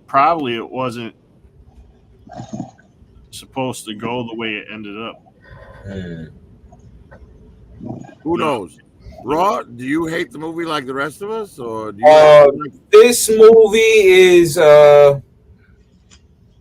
not worth going over. Actually, the only saving grace for this movie was Hercules at the end in post credit. That was it. Right, and we could have got that like on YouTube after the fact. I Yeah, didn't yeah. even care about That was Hercules. it. Well, Ed, you're not the comic fan that Raw and I are. You know, again, this was like a film for the women. You know, they got to see Chris Hemsworth's ass naked. You know, They got to see a woman outclass him at his And own three game. love that. Yep. So, you know, this was their movie. That was the MCU. And they took a great god of thunder and lightning and reduced him to a fucking man toy, girl boy toy, whatever the fuck. Well, I still like the goats, but regardless, this is an F-break movie for It's sure. fine. It's fine. It was bad. Nice. Next on the list, another movie with some negative votes. Oh shit. Ed and Moto both gave this negative votes, but Moto is asleep. So Ed, No, it's I'm all on you. Moto's awake. He's alive. Rises. Hey Moto, you woke up just in time to tell us why you hate Wakanda forever. Perfect timing. It was boring. It was half hour. I turned it off. Fuck It yeah, was Motor. boring to me. It had no story to it. I don't know what it ties into. What's supposed to tie into something coming up or what. But Exactly. Ed, you had it in It was your nothing. negatives too. Why don't you tell us why you hated it? Well, I'm going to actually just tell you the parts I liked, and they're very few and far between. First off, Angela Bassett should have got some kind of nomination for her performance in here. I felt that shit. When I saw the first trailer to this, I was almost in tears. But when I saw the second trailer, I didn't give a shit. I don't know what it was. The tone totally shifted between the trailers when it came out. And Suri, I don't believe you. I know it's comic book accurate that you became, but you know, it just didn't work for me. As you as Black Panther girl, I'm sorry. I would have rather his girlfriend or whatever her name was that had the son with Nakia. him. Yeah, I would have rather her been. I would have believed her as Black Panther more than I believed the actress that played Shuri. And they should have recast Chadwick Boseman. I know they felt, you know, I wish that Chadwick Boseman, because he knew he was sick and he didn't, you know, only Kevin Feige and like only a few people on this earth knew he was sick and he was probably going to die. You know, when he was filming Endgame and all that stuff, he was, you know, going through chemo treatments and stuff like that and still kept it up. And he was a great man. But I wish there would have been something. They would have moved on with a new Black Panther, recast it, and then just had a little thing where he said, like, if I were him and I were dying and I knew this and I knew how important this character was to so many people culturally and otherwise, I would have said, I passed the torch on to the next person. There, I wish there was some disclaimer or some that came up somewhere that he wrote a note before he died and said, "Please recast this character" or something like that. I wish we would have had that seal of Well, approval clearly he from didn't feel Chadwick. that way though. Yeah, but he probably thought he was going to beat the cancer. I don't know. No, he and didn't think he let's was see- going to beat the cancer, and he had worked like up to his death because he did the did. voice with T'Challa on the What If series. Yeah, you're right. He did, and He I just did that as a you know, for the love of the role on his way out, which is why they Exactly. respected him enough to leave the role alone after that. right. Yeah, I just they should Like have the recast problem I have is that Shuri, they cast her young because they thought they'd have more time with Chadwick Boseman and she'd be able to grow into the role. Right. Now I didn't have Unfortunately, she had it pushed on her too early. a lot of people. What don't I think- hated about this movie was the depiction of the Atlanteans. For sure, the Atlanteans were horrible in this, well, the thing is, and I understand I why also they- didn't like that Okay, I'll keep Riri had going. absolutely nothing to do with Stark. Yeah, fuck that Ed. Yeah, fuck Riri. Oh, sorry, but we're gonna see her later. Her show's coming. Raw, what about you?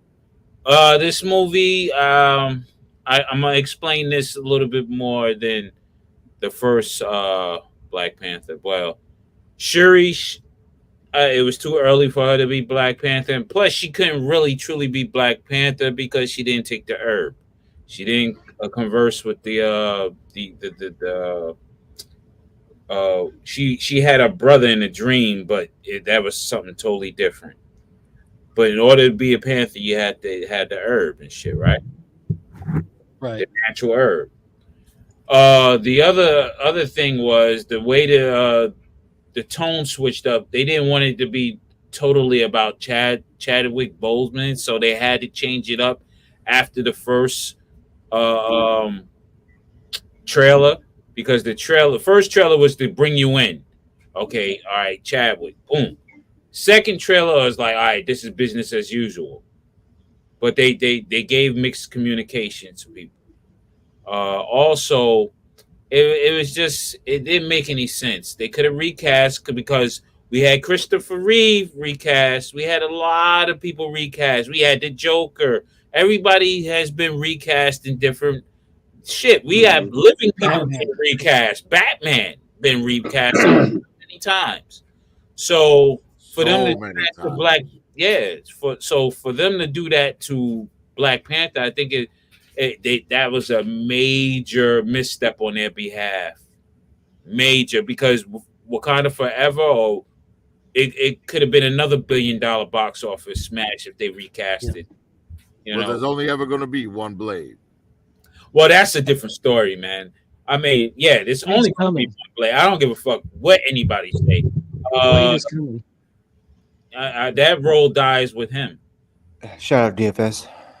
Yeah. He has the herb. You know, I mean, he can still do it too, man. He proved that. Well, they literally announced that this week, after they announced that Blade has been pushed back, it's coming out in 2026. They are gonna start with a new screenwriter next year and start filming. Before we drift off from what we're on into something completely unrelated. Thanks, Ed. Sorry, we're not going to talk about future movies. We're talking about past movies right now. Who else wants to hate on Wakanda Forever? I'm done. Curtis, do you have any negative to say, or positive for that matter? Prophet. Curtis is muted. Curtis is sleeping. Prophet director.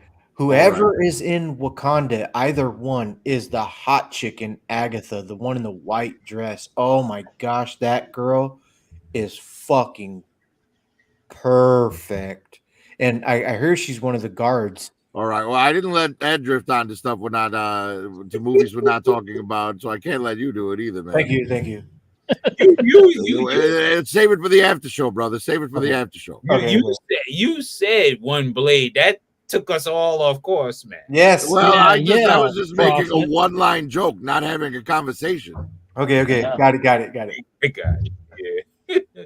Yeah. All right. So next, this is an F rank because it got negative votes, sadly. Next on the list is oh shit, F. Ant-Man Quantumania. Wow. This nobody gave it a negative vote, but nobody gave it a positive one either. I actually kind of like this movie, but I definitely see a ton of flaws in it. And it also the main problem with the problem that they encounter in the film is all the fault of two women who basically take control of situations without sharing any information with anybody else who's relevant. You've got selfish daughter doing selfish daughter things without consulting anyone, and selfish grandma concealing information that incriminates her. You know, so it's like, oh God, but other than that, I think it's all right. Could it have been better? Definitely. But it was nice to get a good look at some of the, more obscure characters from Marvel Comics in this. Missing from that movie, they should have had the Micronauts in it. Yeah, go ahead. You can go next, bro. Yeah, they should have had the Micronauts in this. It would have made it perfect. it would have brought it up. I would say it would have brought the movie up if they had the Micronauts in. That's all I wanted to say. Can All right. Okay, M3, go ahead. the girl that's in the front of this poster right here who is a Build-A-Figure on your Chicago theater? Yeah. Cassie, Yeah. she's one of the ones that's yeah, she goes by Stature in the comic books. I like that. I like her. I like that Build-A-Figure too. It's great. Yeah, it's a tall Build-A-Figure. I think it's like 10 inches tall or something. Yeah, especially when you look at yeah, perfect. I was gonna say something. Curtis, are you back? Curtis is sleeping. All right, with Laura. Curtis is not back. Yes, I am. Oh, okay, there you are. What up, Kurt? Anything to say about Quantumania? Nah, it wasn't bad. It was all right. That's pretty much what we all said. All right. So moving on. Quantumania is an E-rank film. Next on the list, we've got Guardians Volume 3. Oh, wow. And the fact that this is in the E-rank is absolutely criminal Sorry. in my mind. Sorry. But like I said, the fact that Guardians 1 is S-rank is kind of why this is here for me. Because I kind of bundled my Guardians vote into one movie, so I had room for everything else. And that's why this is going to be E, even though it should be S in my opinion, but whatever. Yeah, Raw Talk, would you have put this? You said you did put this on your list. So why don't you tell us about my top 10 list because, again, James Gunn shit's gold and we love everything that he does, as far as he knows how to balance everything that we like in pop culture, 80s culture. He's one of us. He's our age. He's one of us, basically, so he knows we like action, hot women, we like the joke, banter, and all that shit. And you get everything in Guardians of the Galaxy. 1, 3. Yeah. Perfect trilogy. I agree. And Cosmo is a good dog. Yeah, Cosmo. Ed, how about you? All right. So thanks for picking on me for Quantumania. So about Quantumania. Wait, did I skip you on Quantumania? You did. That's okay. I'm just going to be brief. Yeah, I noticed that. It's cool. Sorry, man. I didn't realize. Go ahead. Yeah, I was still talking, but no, it was okay. It was okay. But Quantumania for me, the tonal shift of it from the lightheartedness to all of a sudden it's serious threw the whole movie off. I didn't believe he could beat Kang. Y'all are right about everything else you said about it. Okay, back to Guardians 3. I'm like you, Prophet. I wanted to save the vote to make sure that the first Guardians became an S tier film. So I kind of did like you did. Guardians 3 might be my favorite. I tell you that part.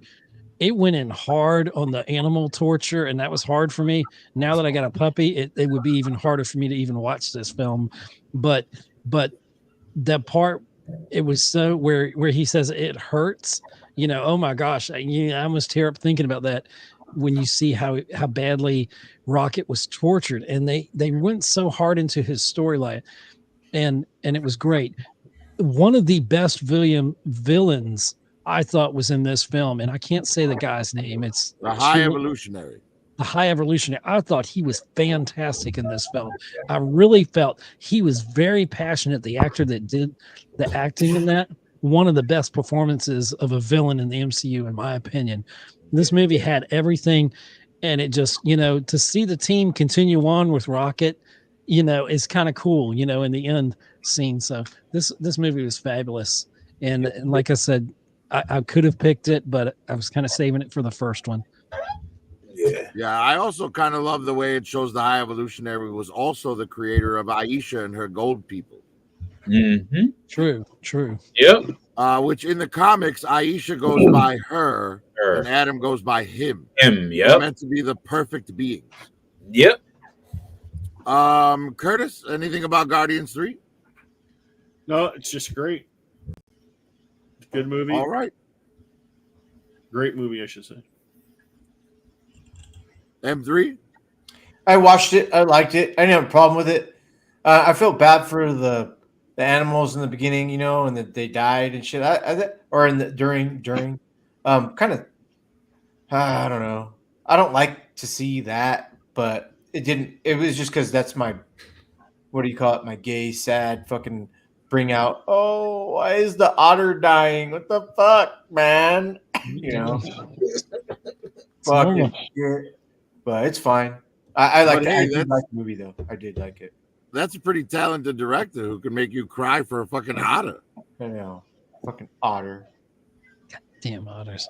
But yeah, this movie, in my opinion, this movie's S tier. But at the end of the day, you know, there's only so much space on our lists. Moto, are you awake? Would you like to speak about Guardians Volume 3? Yeah, I'm awake. Yeah, it was good. It was good. It was yeah, it was pretty great. Yeah, It was pretty Yeah. good. But yeah. Right, Everybody else especially if pretty you much watch it summed right up. after You know, the there's Christmas nothing special. left in there for this one, for this newer one. Yeah. It was a great movie though. Right on. Nice. And again, Cosmo is a good dog. Yep. Cosmo likes peanut butter. Show Well, unfortunately, since none of us had room on our list, it gets E rank.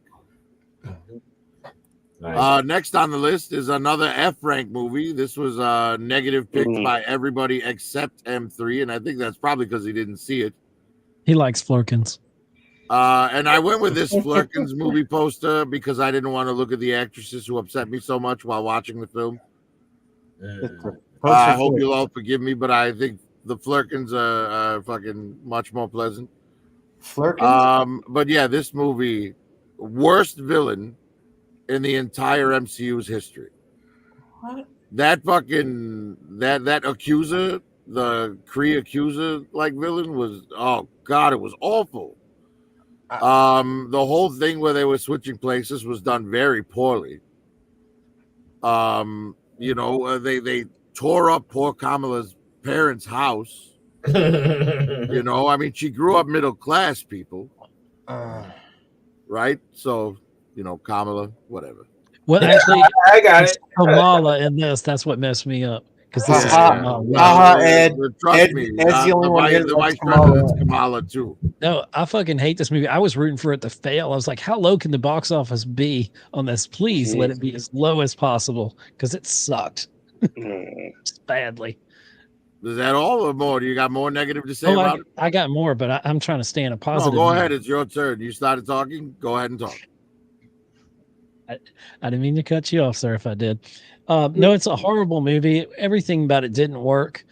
It just sucked. Yeah, it was just like, you know, it's like being stuck in a room with M3 and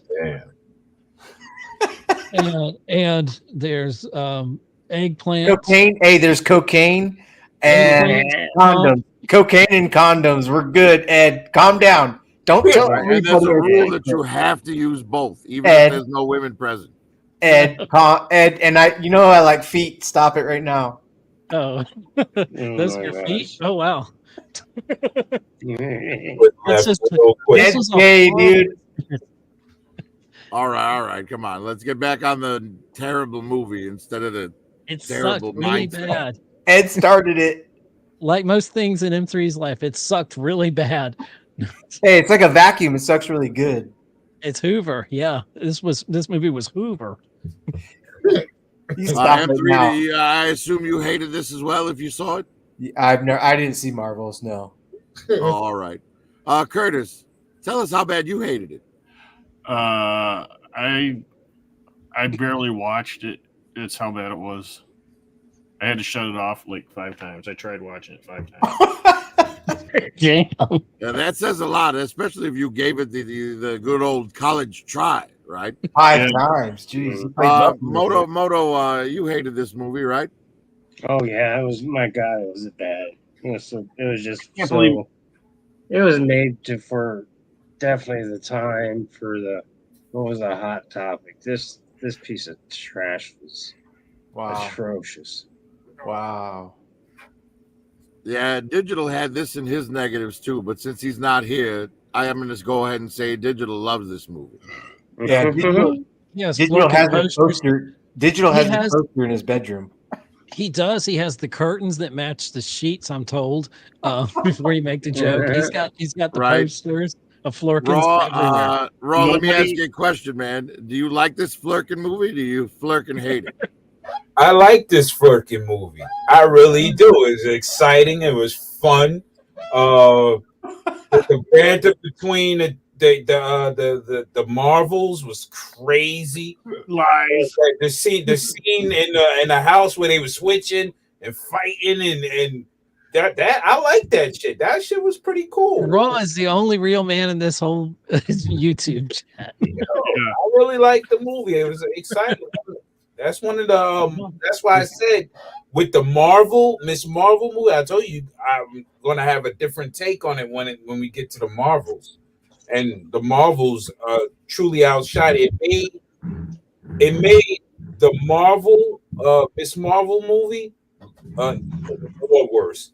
It made it look really terrible in the writing. This one, it was exciting. It was just cool, and I like Kamala Khan. I like that the actress who does it because she's like a fun person. Hey, Raw, I'm with you on that. Did you like the TV show? Yeah, I love the TV show. I love the TV show too. I thought it was good. I love the TV show. Yeah, the TV I show. hated this film. TV shows are right.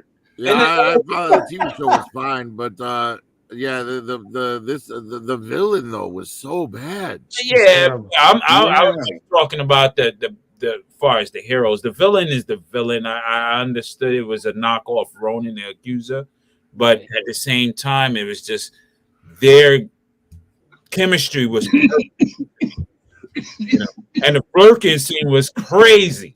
That shit was bugged the fuck out. I ain't let no cat swallow me. Swallowed it. Bro, fucking with you, like He's what? getting swallowed by pussy. I tell you. Yeah, but I like it. One very exciting movie. I'll watch it again. Yeah, my favorite of the three.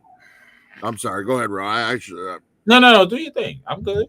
My favorite of the three is Monica Rambeau, Okay. and I feel like she was entirely underutilized in that movie.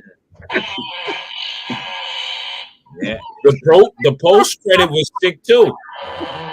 What was the post credit? I All forgot. right, so yeah, the show's resorted to that now. So let's just move on. Uh-oh. Say the post credit scene was with Beast and Monica Rambeau's mom. That was cool. Yeah, I did really like the post credit scene, Yeah. but they're making the fart noises, which means they want us to move on. I had to sit through that damn movie just to get to that great scene. Yeah, this is an F tier movie. Oh Yeah. shit. God That's lower than that. So next on the list is the last one on the list, Deadpool and Wolverine. Damn, this movie sucked. Really? This movie was Do we by really everyone call but that an DC MCU because he movie? still has not seen it. Is that a real MCU movie though?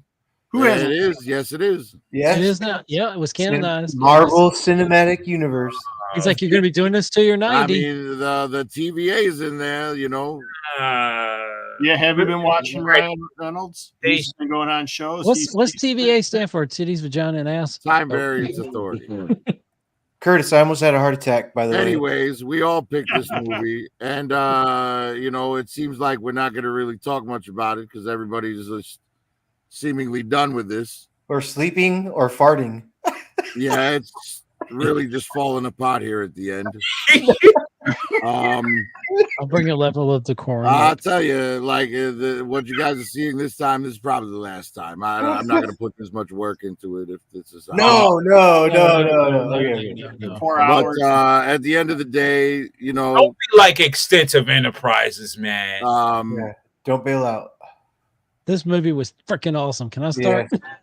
whatever. Go ahead. Okay, I'm just going to bring the show back. Okay, Off the rails already. It doesn't matter. we'll bring. Oh Lord, he's pissed. We're all going to get canceled. This was a freaking masterpiece. This was another Spider-Man No Way Home level type of film. This is what we wanted. Like Prophet. I'm gonna speak for Prophet right now because he ain't speaking. But Don't speak for me. I won't. Okay. But this is a love letter to the 20th Century Fox. I would have loved to see more characters in the film, but I fucking love Rambo. What's his name? Remy LeBeau in this.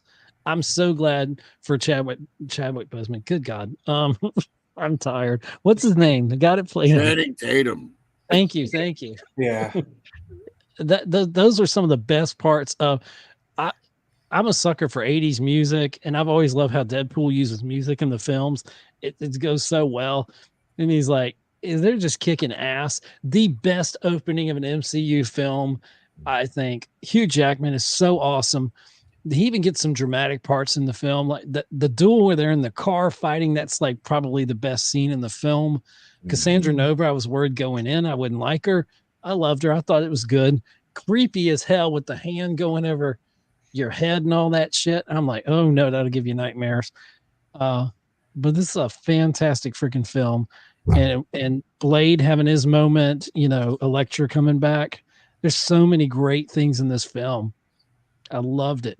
This one got me like, what the hell? Me and Marky and my family went back 3 times and watched it in the theater. It was fucking great, man. The shit, fucking Deadpool and Wolverine. They did. It's a pretty good combination. I liked it a lot. We had a good time with it. Good time. Well, go ahead, Frank. Oh, I thought it was phenomenal. So we saw it opening weekend. It was just great. What Ryan Reynolds pulled off, what he's done with this Deadpool character, and everything he's fought for, and for this, and then I couldn't be happier for him for the success out of it, because it's finally getting more attention. There's little things coming out. If you like, Kurt was going to mention, if you pay attention to Ryan Reynolds interviews, all kinds of little tidbits are coming out when the DVD comes out, which is going to be cool. I mean, hell, we all know the story, but no really sense in going into that. But it was, I mean, what? How do you cap that? What could possibly be next after this? Well, hopefully we find out. Curtis? This was a great movie. I really, really liked it. It was very what do you say, violent. Mark, what up, Mark? It was really good. I liked it. Everybody said pretty much everything there is about it. I like the parts with Chris Evans coming in, and you think he's gonna say Avengers Assemble, and he goes fire on. Flame on. Or flame on, I mean. And Yeah. That was awesome. So many cameos. Yeah, it was great. The fighting scene at the end with all the Deadpools was great. The whole holding hands thing when they're trying to blow up that machine. I'm excited they're going to be bringing Blade back in. Oh, they That's cool. just canceled Blade. Oh, they Nope. did? They canceled it, but it's going to go into production next year now. Life Oh, okay. is a mystery. Duh. Fucking Madonna's. That's good to hear. Were you done, Curtis? I'm done. All right, Raw Talk. Anything to add about Deadpool and Wolverine? Yeah, it's the best buddy flick you can possibly imagine. But That's what it is. It's a buddy flick. I mean, like the Salute to eye Whitman. type shit, but two, one straight guy and one just crazy guy. So I mean, and when they go to Natural Poor, that even fan, like, again, filling fan what you call it, fan help or whatever. I forget what it's called. Making the fans happy. Yeah, I think this Fan film service. fan service. Thank you. This film did it, on that level, and I'm looking for more moving forward. So this is Oh yeah. Definitely. Right. Well, all I'll say is I want a Gambit movie. Yes. Me too. Me too. You know, this movie's amazing. All the Easter eggs, fantastic. You know, this is like the first movie that got me up out of my chair in a long time. Wow. You know, I haven't like been that like excited for a scene when it happened since Luke showed up at the end of Mando season 2. Nice. Yeah. But yeah, everybody loved this one, so it's S tier as well. Nice. Nice. And yeah, that's pretty much the end of it right there. That's Look at 420's the coming up, entire brother. MCU up to this point. 420. Look. Oh, yeah. And This was a great show, guys. I mean, very informational and insightful, and everybody's views on shit. Yeah. Oh, guys. Definitely. Hey, Raw Talk. Let's connect. I'd love to have you on my show because you got some good insights. I appreciate definitely. Hey, he never asked me, Raw. What the fuck? I'll You have never you asked on. me for my insights, motherfucker. What the Been hell? on his channel. You've been on my channel. You're a good supporter. You're a good guy. You gotta watch Killer Films, though, man. Come on, you missing Yeah. out on Captain America. I know. Falling, bro. Preach. I go for specific likes. We need to. If there's anybody watching, we need to go through the list before we end and tell where we are, where people can find us and our channels. And Hey, stuff. hold on. Let Prophet. Yes, go. sir. Yeah, Sorry. we all kind of interrupted him. So Now do your thing, guys. No, I apologize. Yeah. Go on, go down the list. Tell people who you are, where they can find you. I know where I can find Curtis. I know where I can find Prophet. I know where I can find Moto. I know where I can find Ed Geek, and I know where I can find fucking Raw Talk. All right, well, tell the public. Hey, Mark Cosplay, and laugh. Yeah, Ed. I had to listen to you till 4:30 a.m. You haven't invited me. Pair of eyeballs, Ed. I listened to the 4:30. Oh, Mark, Last I'd night, love to was have that you last on, night? man. Y'all got to hit me up. I'm on usually Saturday nights when y'all aren't. So All I'd right. love to have you on. I want all of y'all on. Come on. All right. Cool. Hell, I streamed for 6 hours. What was it? Who was on there with me? We went 6 hours on a stream last week. Beautiful. Ed will stay up till 6 a.m., man. He don't give a fuck. I don't give a fuck. And I see- gotta be at work. He sees the sun go down, he sees the sun come up. Ain't until going a year down and a till the half sun comes later, up. until a year and a half later, or doing that shit, and you're like, oh, fuck. You're like, ah, damn. Oh.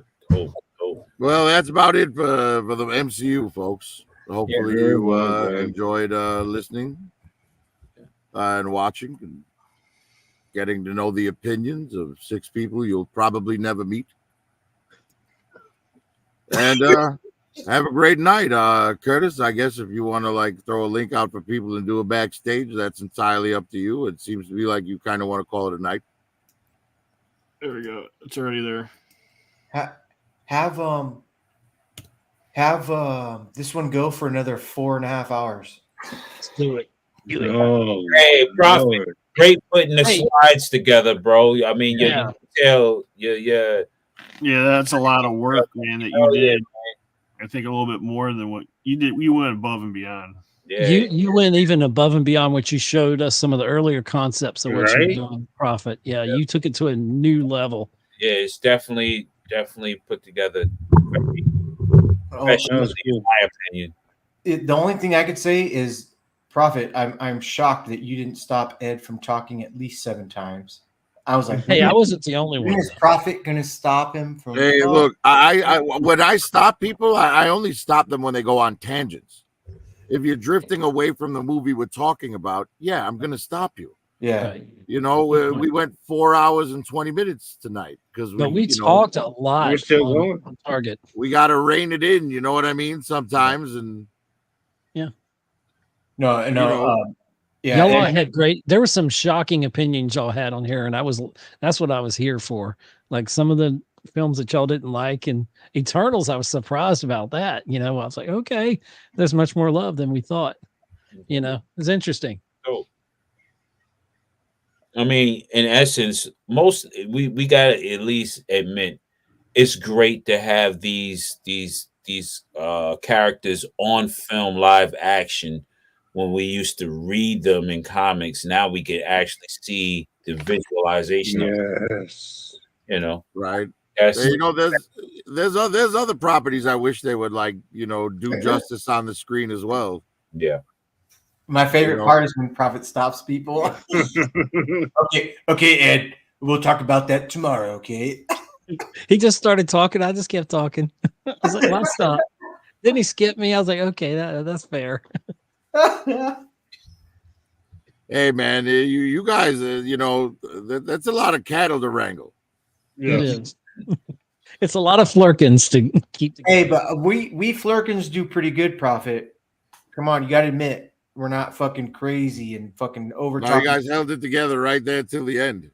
This screen went so long that a motor For the was able to record, take it Yeah, down. that's why I got like pissed, because I'm like, come on, man, there's one movie left. You can't stop. You can't hold it in for one more movie. Well, think about the last movie. Did it hold itself in? It went crazy. We broke the fourth wall. Yeah. Fourth and fifth walls. Whatever walls, it broke down everything. Crazy. You know, I At almost the end thought, of the day, if I'm gonna put that much work into it, I expect people to at least take it seriously. Well, it's always taken seriously, man. It's just we're having fun with it, man. It's just like once you're in that zone of having fun, shit gets crazy sometimes. So it's like, But- yeah, you really enjoy the work, man. For 4 especially- hours, we held it together especially pretty 4 well. hours. Yeah. 4 hours is a long time to. Oh, for good Yeah, time. it is. But I mean, they're not always 4 hours, because No, it's not no. always an entire cinematic universe of like 40 movies that we have. Right. Mhm. True. And plus, we're also passionate about our picks, you know, what we picked and what we couldn't pick, you know. That's what I think That's made it true. as long as it was. I Right? I mean, feel this like show I- has more S tier movies than any other show we've done. yeah. Yeah. I'll run down my quick 10 since real Sure. quick. Number 1, Avengers. Number 2, the Hulk. Number 3, actually, Ragnarok. That's why I was kidding with y'all with the Ragnarok. 4, 5, and 6 is all the Guardians. Number 7 is Thor. 8, Black Panther. 9, Captain America: Civil War. And like I said, I cheated on 10. That's Infinity War and Endgame together. So No, I'll give you my 1, 2, 3. Avengers, 1, Multiverse of Madness, 2, 3, Ragnarok. nice. That's Yeah, if I had to go my actual top 3, Infinity War is number 1. Mm.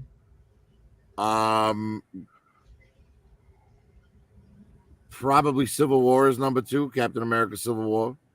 Mm. And that's mostly because of that end bit with Iron Man versus Cap and Bucky. Oh, So yeah. good. And then Guardians Volume 3 actually would be my true Guardians pick, you know. Okay. Like I said, if I wasn't being political. Mm. Nice. Nice. I know my first would be Infinity War, but I'm not really sure what my other 2 would be in my top 3. I want to say Eternals Endgame. is Kiss. Not Eternals. No Flurkins.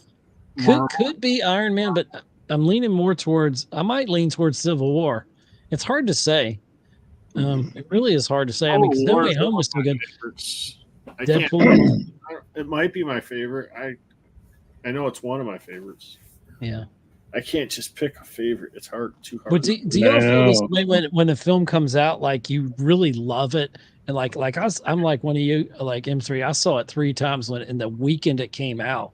Well, 2 times on the weekend, and then a week later I saw Deadpool and Wolverine. But then for a while there, it was like it's like Spider-Man: No Way Home.